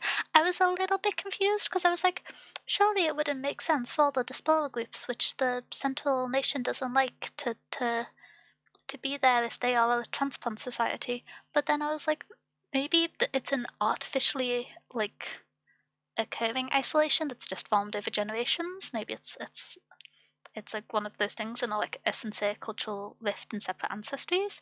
But Yeah. I saw that they're the invaders twist coming in the first act, and so the only thing I didn't see coming is she becomes emperor in the first book.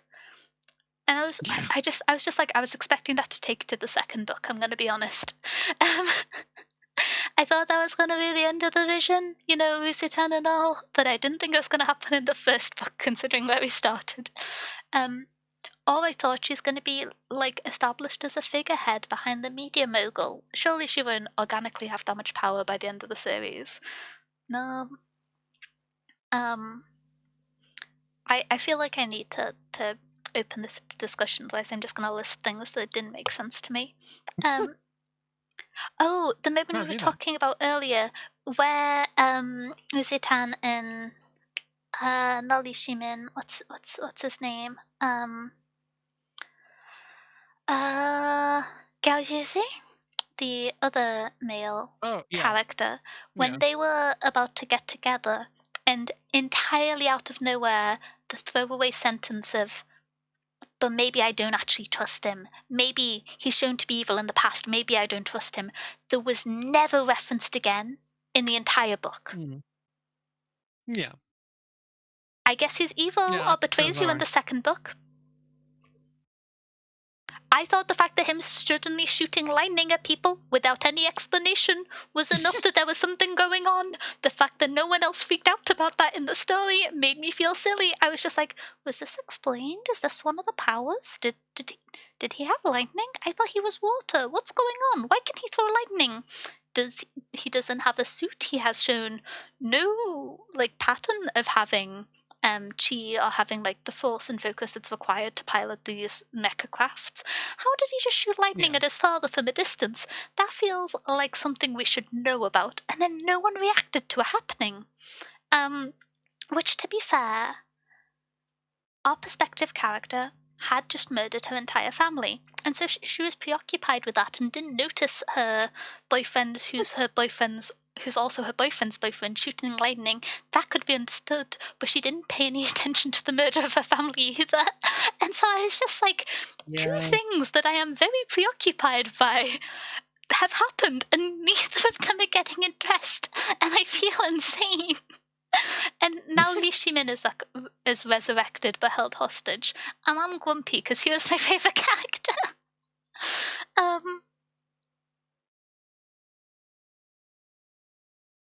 It didn't work though because Xian didn't really foreshadow it that I could Yeah. see. The bit that foreshadowed it for me was the fact that the gods were like tangible, real people that wanted something from the earth, and that they wanted the human corpses, which was mentioned I think 2 or 3 times early on. And so I was just like, oh, okay, have the gods started this war? Or like, why do they want the I think it's humans, the mecha corpses. Um Mm. I was also kind of confused at this being labeled a mech, because surely it's the corpse of a giant alien. In which case, how is it a mech? Um, like Mac. the I would be very interested in, even if it's kind of like brief touch world building, of how corpse of alien gets transformed into mech. Kind of gory, but like I was a bit confused because like they keep getting referred to as mechs, but I think you're just like sitting in this creature's small intestine, and that's not the same. Um, the the the invading human Meh. force I saw also because there was a few mentions of how the fact the empire had a long history, but there was zero records of the old left because they'd all been like scourged from the earth by the Hurlen, which I was like, okay, suspicious. Um, slightly suspicious, but yeah, I don't trust when gods exist and are tangible in series, and so I was probably preoccupied for that. True. Um, Yeah. but yeah, that one throwaway line because I guess one of your boyfriend that's not dead is evil in the second book. um, Yeah. Yeah. Hmm.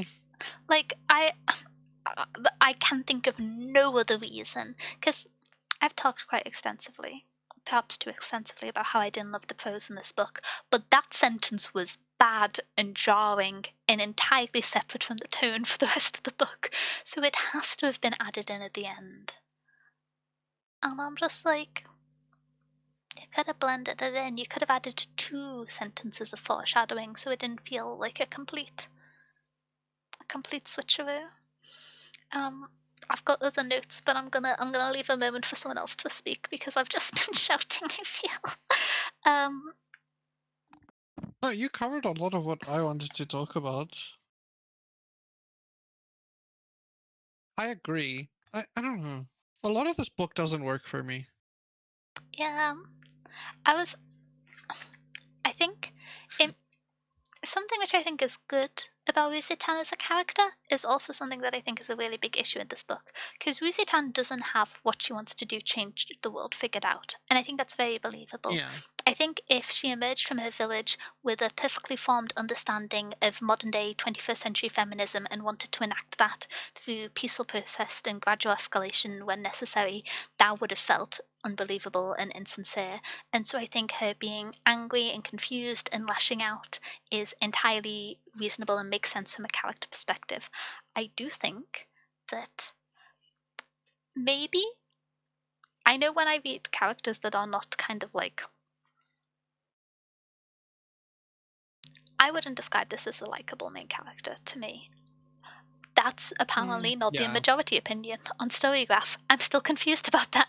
But I tend not to, even when you have like an antagonistic or morally ambiguous main character, I tend not to read many books that have a main character that is filled with rage and like dubiously antagonistic. Um and like I just having a discussion about like pretty contemporary parallels of intergenerational like internalized trauma and trying to break away from the sexism and misogyny and the abuse that your parents and your grandparents have suffered from, and having those being real and translatable conversations and then squishing them in a giant mech suit felt insane to me. And it's like, Yeah. maybe I am just not primed as a member of the audience to kind of expect those character arcs, and that's fair. I don't need to relate to or necessarily see myself in every character. I don't think that's a good requirement to have to filter your literature by. I think it is detrimental to you if you only do that.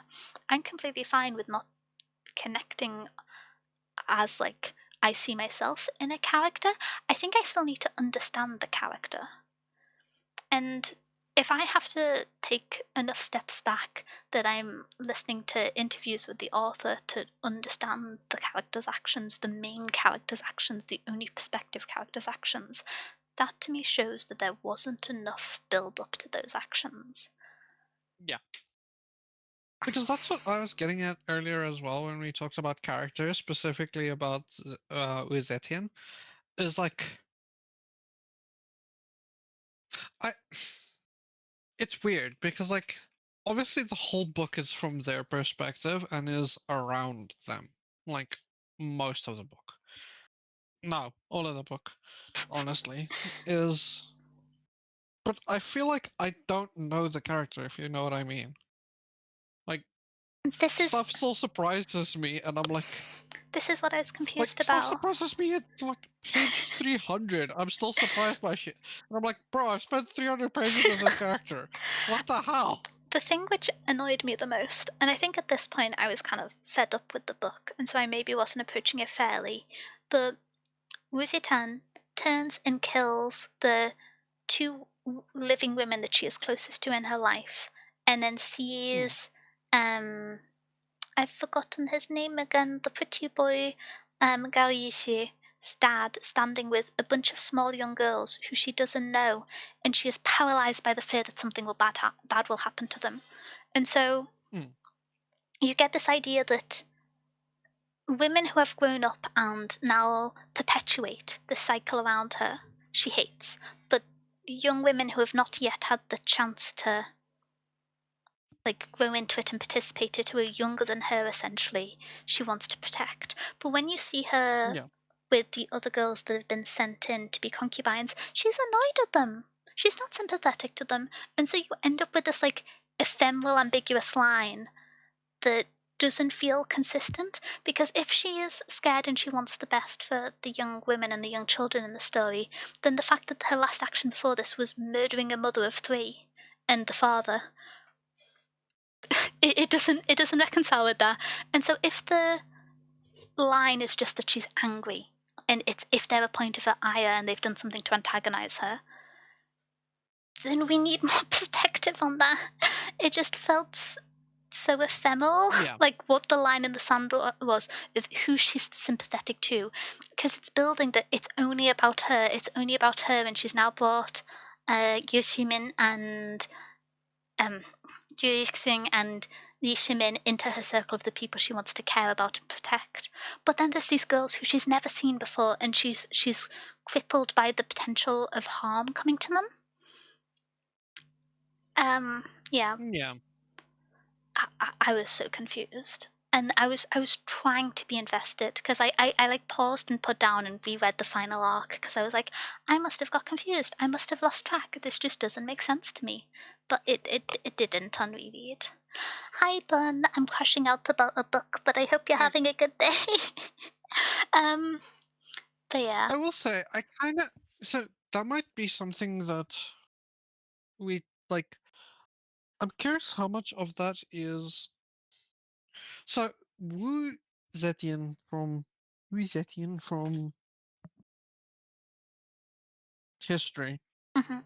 was gonna say mythology. It's not mythology, it's history. Um, If you're going was by a very, very ruthless person Yeah, and but the thing is, has if actually. if you're going up with her history in person, she didn't kill her parents. She potentially didn't stop her No, brother she from did being kill her outlawed. mother. There's rumors of that, but most historians don't agree. I looked into this. If you're looking at the summary, So from what I saw, it's like debated, but there is notions that she did. Um, my understanding is there's one source that says she does that has been replicated, but that source wasn't from the time. And there is a lot of assumptions that in the 200 years following Wu Zitan's rule, a lot of negative things were written about her because she's a woman and they didn't want another female emperor, and so she was made out to be barbarous and villainous.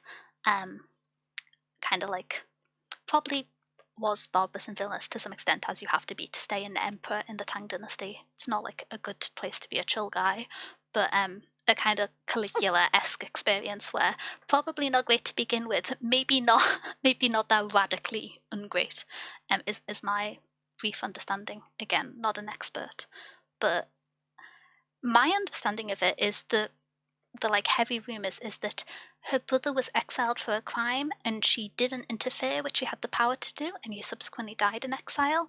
And there is a rumor that she killed one of her children to frame another member of court. The rumor is she killed one of her daughters when they were a small child, which, if anything, makes even less sense. That's the most likely one in terms of the recollections. Would it be fair to say the entirety of Iron Widow's ending doesn't work? Some of it works. Her declaring herself empress, in my opinion, needed another 200 pages before it was to happen, but as a story beat in this series makes sense. Her everything else, I fear I can't be impartial on. I don't know who the characters in the story are enough to comment what would have been a reasonable outcome, only that this wasn't. Yeah. But yeah. yeah, I don't know. Yeah, Wu Zitan, not a chill person in history, unquestionably. I don't think you get to being an emperor or empress being a chill person, historically. Um, but I just. It felt so sudden. And I didn't feel positively about it. And maybe it's my pacifist nature just struggling to see something that was foreshadowed. But yeah. You have a mecha suit. You are the most powerful mecha pilot to ever live on the basis that you are currently telling the previous most powerful mecha pilot ever what to do. And your only option is to squish the palace with your family in it. Because one yeah, guy threatened you. they don't even have their own mech. It's just a guy in a fancy like coat outfit. Yeah, that part didn't make sense at all. Also, I appreciate the very I'll do it for the plotness of the sleeping prince. Not like, hey, I need immediate treatment for the fact that I forgot what disease it was. Yeah, no, Was it tuberculosis? I don't think it maybe, was. probably. The fact that he's I just don't like, remember. nah, I'm chilling. We can do whatever you want. I don't need any further medical attention. Pay no attention to the fact that I've been in self-inflicted cryosleep. Also, don't think about how what's his name? I keep forgetting his name. There's only three main characters. Don't think about how Gaoyushi actually was just in the mech all along. Yeah, last time we saw him 50 pages ago before 6 characters got killed, he was on the floor in some castle, but he's here now, don't worry about it. He just tagged along to the society on the outskirts without anyone noticing. It makes no sense. I genuinely don't think he was mentioned for like 50 pages. He wasn't. He just kind of shows up there again. I was And so it's confused. That's the point where I put it down and was like, I have to sure. reread this act again. I like maybe I'm the problem.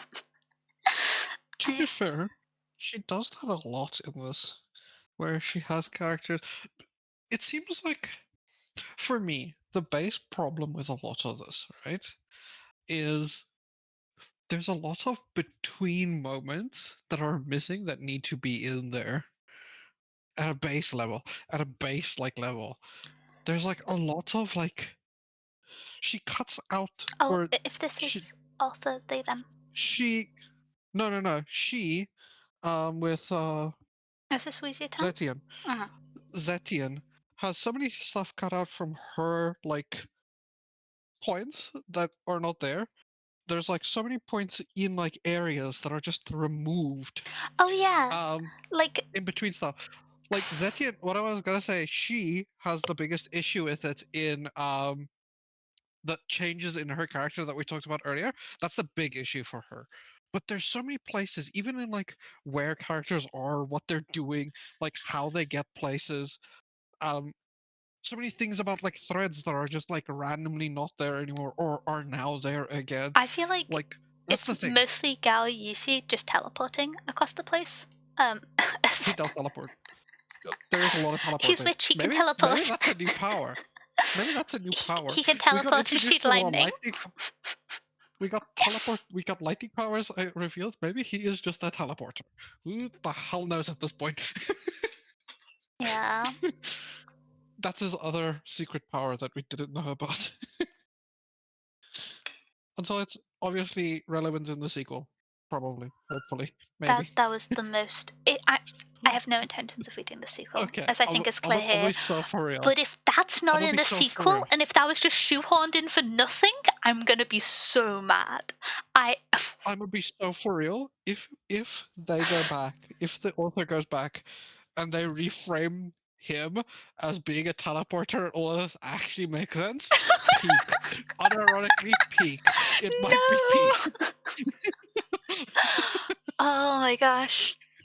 Okay. I feel myself getting a little bit sleepy and delirious. And so there's one point which I want to make, which I think is a little bit I'm nuanced. married. And I'm not sure if Shoot. it's entirely fair, but it's something which made me quite upset in this book, which Okay. is I think we can agree that the one point of emotional depth, well, the greatest point of emotional depth in the writing of this book is when Wuzitan is in the Frozen Prince's Mind Palace mecha shenanigan and she says goodbye to Li Shimin. That is the emotional core of this book. To me, that is the like the dramatic prose I was talking about earlier. Is that how Yeah. you read it as well? Um, Yeah. I would like it to take a moment to just straight up be angry that a book which is about the sexual abuse of young women, children, people under the age of 18, and the like persistent labor and trafficking of them, and how this is indoctrinated across all of society. The emotional core of this book is about a man and a romantic relationship with him, which was stemmed from the position of abuse. And I just think that's dumb. I think that was a bad decision. Um, Yeah. and like I like Li Ximin. My favorite character in the book. I think the depiction of addiction was genuinely compelling and well written. Mm. I think it was well structured and hit on a lot of good points that isn't always communicated, and I think is a great depiction of it within the scope and constraints of this book. However, I it gets my like hackles up the a book with these topics and themes, its emotional core, its key pivotal ending point is what happens to a man who is met via the system of this abuse that becomes a romantic attachment. And I think I it makes me so mad because I cared about his character. I was very invested in him, but Yeah. I don't think he should have been the emotional center of the book, and he was. Yeah. And I kind. I think the him and this is the bit which I haven't seen, which I've seen. I agree with the depiction of Li Shimin is there as the embodiment of how the patriarchy and misogynistic and sexist structures also hurt men, and how non-conformity to standards can like abuse and injure them, and the different methods of control. And I think it's a great depiction of that. And with the characters as themes, I think that works really well. But I don't I don't like that there were no relationship with other women in this book that wasn't killing them or getting in arguments with them, and that the emotional core was a man who was met through the system of power that is the center of abuse. And it's like he was also a victim of the system, but it just feels weird. It just feels weird, and I don't like it. And maybe that's like an immature response. And but yeah, yeah, I was grumpy. Um, because Yeah. No. if I if kind of see. if that was only a point of it, if the way that his death was written about in parallel with either the other um, empress concubine or with her mother and grandmother's death, not in the kind of like rosy way because she didn't have a positive relationship with either of them, but in the way of I thought you could be this in my life and you weren't and you betrayed me. But there's no story beat for them. They die and she's not impacted by it. And I think even within the kind of brief characterization we get of Tan, to say that she is disappointed and devastated by the disappointment of the women around her, the only character we get that with is the other princess concubine, the like fourth named woman who's still alive at the end of the story. Um, and so the fact that there isn't like the processing of I wanted you to be better, I found a way to escape this system, but you won't, you still want me to step back into my place and be hurt and to endure this violence. There was none of that. She just moved straight on.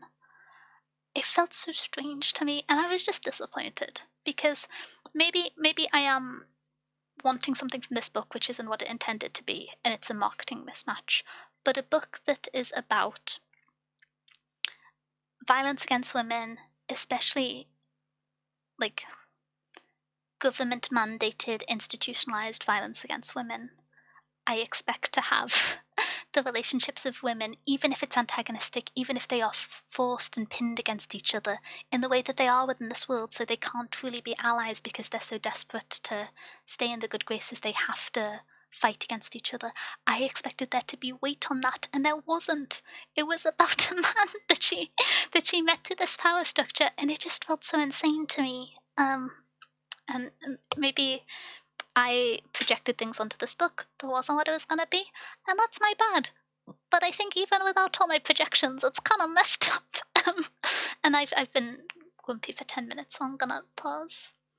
That's what I I thought too. Okay. Yeah. I see where it all comes from. I get it, right? I do think.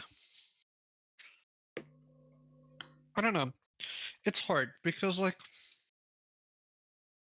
obviously, in some capacity in this, they didn't want the author. They didn't want Zetian to be like that emotional of a character to a degree. in that capacity. And you kind of do need one, and it kind of suffers from that the one alternative is a guy, but I kind of get Uh, it, and that like I don't know, I can see why it happened. I do think it's like I do think it's a bad decision, but I also can kind of see why it happened and how it got to where it did. But like I don't yeah, I don't know. I don't like it though, I will say. I agree with you. It does feel kind of weird in this type of story to have that be the thing. You know what I mean? It's like, yeah. Oh, it's okay, Will. but from her, I But guess I don't yeah, know. I I get I kind of do see why it happened though. I I was just kind of sad because the most interesting. Oh, this is the kind of a complaint that I have, which is this is something which I don't know if it's a silly complaint that is caused by a kind of not a language barrier in the traditional sense, but in the way the terms like brother and sister are used in place of people's names commonly in a Hmm. lot of cultures that just isn't the case in English. Um, I don't speak any languages other than English fluently anymore, and so I'm not equipped to like comment on it. But did anyone else get kind of annoyed by the fact that the sister was only ever referred to as Big Sister and never by her name? Because Yeah, that felt kind of that felt kind of bad to me. that's Um, kind of weird. Yeah. um, and I think that kind of embodies the I'm doing this for myself and not for like all women arc. But I was just kind of like that feels weird.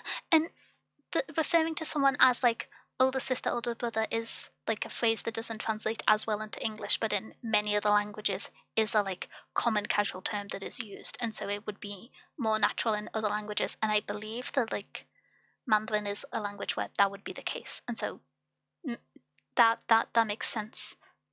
Sometimes I've learned Korean in the past. It's the case in Korean, although it's kind of the case in a more like abstract sense of I feel like because of K-pop, people are familiar with it, which is a surreal thing to say.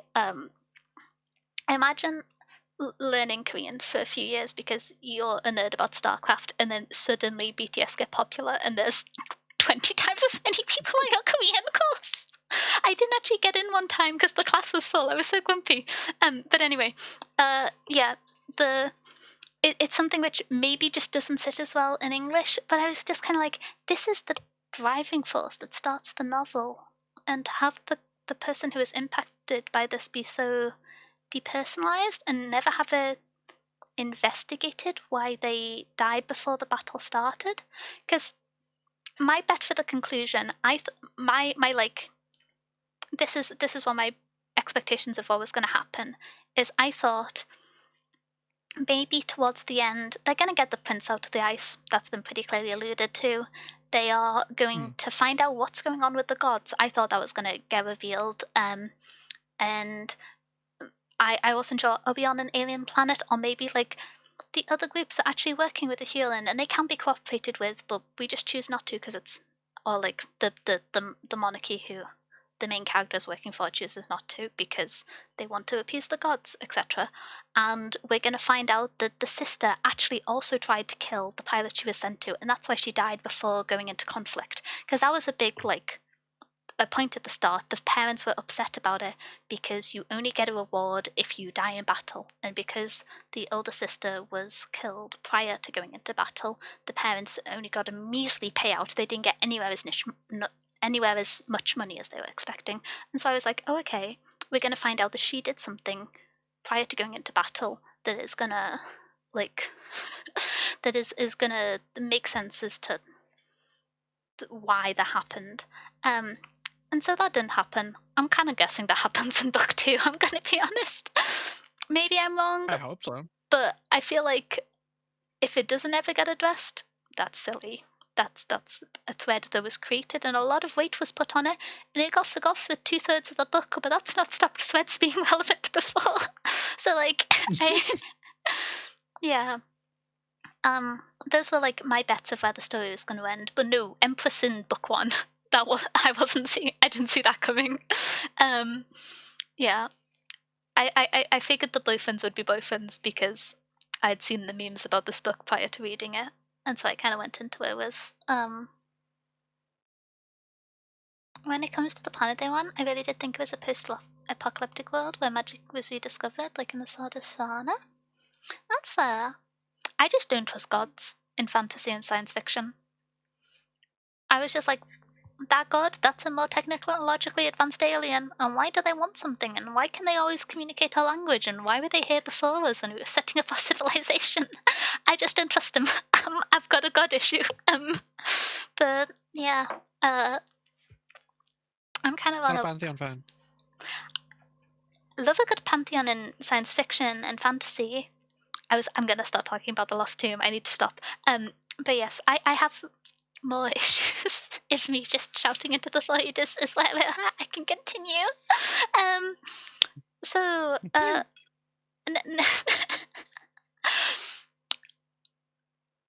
yeah.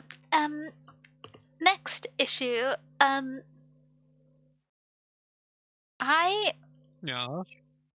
so this is not like a direct issue, but I've seen people talk about how Li Shimin also, not Li Shimin, how Gyao Yishi also embodies a person who is suffering from the system, and I've seen people say it's because he is a feminine man, and that's why.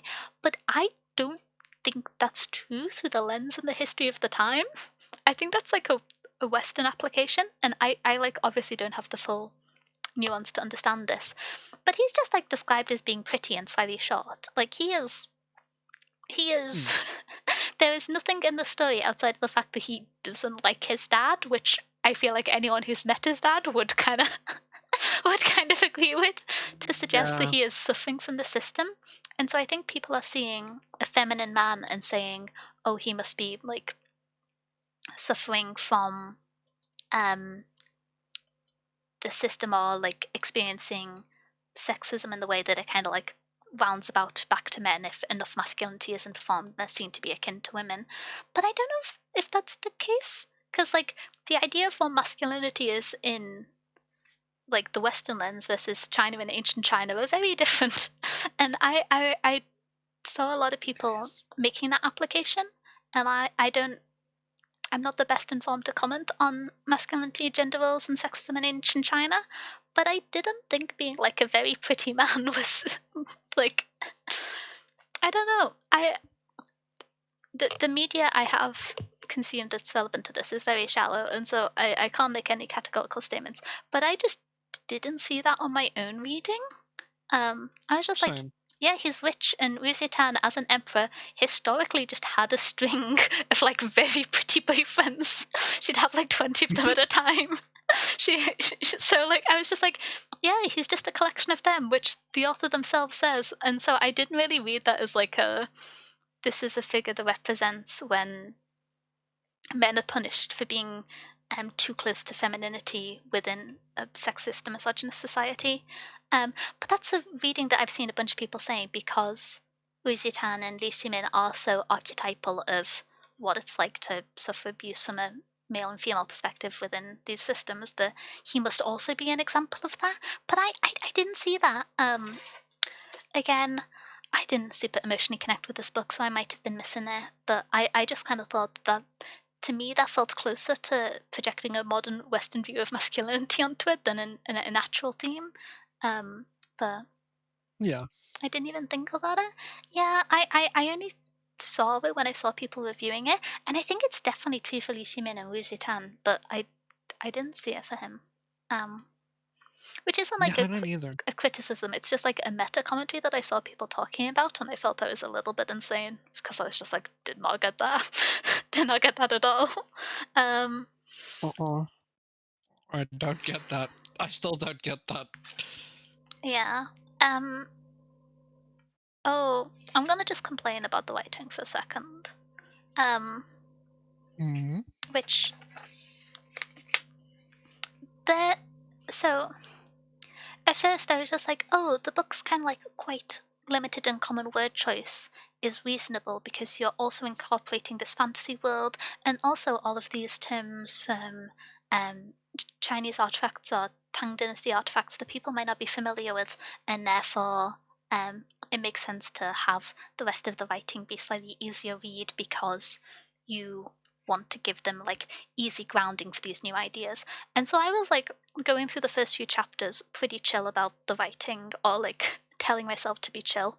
Um, but at some point I got fed up. I was just like, I don't want to like get the gist of an idea from a sentence from the first few words and then be able to guess like what the rest of the sentence is and have it just be the quickest way of expressing the idea. That's not very interesting to me. Um, and then there was a point which I got kind of glumpier where I forget the context of it. But it was describing emotional hurt. And instead of down to the bone, the line was down to the marrow. And I think I actually messaged Kai Oh, about yeah. this because I was kind of Yeah. mad. And I was just like, when I said I wanted slightly more like flowing or abstracted writing, that if we're not going to have a clear emotional perspective from our main character because she herself hasn't processed these emotions, that we get more tonal writing that emphasizes the emotions and the path for us. That's not what I meant. Not swapping out the word bone for marrow for an extremely common phrase. That's the opposite of what I meant, I think. And that's the point in the book where I kind of lost faith in the prose, which might be unfair, but that annoyed me. I was questioned out a little bit. Because it's not like a Yeah, Muhammad sentence was that's the end of the crazy. world, but for my journey through the book, that's when I was like, this prose isn't going to be for me. I need to take a step back and continue the book with the knowledge that I'm going to tell them about it in book club. If I wasn't reading it for book club, I probably would have DNF'd there. But yeah, I there was other than Ximin's kind of saying goodbye scene, there was one turn of phrase that I did really love that was also at the end of a chapter. I'm flicking through my little notepaper to find the quote. Ba ba ba ba ba. Um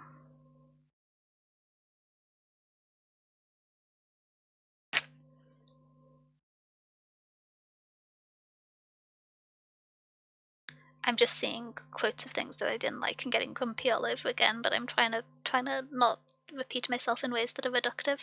Um Well, is it? Do I have it noted down digitally? Because searching my own handwriting is never going to go well. I've got like six pages of little notes because I tried to replace crashing out by making notes. Um. ah.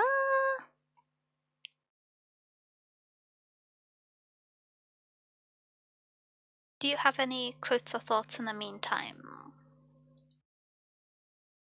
Kai? Mm. I struggled with quotes from this book because I don't really like the on-page writing often. So I struggled with a lot of quotes. Let me see.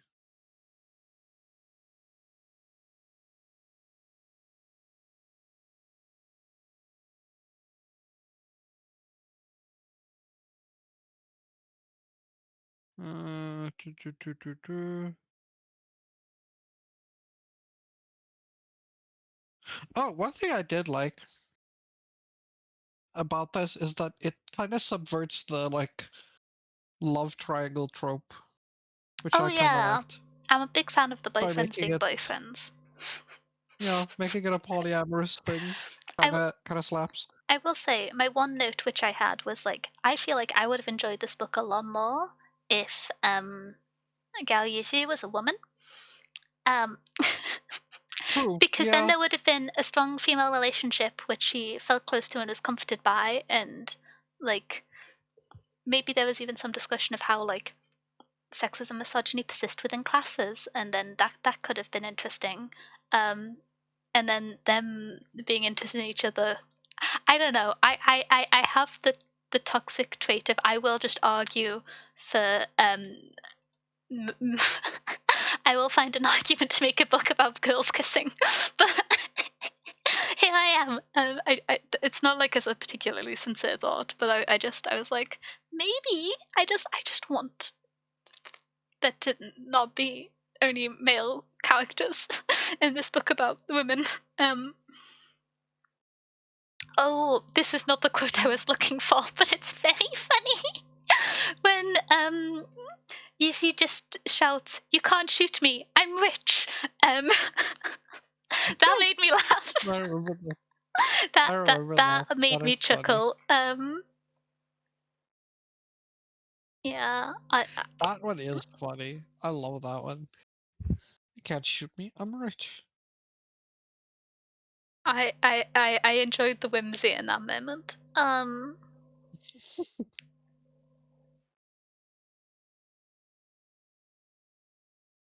Yeah. No, I'm just thinking of that again. Yeah, that is great.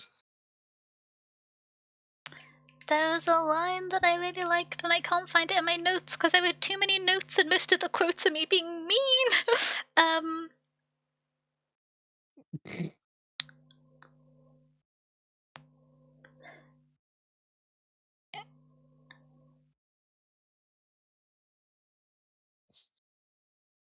That's Um,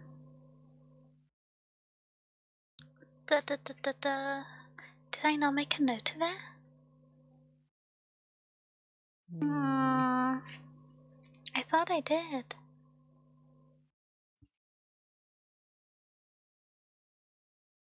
Oh yeah, I wish we had more of the training arc, but I think this is just me repeating. I wish this book was slower. So yeah.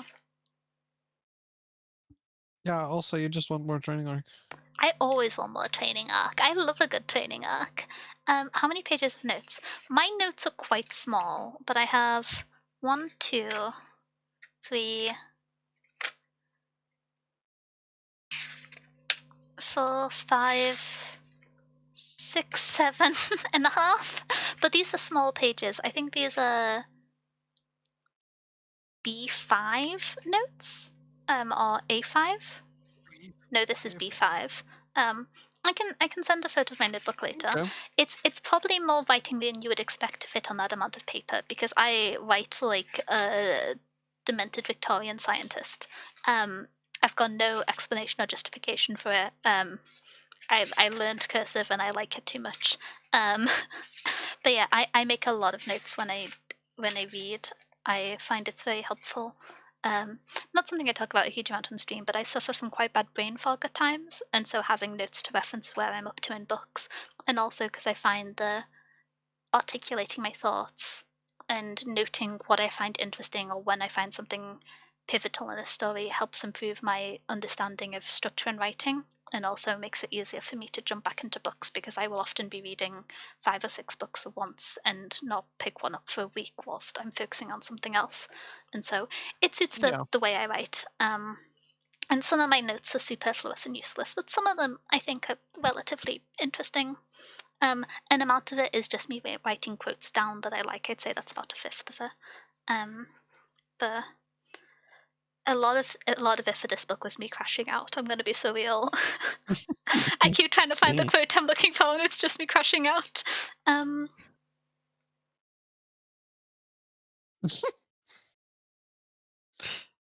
It's all the crashing out. But yeah, I, I'm. No, I really like this line, and I feel like it's disingenuous if I don't find it. Um,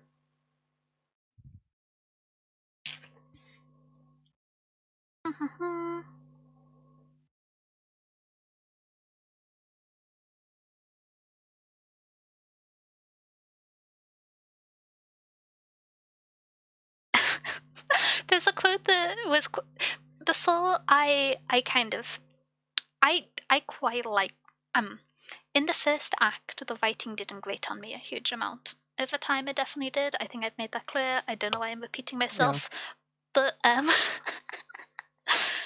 don't like swearing, so I don't really want to read the quote. But there's a time where when she's talking to the two strategists after killing the first pilot she was assigned to in the spirit realm shenanigans, and one of them shouts to her, "We're not the ones who want you dead, you unhinged." I'm gonna say so and so, but there's a little bit of swearing there. That was very funny to me. That was before I'd got grumpy with the book. Yeah. That was quite funny to me. Just like the exasperated idea of, "We're on your side. Please stop trying to stop us." They were not on her side ultimately, but lots of hate seething off the page too. It's a lot of me being confused. I'm gonna be honest. It's a lot of me being like, did I miss something? I've got no idea. I know what's happening in the story, but I don't know why the characters are doing any of this. It doesn't make any sense. What's going on? And me in capital letters. Oh, but if the boyfriends date, like I'm not just crashing out. I was trying so hard to be excited about this because I don't like being a hater, and I was like, I'm gonna talk about this book for like 4 to 8 hours. I need things to say that are not just like, if you find a book with prose like this, don't recommend it to me. Yeah.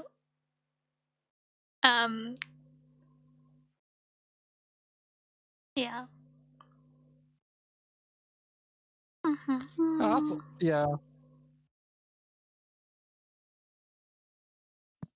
Lots of hate seething over the page too, I'd imagine.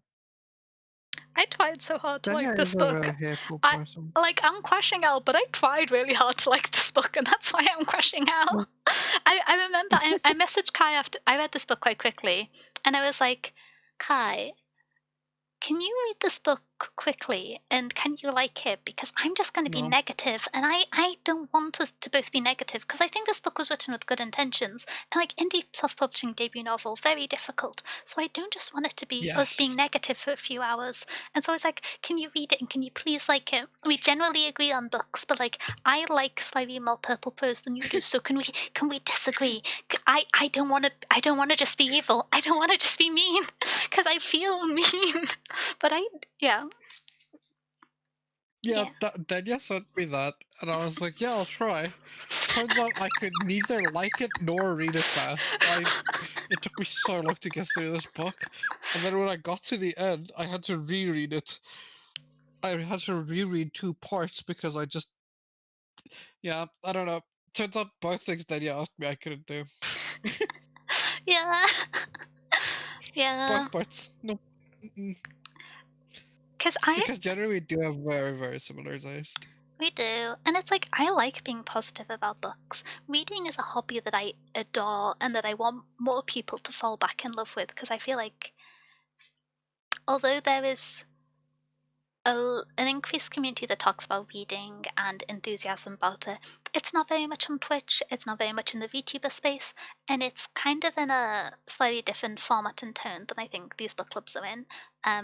There is certainly a large community on YouTube regarding like sci-fi and fantasy, and you can find discussions of books on the internet now. Reddit, although not what it once was, still exists, still has people talking about books and for recommendations, and there's other great resources. There's lots of independent blogs that are really good. Shout out to people running their own blog, like microblogging and not just existing on a social media platform. I love that. I'm a big fan of when people do that. But and so part of me feels like there is this kind of expectation and understanding, because I want people to leave book club excited to read. That is that is in part my goal of it. I am always excited to read, and I want to share that with people and to be able to discuss the takeaways from engaging in this form of content that I love. And so if I end book club and I've just been saying, yeah, I didn't enjoy this, I wouldn't recommend it to anyone, that kind of takes away from that goal. But I also think that there is Yeah. a serious issue with people kind of stating the argument of, if you don't have anything nice to say, don't say it at all, because I don't think that's how media works. I think maybe that's how it works with, like, I don't know, if someone names their hamster Larry and you think that's an ugly name, maybe don't tell them that. Like that's where that sentence applies. That doesn't apply to media that has been published and monetized. And in this case, it is personal preference. It is me disliking prose. But I think that kind of phrase and sentiment gets maliciously applied to more serious things, where it's like, you can't disagree with this. If you don't like it, don't say anything about it. And I think that's so dangerous. And so I believe the criticism, even criticism of the things you love, when engaged with sincerely, is beneficial. But I just, I don't know. There were interesting I disagree. things. What do you disagree about? I disagree. If somebody calls their hamster Larry, tell them it's a bad name. I was trying to think of an inoffensive name. What if someone's called Larry? Larry's a great name. I was just trying to think of a silly name for hamster because they're all called Buttons and stuff. I don't know. I've never had a hamster. Um, If wrong you type have of a friend that agent. calls their hamster Larry, shame them. But yeah, I, I'm very passionate about the books I read, and that's not really something I can turn off. But Yeah, same. yeah.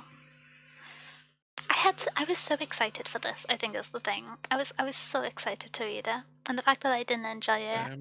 I kept kind of pausing and being like, I heard so many positive things about this book when it came out. Am I reading it wrong?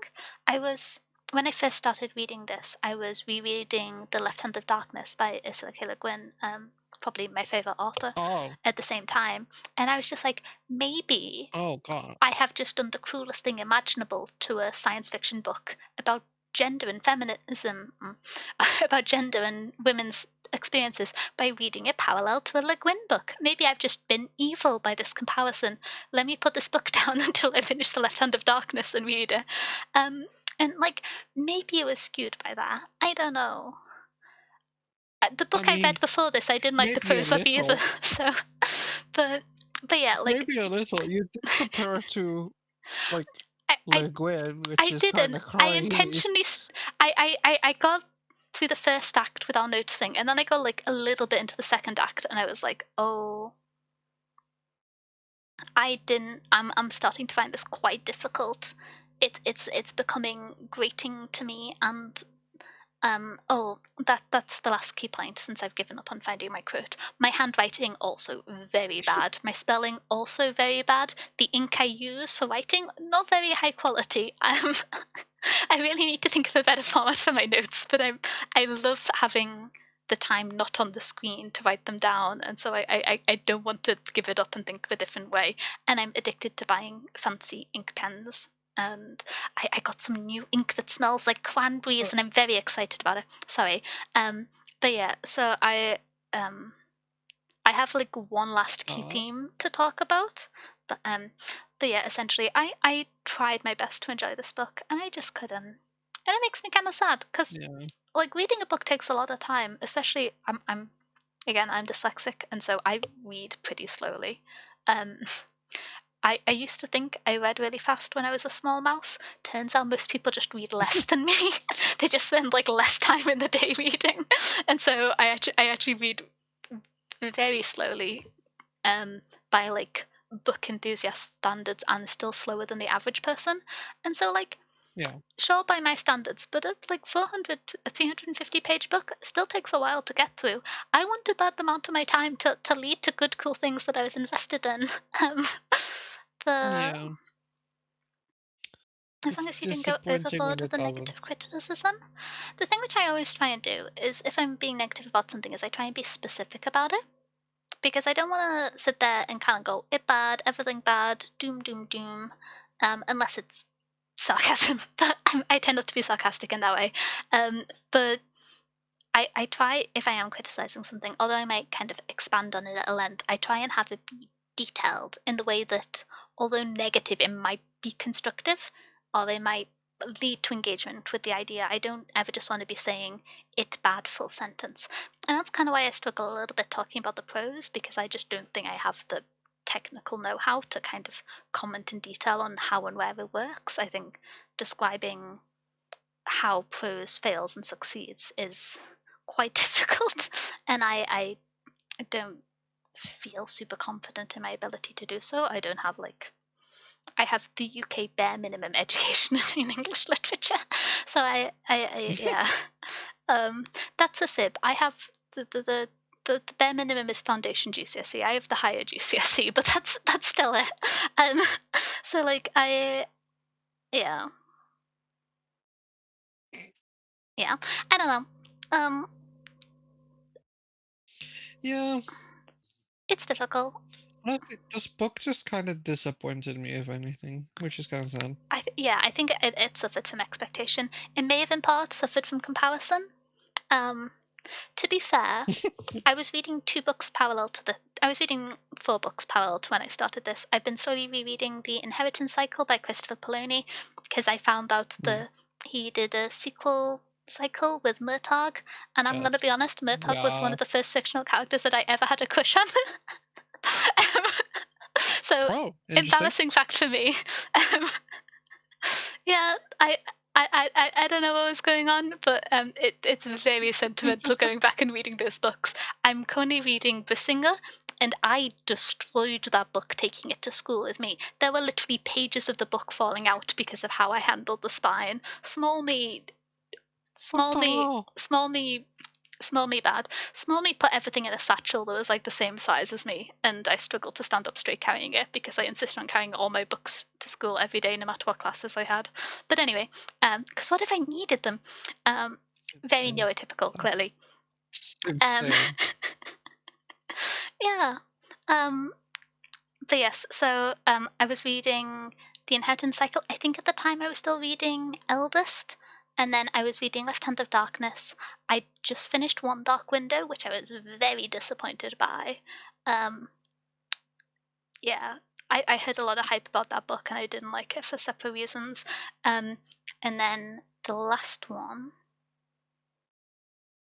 What's the last one I was reading? Where's the fourth one? Oh, the last one was that I'd started Iron Widow there, and so I was kind of like, yes, I am reading it at the same time as Le Guin, which is an unfair standard to hold anyone to. But I'm also reading it at the same time as like a beloved childhood book, which is the guy who becomes the first dragon rider is called Eragon. Eragon? Eragon. Yeah. Like that's just the D becomes an E. We're not. I love the Inheritance Cycle, but it's not like peak on page writing. It works very well as like a children's young adult book series. I have so much love for that series, but we don't need to pretend that it's got pros to sit amongst the gods. It can be good without that for what it is. And I'm enjoying that. And the Left Hand of Darkness, not the Left Hand of Darkness is beautiful and incredible, and I love Ursula K. Le Guin. And One Dark Window made me crash out. I didn't like that book either. So I was like, maybe I'm going into it with like a negative mindset. Maybe it's because I'm grumpy about One Dark Window and I'm kind of comparing it to Left Hand of Darkness. And it's unfair to bring over my discomfort from the last book, and it's unfair to compare anyone to Le Guin. Um, I'm trying to think of any active authors who I would compare to Le Guin without feeling evil. I mean, I kind of compare Susanna Clarke because she's my favorite active writer, but yeah, It's fantastic. she's fantastic. I've It's not actually. talking, but good. Is this the Inheritance Mm, Cycle? Is this something? Oh, is this Le Guin? I'm I trying to hope figure out it's what the this is in inheritance reference. cycle. I like the Inheritance Cycle. There's a really pretty reprint version of the Inheritance Cycle that is too much money, but the spines of my copies of the Inheritance Cycle, A, have the year in class in high school I was in written on the front page in pencil because I would sometimes forget my books and they'd have to be brought back to my class. B, have pages falling out to them. And so, what if I get the replacement pretty versions? The Inheritance Cycle? Yeah, I'm very sentimental about it. But yeah, I remember being like, I really like Metagonaria, and then being so emotions as the story went on. Yeah. Shout out the Inheritance Cycle. Emotions. Emotions. Emotion. I get all the emotions. I don't actually remember. I probably have series like that I am also like Is it Percy Jackson for you? attached to. I do like Percy Jackson. Oh, thank you for the I don't know if it pencil. is Percy Jackson. I probably have some. Percy Jackson, I think, is a little bit older than Aragon, but I don't know if that's because I read it when I was an adult, and so I forget how young people read books. I need to think. I would need to think and find some stuff No, read Percy about Jackson. like some of the earliest. I've only read It's the very first good. one as part of book club. But you read when we were still digital, when we were still in Discord, I think. Or did you just Yeah, force me to read it? I can't remember which one it was. Sometimes we we just did it assign when we each other were still. homework. Okay, We okay. did it when we were doing it. Yeah. Um, okay. So I have the point which I'm going to talk about, which is we talked about it earlier. The experience of if you're reading an author you're not familiar with, and sometimes you lose faith in them. For me, the Yeah. moment it started happening was the manic laughter. Um, can I get like a yay or nay on whether or not this is a universal experience for the people Yeah. who struggled with the Yeah. prose? Because I was just like, oh, okay, first time. Many things have happened. The first act is going to be honest what I thought the contents of the whole book was. This is quite sudden and fast. She's overwhelmed. I understand that. Her response is just like panicked, overwhelmed laughter. That makes sense. She can't process it. Again, 150 pages later, something happens. Cue the manic laughter. I'm like, okay, this is getting a little bit reductive. I would prefer, I would almost say need a little bit of an expansion on the emotional state, even if it's just a description of how she's overwhelmed and what she's overwhelmed with. Um, and then, like, final arc, murder colleague that tried to be friend with her, murder family, your boyfriend who's the one who's alive teleported across the nation, and your other boyfriend's dead. You're now the empress, and there's aliens. More manic laughter, and I was just kind of. It felt. I feel like this is the meanest thing I'm going to say today. It felt like lazy shorthand to me, and that was me being very grumpy because I wanted to know how the character was feeling, and I'm just it's okay that that's the outward response. It's ultimately okay no matter what. Like I'm talking about what I felt. It felt every time it happened. I just felt further and further away from the main character, and I don't need to see myself in the main character. I find that kind of like approach to and criticism of literature ridiculous. But I need to understand them, and I just felt like I couldn't because there's only so many times you can say in shorthand, and the character's actions and motivations were so overwhelming she couldn't explain them before I say, yeah, I don't understand. You're gonna need to explain it to me. Um, the Saturday morning cartoon skeletal villain laugh. I I can't remember if it was like manic laughter verbatim, but it just kept happening when there would be a moment for her to express complex emotion, and outwardly there'd be manic laughter, and it's like, you know what? Completely understandable. The Rosietan exists in the system and has never had the opportunity to verbalize and learn how to process her thoughts, and specifically how to continue and exist in this system as a woman that never allowed women in a place this high. But Yeah. internally, there's got to be a response. There has to be some kind of thought outside of just the outward lack of digestion if that's going to be the main character and there's going to be no other perspectives. It just Yeah. the first time it happened, I was like, okay, that's fine. It's the start. The second time, pushing the luck, and then it continued, and I just lost faith. Um, and I think I've kind of ragged on the prose a little bit, but I think that was really the bit that kind of made it difficult for me to enjoy the story. I just, Yeah. yeah. No, I agree. And I was so excited. I enjoyed Act 1. I gaslit girl bust myself into thinking, no, the pose is simplistic in all your style because it's accommodating from all the world building and the unfamiliarity to the audience of all these terms that are really cool. And now I know cool things because I look them up and I know more about the culture, and that's cool and good. But you just continued, and yeah. Yeah, it never gets better, sadly. That sucks because I was really interested in this book and the world and all other things. Yeah. And then we get this like beautiful in-depth discussion of her feelings about Li Shimin after he passes. And I think this is something which when I kind of went back to it, I was questioning out a little bit more because we do get updates about her thoughts and her perspective through the training arc, through like Act 2. But it's all about Li Shimin. Yeah, None of it's yeah, it's all about and like there's fairness to that in that she expects him to be another abuser and she is confused and distrustful when that doesn't appear to be the case. And so like it makes complete sense at the start, but as the story continues, first of all, she's really mean to the guy. I felt bad for him. But like it makes sense with the character arc. I was just like, I'm not happy that it's happening, but it makes sense. And I was okay with this. I love a training arc. If you throw in like the romance shenanigans, especially the boyfriends being boyfriends, I was like, this is great. I'm maybe I just struggle with the type of emotional expression the Wuzitan exhibits because it's very distant from me, and so I would like a slightly closer detail to be able to understand it because it's I'm not prone to that kind of expression or emotion personally, and so it's like maybe I'm too far yeah. away. Maybe I need a little bit more help as a reader to understand what's going on. And with this training arc, I understand training arcs. I love a training arc. I love like non-conventional queer relationships.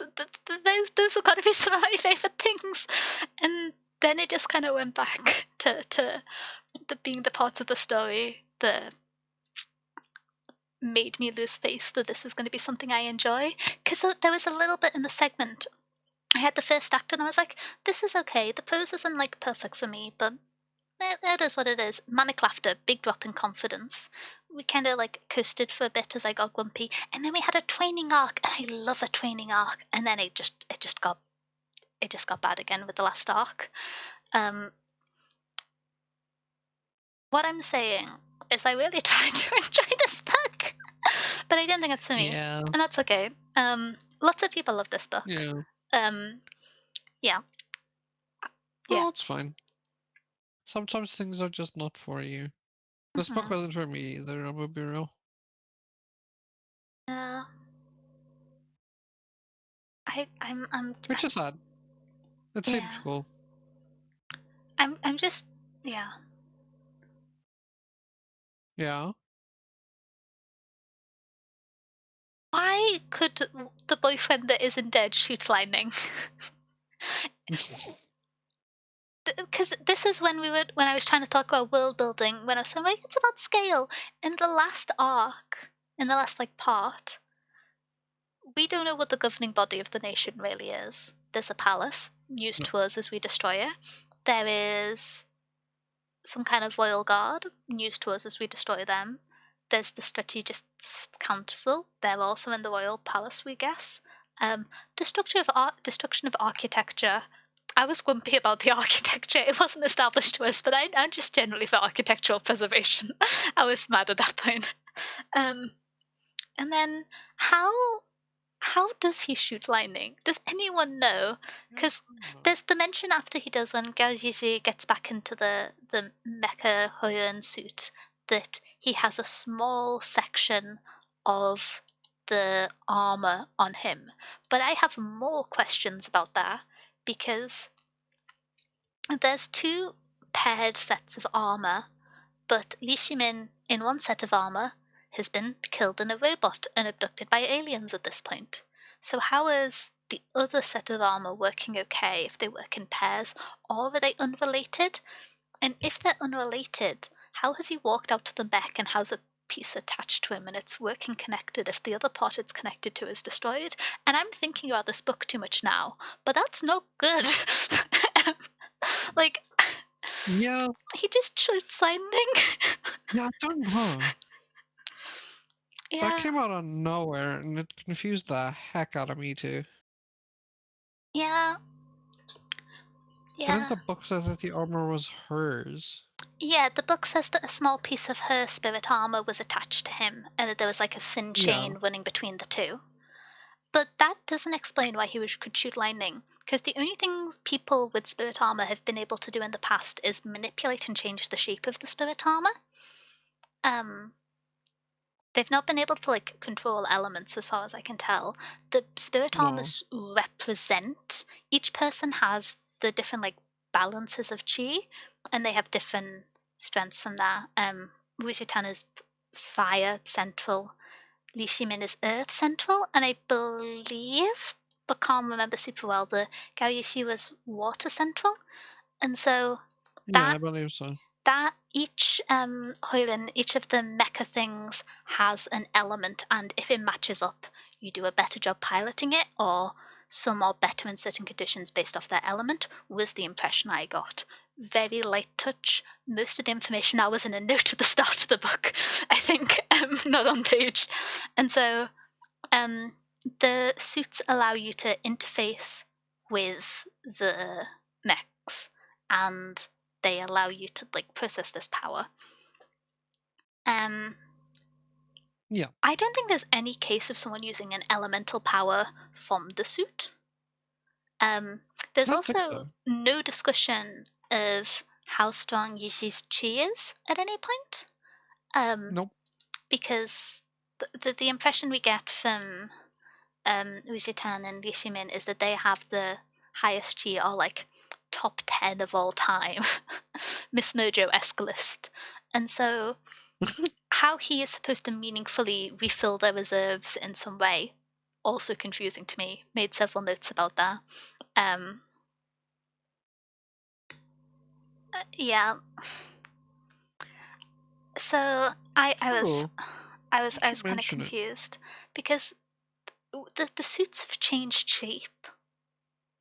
They've made people able to withstand an element corresponding to the one they have better. They're not explained super well, so this might be an ability that is true and present, but I don't remember being on page anywhere prior to Boyfriend who has no training shooting lightning. My honest bet was, oh, this is a separate magic system that's going to be established in the next book, and it is related to him being in the mob, question mark, brackets, tattoos, and that one throwaway line. He's in the mob. He's in the mob. That would Um, be an idea. I I doubt was it just though. like, maybe it's a parallel magic system. I don't know. That was my best guess. Um, I think the lightning thing happened because they wrote themselves into a corner. I don't know. If I just say that Lucy Town could have just kept killing people. I feel like that's the way Yeah, out of the I corner could that's been have. planned so far. um, They um, could have, and honestly, with the character, probably would have been the answer. but yeah, pretty boyfriend can throw lightning. Fair enough, honestly. It's Yeah, something he can like do a sometimes party Pretty trick. Boyfriend just has to throw lightning. Um, Sometimes just gotta. yeah, something which I was kind of confused about. Felt I felt like the writing was aiming to do something quite nuanced, but because I had disconnected from the emotional intent of it, I wasn't able to read it positively. Was the whole Wuzetan and the blackmail material arc. Um, Hmm. because to me, the relevant information to this is when Wuzetan first. I have logistical questions about this, but when she first fights and in the mech and kills the first man that she's paired with in the first arc, she is left kind of like in scarred fragments of the clothing, climbing out of the mecha suit, shouting and laughing manically, and it's commented that she's like barely clothed and it's scandalous. And Yeah. then she is, by all intensive coverage and depiction in the book on her emotional state, which again, not as close a touch as I would have enjoyed, but from what we have, she's not particularly bothered by that.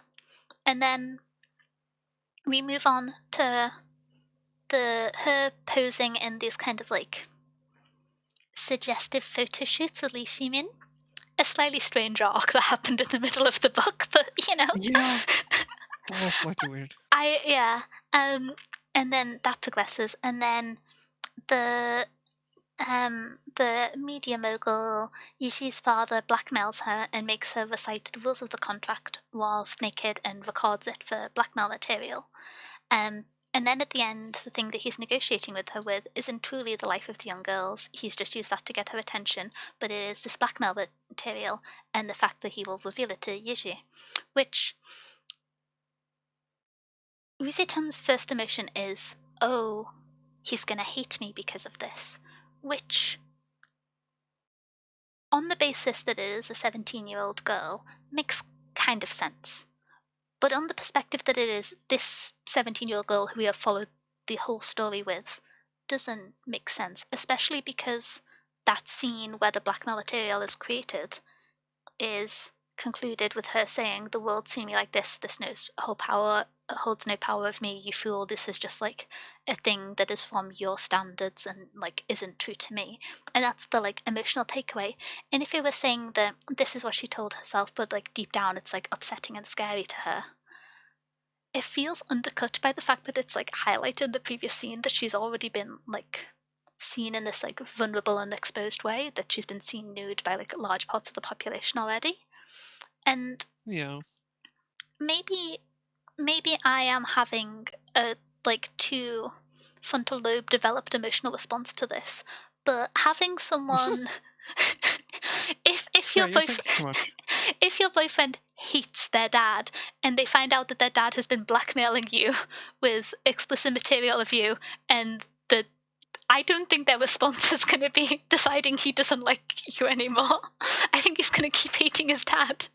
But like, I understand the Yeah, like immediate gut punch response of, "Oh no, I can't be seen like this," and I think that's very human, and it matches the age of the character. It just doesn't match the rest of this character. Um, because yeah, she's on page said that she isn't bothered by it. And if that's going to be her like lying to herself and trying to convince herself she's okay in the situation, we need to be told that. She can't just change her mind. yeah, We need to be told her. And so that felt weird to me, especially when she's like, "My family don't care." Another piece of content which shows me unclothed, upsetting, understandably. Really weird. Once again, a child, a 17-year-old. I'm so mad at so many of these fictional characters. But like, it didn't feel consistent. And if it was her like lying to herself and her trying to be comfortable in the environment, that's one thing. But it wasn't on page, and I didn't want to yeah, do the connecting the dots for myself at this point. It wasn't yeah, consistent. It didn't feel it. Like if you have a character who's like, "It's all okay, it's fine, I can do this. This doesn't upset me." It either needs to be more stressed that it's like them convincing themselves, or you need a reflection on it. And there's no reflection. Yeah. yeah. There's like no reflection at all. But it's like, it's a very understandable response for any 17-year-old, for any gender. But this character has specifically been written on page to say that it doesn't bother her. Yeah, Yeah. yeah, And yeah, the fact that, like, "Oh, my family don't care. That's gonna stop me in my tracks." Didn't. yeah. Yeah.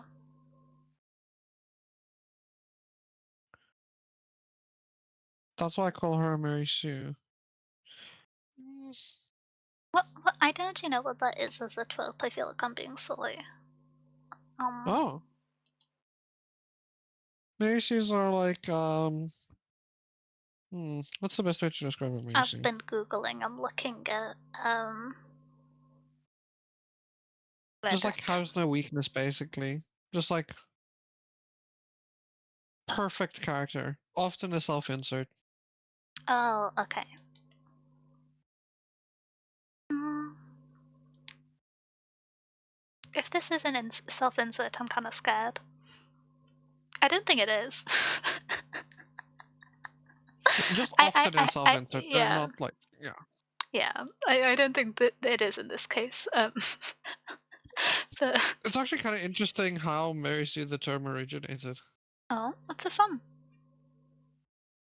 So it's from a character called Mary Sue, first of all, which was originally fan fiction written by a female fan of the original Star Trek. Classic, the true home of science fiction.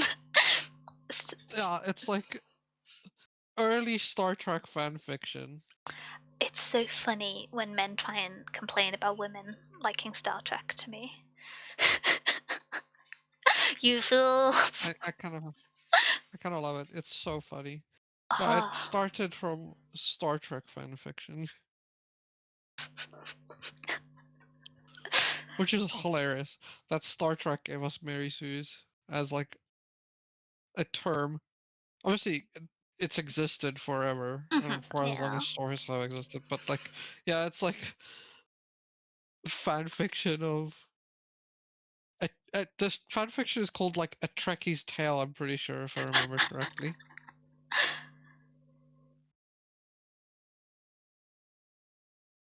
So yeah. Okay, that makes sense. Hmm. What are my other notes?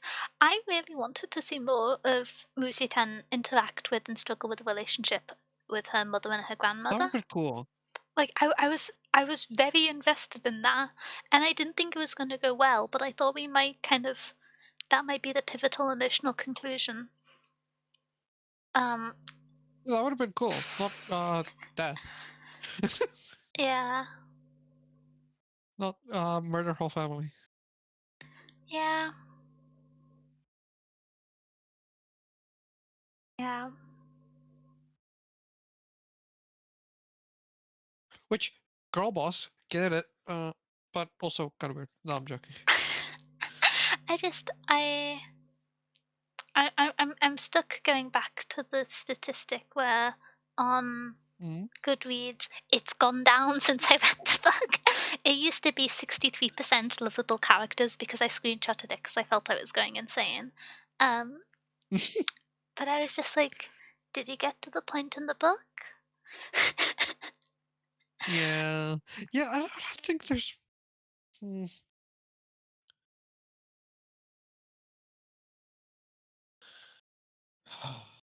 It would have been if you didn't establish how. If they didn't establish how giant gaggle of ales most of her family was. I mean, the thing Yeah, is that it's but it's like, it's the whole it's the nuance of the environment. Her mother is someone who loves her, but has perpetuated harm onto her by existing in this system without opposing it. And although she has yeah, done nothing and in some parts is framed as being almost sympathetic to the fact that she must suffer, she just accepts this as status quo and then continues to escalate and cause this harm to continue to exist. And they're trying to reconcile that this is the the the this is the woman that gave me life. This is why I exist in the world, and she has caused me so much harm, and she has done so thinking it's what's best for me. Like that's a very complex and applicable and nuanced theme that is used a lot in multi-generational trauma and discussing how, specifically from a familial aspect, the women that you love growing up perpetuate and are the tools of perpetuating a lot of like abusive infrastructure onto people is like very real and true and still true to this day. And so that's a really yeah, interesting theme. Um, and so it's not that I think her mother was a great person, it's just that I think that it's an interesting subject that was picked up by this book and held up as a topic of significance. And then it was ended. Yeah. Yeah. Yeah. Like, yeah. I think not every stories need to be parables. You don't need what the character does to be like a guiding motif of how you live your life. That's not a constraint literature should have. That's not what all writing or media aims to be. But it just felt like an interesting idea that was pulled to the center and then ended before it could be complete in a heartfelt resolution. Yeah. Um, and that's not me by any means saying that like, oh, because she didn't forgive her abusers, it's not a good character arc. That's not true. You can Hmm. absolutely sit in anger. It can be a rage story, but the rage is only expressed in actions, not in emotional processing. And I don't think in most rage stories the actions are the interesting part. And so it just felt Yeah, I lacking to agree. me. Yeah. Yeah. I agree. Yeah. I think in this story, she never could have forgiven her mother and her grandmother. I don't think she was going to. I don't think it made sense for her to. But I think the like quietness of her thoughts after they were dead robbed the opportunity for great storytelling. And you can tell I'm sulking about it because I found that storyline really compelling, and I was kind of in disbelief that the parents were and family were killed. And then I was just like, oh, she's gonna respond to it. And then there were aliens, and I'm like, sure. Sure, there's aliens and lightning. Your boyfriend's a lightning wielder, congratulations. Your other boyfriend's alive, but abducted. They're doing UFO shenanigans. Yeah. Mm. I will say, I kind of talked about this earlier. The photo shoot and wedding arc felt a little bit out of place considering the pacing of the story, but the reflection of idol culture that it expanded of these pilots was really interesting. It felt like it was kind of. I always love when, especially like dystopian esque sci fi and fantasy systems, handle the systems of propaganda, because it's quite often you'll have like a super strong character that's the center of a revolution or a force, and then they're famous throughout the world, but their fame is kind of just depicted unquestioningly. And so, kind of having allusions to the misrepresentation and the control that the state imparts through the depiction of these characters. I love that.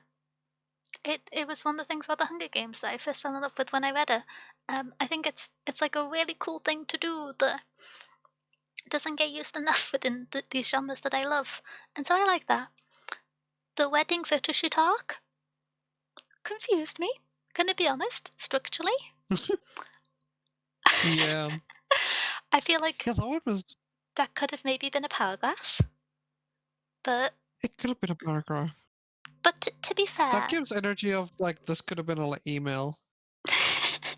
well, I'm trying to think what the gain from those segments were. If you like cut it back in a really harsh way, if you're being one of those editors who wants every book to be 250 to 350 pages, for debut novels, and you're looking at this arc and it's like, so what we got is we got the addition of the fact that the like stigmas about Li Shimin, that this isn't something that's specific to Wuzi Tan, the kind of assumptions about him based off his background and his ethnicity.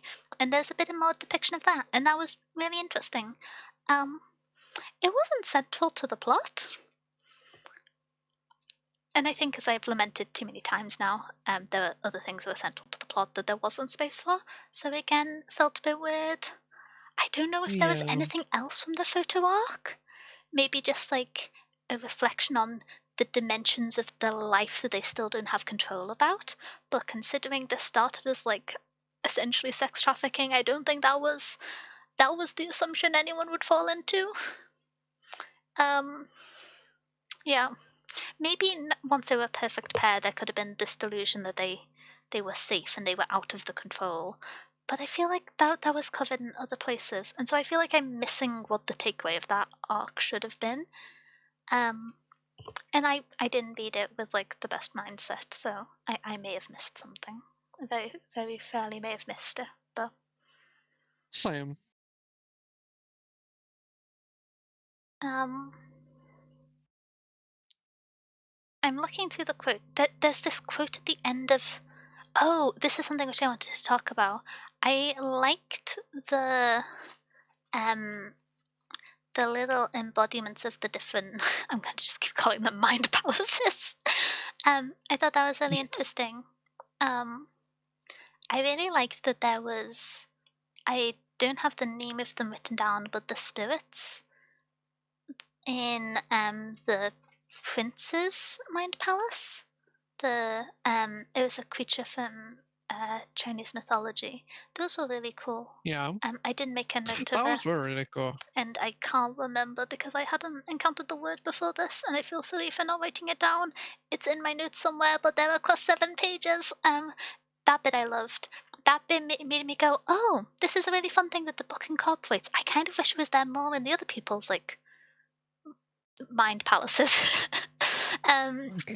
But yeah, I feel so silly. To me, mind palace is a BBC Sherlock word, and therefore bad. But sometimes you don't move on from 2019 or whenever that. What was it? No, it was before that. 2017, 2016. It was 2016 when the series did season 4. Oh dear. Okay. Um. Oh dear. It's been almost a 2016. decade It's been since 10 BBC years. Sherlock did the bad season that made us pause and go, wait, was this always bad? Oh no. It's been 10 years. Yeah. No, that doesn't feel right. Yeah. I have a few like quick fire things that didn't make a huge amount of sense to me. Yeah.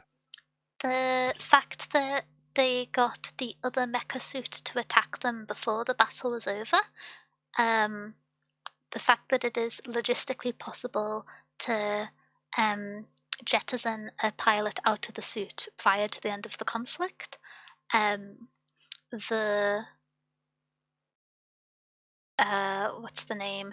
The assumption that the strategists are fine with them, and although there was the kind of previous grave moment where they discussed how some pairs, even perfect matches, are used as cannon fodder intentionally because they're getting out of control, that with all their media moves that are done against the strategist's will, they'll go into this really dangerous battle and just be fine at the end of it. The statement of we'll all put this aside to save the world when in the previous fight, literally the one before this one, the main character attacked and destroyed another mech and ripped its arms off because she was scared that they would attack her during the fight, and literally the opposite of that statement. And I think the last one is just kind of smidgen confused about like the there was one scene which this is just a I really struggle with learning characters' names. This is very true for me. In most book clubs, especially if it's been a while since I've read the book, I'll often have to look up characters' names or like get them wrong whilst I'm saying it. There was a dialogue between all of the like balanced pairs with several characters that have only previously been introduced in a list. And they were all talking and they all got into an argument, and several of them used pet names for each other rather than their stated name. And they were all talking not in sequence as like a group of, I think, 8. I found that very difficult to follow. I had to like pause and go to the fandom wiki to try and find the characters to be like, which one's this? Oh, it's this one. which one's this? Oh, we've not met them. Okay, I'm not being silly. Like I got lost there, but I do struggle with character names, so that might have been me. Um, I think that's the end of me being mean and evil and unfair. I say disingenuously. I've tried my best to be fair, but it is skewed by. It's kind of a snowball thing, um, but I've tried my best to be fair. Um, oh, one thing which I'm going to mention, which made me a smidgen uncomfortable. Um, Yeah. the prince who gets brought back from the ice. Um, Oh, yeah. this is probably me reading into it a little bit too much, but the reminders and description of about him is that he's younger than Ruzitan expects, and then he keeps being referred to as boy, and then there's so much like sexual violence associated with the like seats in the piloting system that just made me kind of uncomfortable. All the characters are Yeah. like under, I think they're all like 17 to 19. They're all babies that should be studying things, not doing this, Yeah. anything but this. But like that made me a smidgen uncomfortable. Yeah, I did not like that. Yeah. He also was just here for the plot, which, you know, if I got resurrected and then was being blackmailed by a scary woman, I'd probably be there for the plot too. But it, yeah. Um, yeah. That does sound like a good excuse to be there for the plot. Like if you're coming I out of too would only be homemade there for the plot. cryostasis, I imagine you're not like, I should make decisions that shape the power of a nation. Mm-mm. But maybe that's the type of thing a man would think in this universe. Honestly, probably. So Probably in this universe role. yeah. Um, Especially in this universe. Holy. indeed. I don't think I have any more thoughts about this book. I can't think of anything. Yeah, it's. I have the note. I like the training arc. I think the goodbye scene in the Mind Palace, once again cringing at the word Mind Palace to Li Shimin, was beautiful. Um, it didn't like hit the way intended because I had the separate issues I've talked about previously, but I do think that was incredibly well written. And although structurally I wasn't a fan of where it existed and what came after, I think it was a good concluding arc for the story in terms of I preferred the prose to some of the things we'd seen previously. Um, Hmm. I don't want to end on being a Fair. hater because prose is preference in large part. It's not like that there's like, how do I phrase this? When I say I don't like prose, I don't mean it's grammatically incorrect. I mean that it was jolting more than anything. I guess that's how I'd describe it. Um, Yeah. yeah, Yeah. yeah. I like the strategist's little power struggle. That was fun. That was a nice detail. That was fun. I once Power again struggles are like always the "you fun. can't shoot me, I'm rich." That made me I love giggle. Nico. I wrote a little note in my little notebook. I'm mad at this book and I didn't think I'm going to enjoy it, but that was quite funny next to the quote. Um, I can It's only calibrate popcorn entertainment. entertainment. It's Yeah. popcorn. Yeah, I think. How do I phrase this? Sometimes I will engage with content beyond the level that it's intended to be engaged at, and like that's okay. Um, not everything is Piranesi, and it would be logistically very, very difficult for it to be. We wouldn't have anywhere near enough books if that was the required standard. But this is how I want to engage with media, and so even if I'm applying it to stories that Oh, maybe don't deserve it, or maybe don't deserve is the wrong word, maybe aren't intended for that kind of engagement, um, I will, and I think it's beneficial because although in this case, yeah. So yeah, I think it also suffers from in this capacity that that is kind of what we go into it as for book club is to like you know what I mean? Book club isn't about like reading popcorn entertainment and going like, oh yes, it's popcorn entertainment. It's to look more into and like analyze books more. I feel like So also like that's kind of where I have the kind of thing of if a book is gonna like allude to impending sexual assault on page, multiple times, I don't want it to be popcorn. If it's gonna be popcorn, yeah. it shouldn't be handling those themes to me. And like that's a preference. Some people have more tolerance for certain themes and topics. If a book's gonna make me do emotional labor, if it's gonna evoke sexual assault, especially of children, these characters are children, then should it should warrant inspection. Those themes are Yeah. serious and should be addressed with that intent.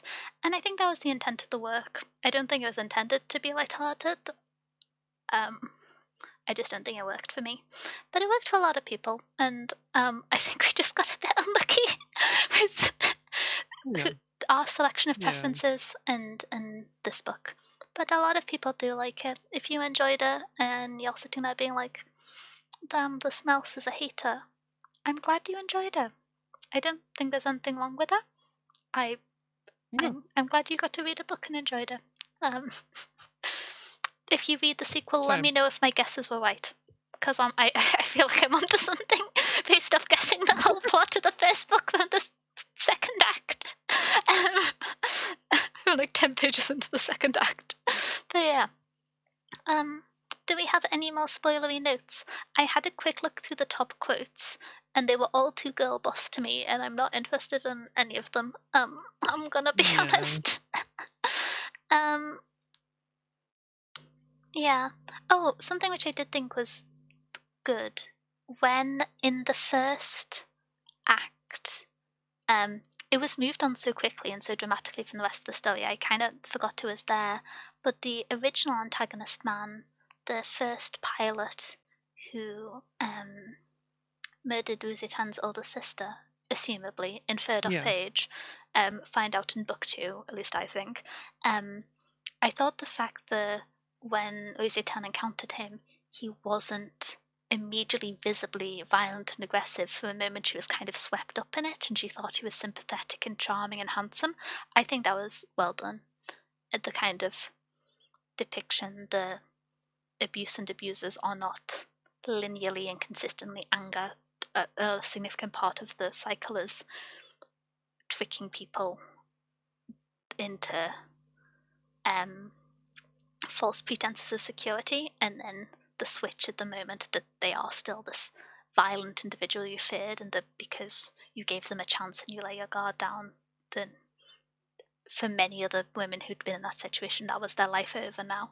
And so I think that was something that was like not highlighted directly, but the like it's not 100% monster. You can be tricked, even going into this knowing what he's done before. I thought that was well done. Um, Yeah. Yeah, that was very well done. yeah. The more I think about it, the more I like the first arc of this book, and then just wasn't a big fan of the third arc, and was like middling on the second. Yeah. Cause Yeah. I think the first arc was pretty okay. That was the best part. yeah, Shadow, Mm. Shadow Karyushi, you can't shoot me, I'm rich. Personal highlight for me. That line is crazy good. Okay. If we don't have any more notes, then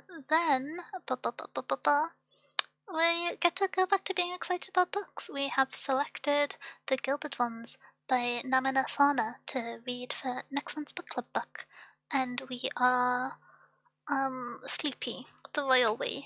I'm sleepy. Um, I have a read recommendation. The I royal we. actually have a friend to read who is currently partner pushing, and so we're going to be reading over to Boo Boo. If you would like to stick around, It's the boo. adorable fish, very cute, very adorable. I love Boo Boo. Boo Boo's the VTuber I want It's to the be when I boo grow up. boo. Even shorter than me though, so you know. Um, I it's love the possible. boo boo, It's and that's possible. impressive at 4'1". I'm 5'1". I'm almost 5'2". Don't lie to the world like this. I've got an emote and everything to prove it. Um, but yeah, Boo Boo is currently partner pushing, and so if you would like to hang out and lurk, yeah, very good fish. Very good The boo boo fish. is the best. Mm-hmm. We love the boo boo in this house. We do. But yes, the little outro. Our next meeting will be for the review of Nexus by Noah Harari for our nonfiction and lit fiction book club on the 4th of April at 7 p.m. GMT. You may know Noah Harari from his other very popular work, which is Sapiens. And then we'll be meeting again to talk about Yeah. science fiction and fantasy on the 11th of April, again at 7 p.m. GMT, and we'll be talking about the Gilded Ones, which I'm very excited about. I know Kai's probably Hmm. sulking because it was close to the final line, but I'm probably going to read both of them. Taylor's all this time. But yeah, thank you so much for being here. I hope you enjoy your book, and I hope you'll enjoy the next one. Um, yeah. Thanks for Thank you having us everyone with book being club. here. Yeah. It makes having it people to yap to makes it even better. Thank you so much, and I will see you next week. I maybe have to play League. Bye bye. Bye bye.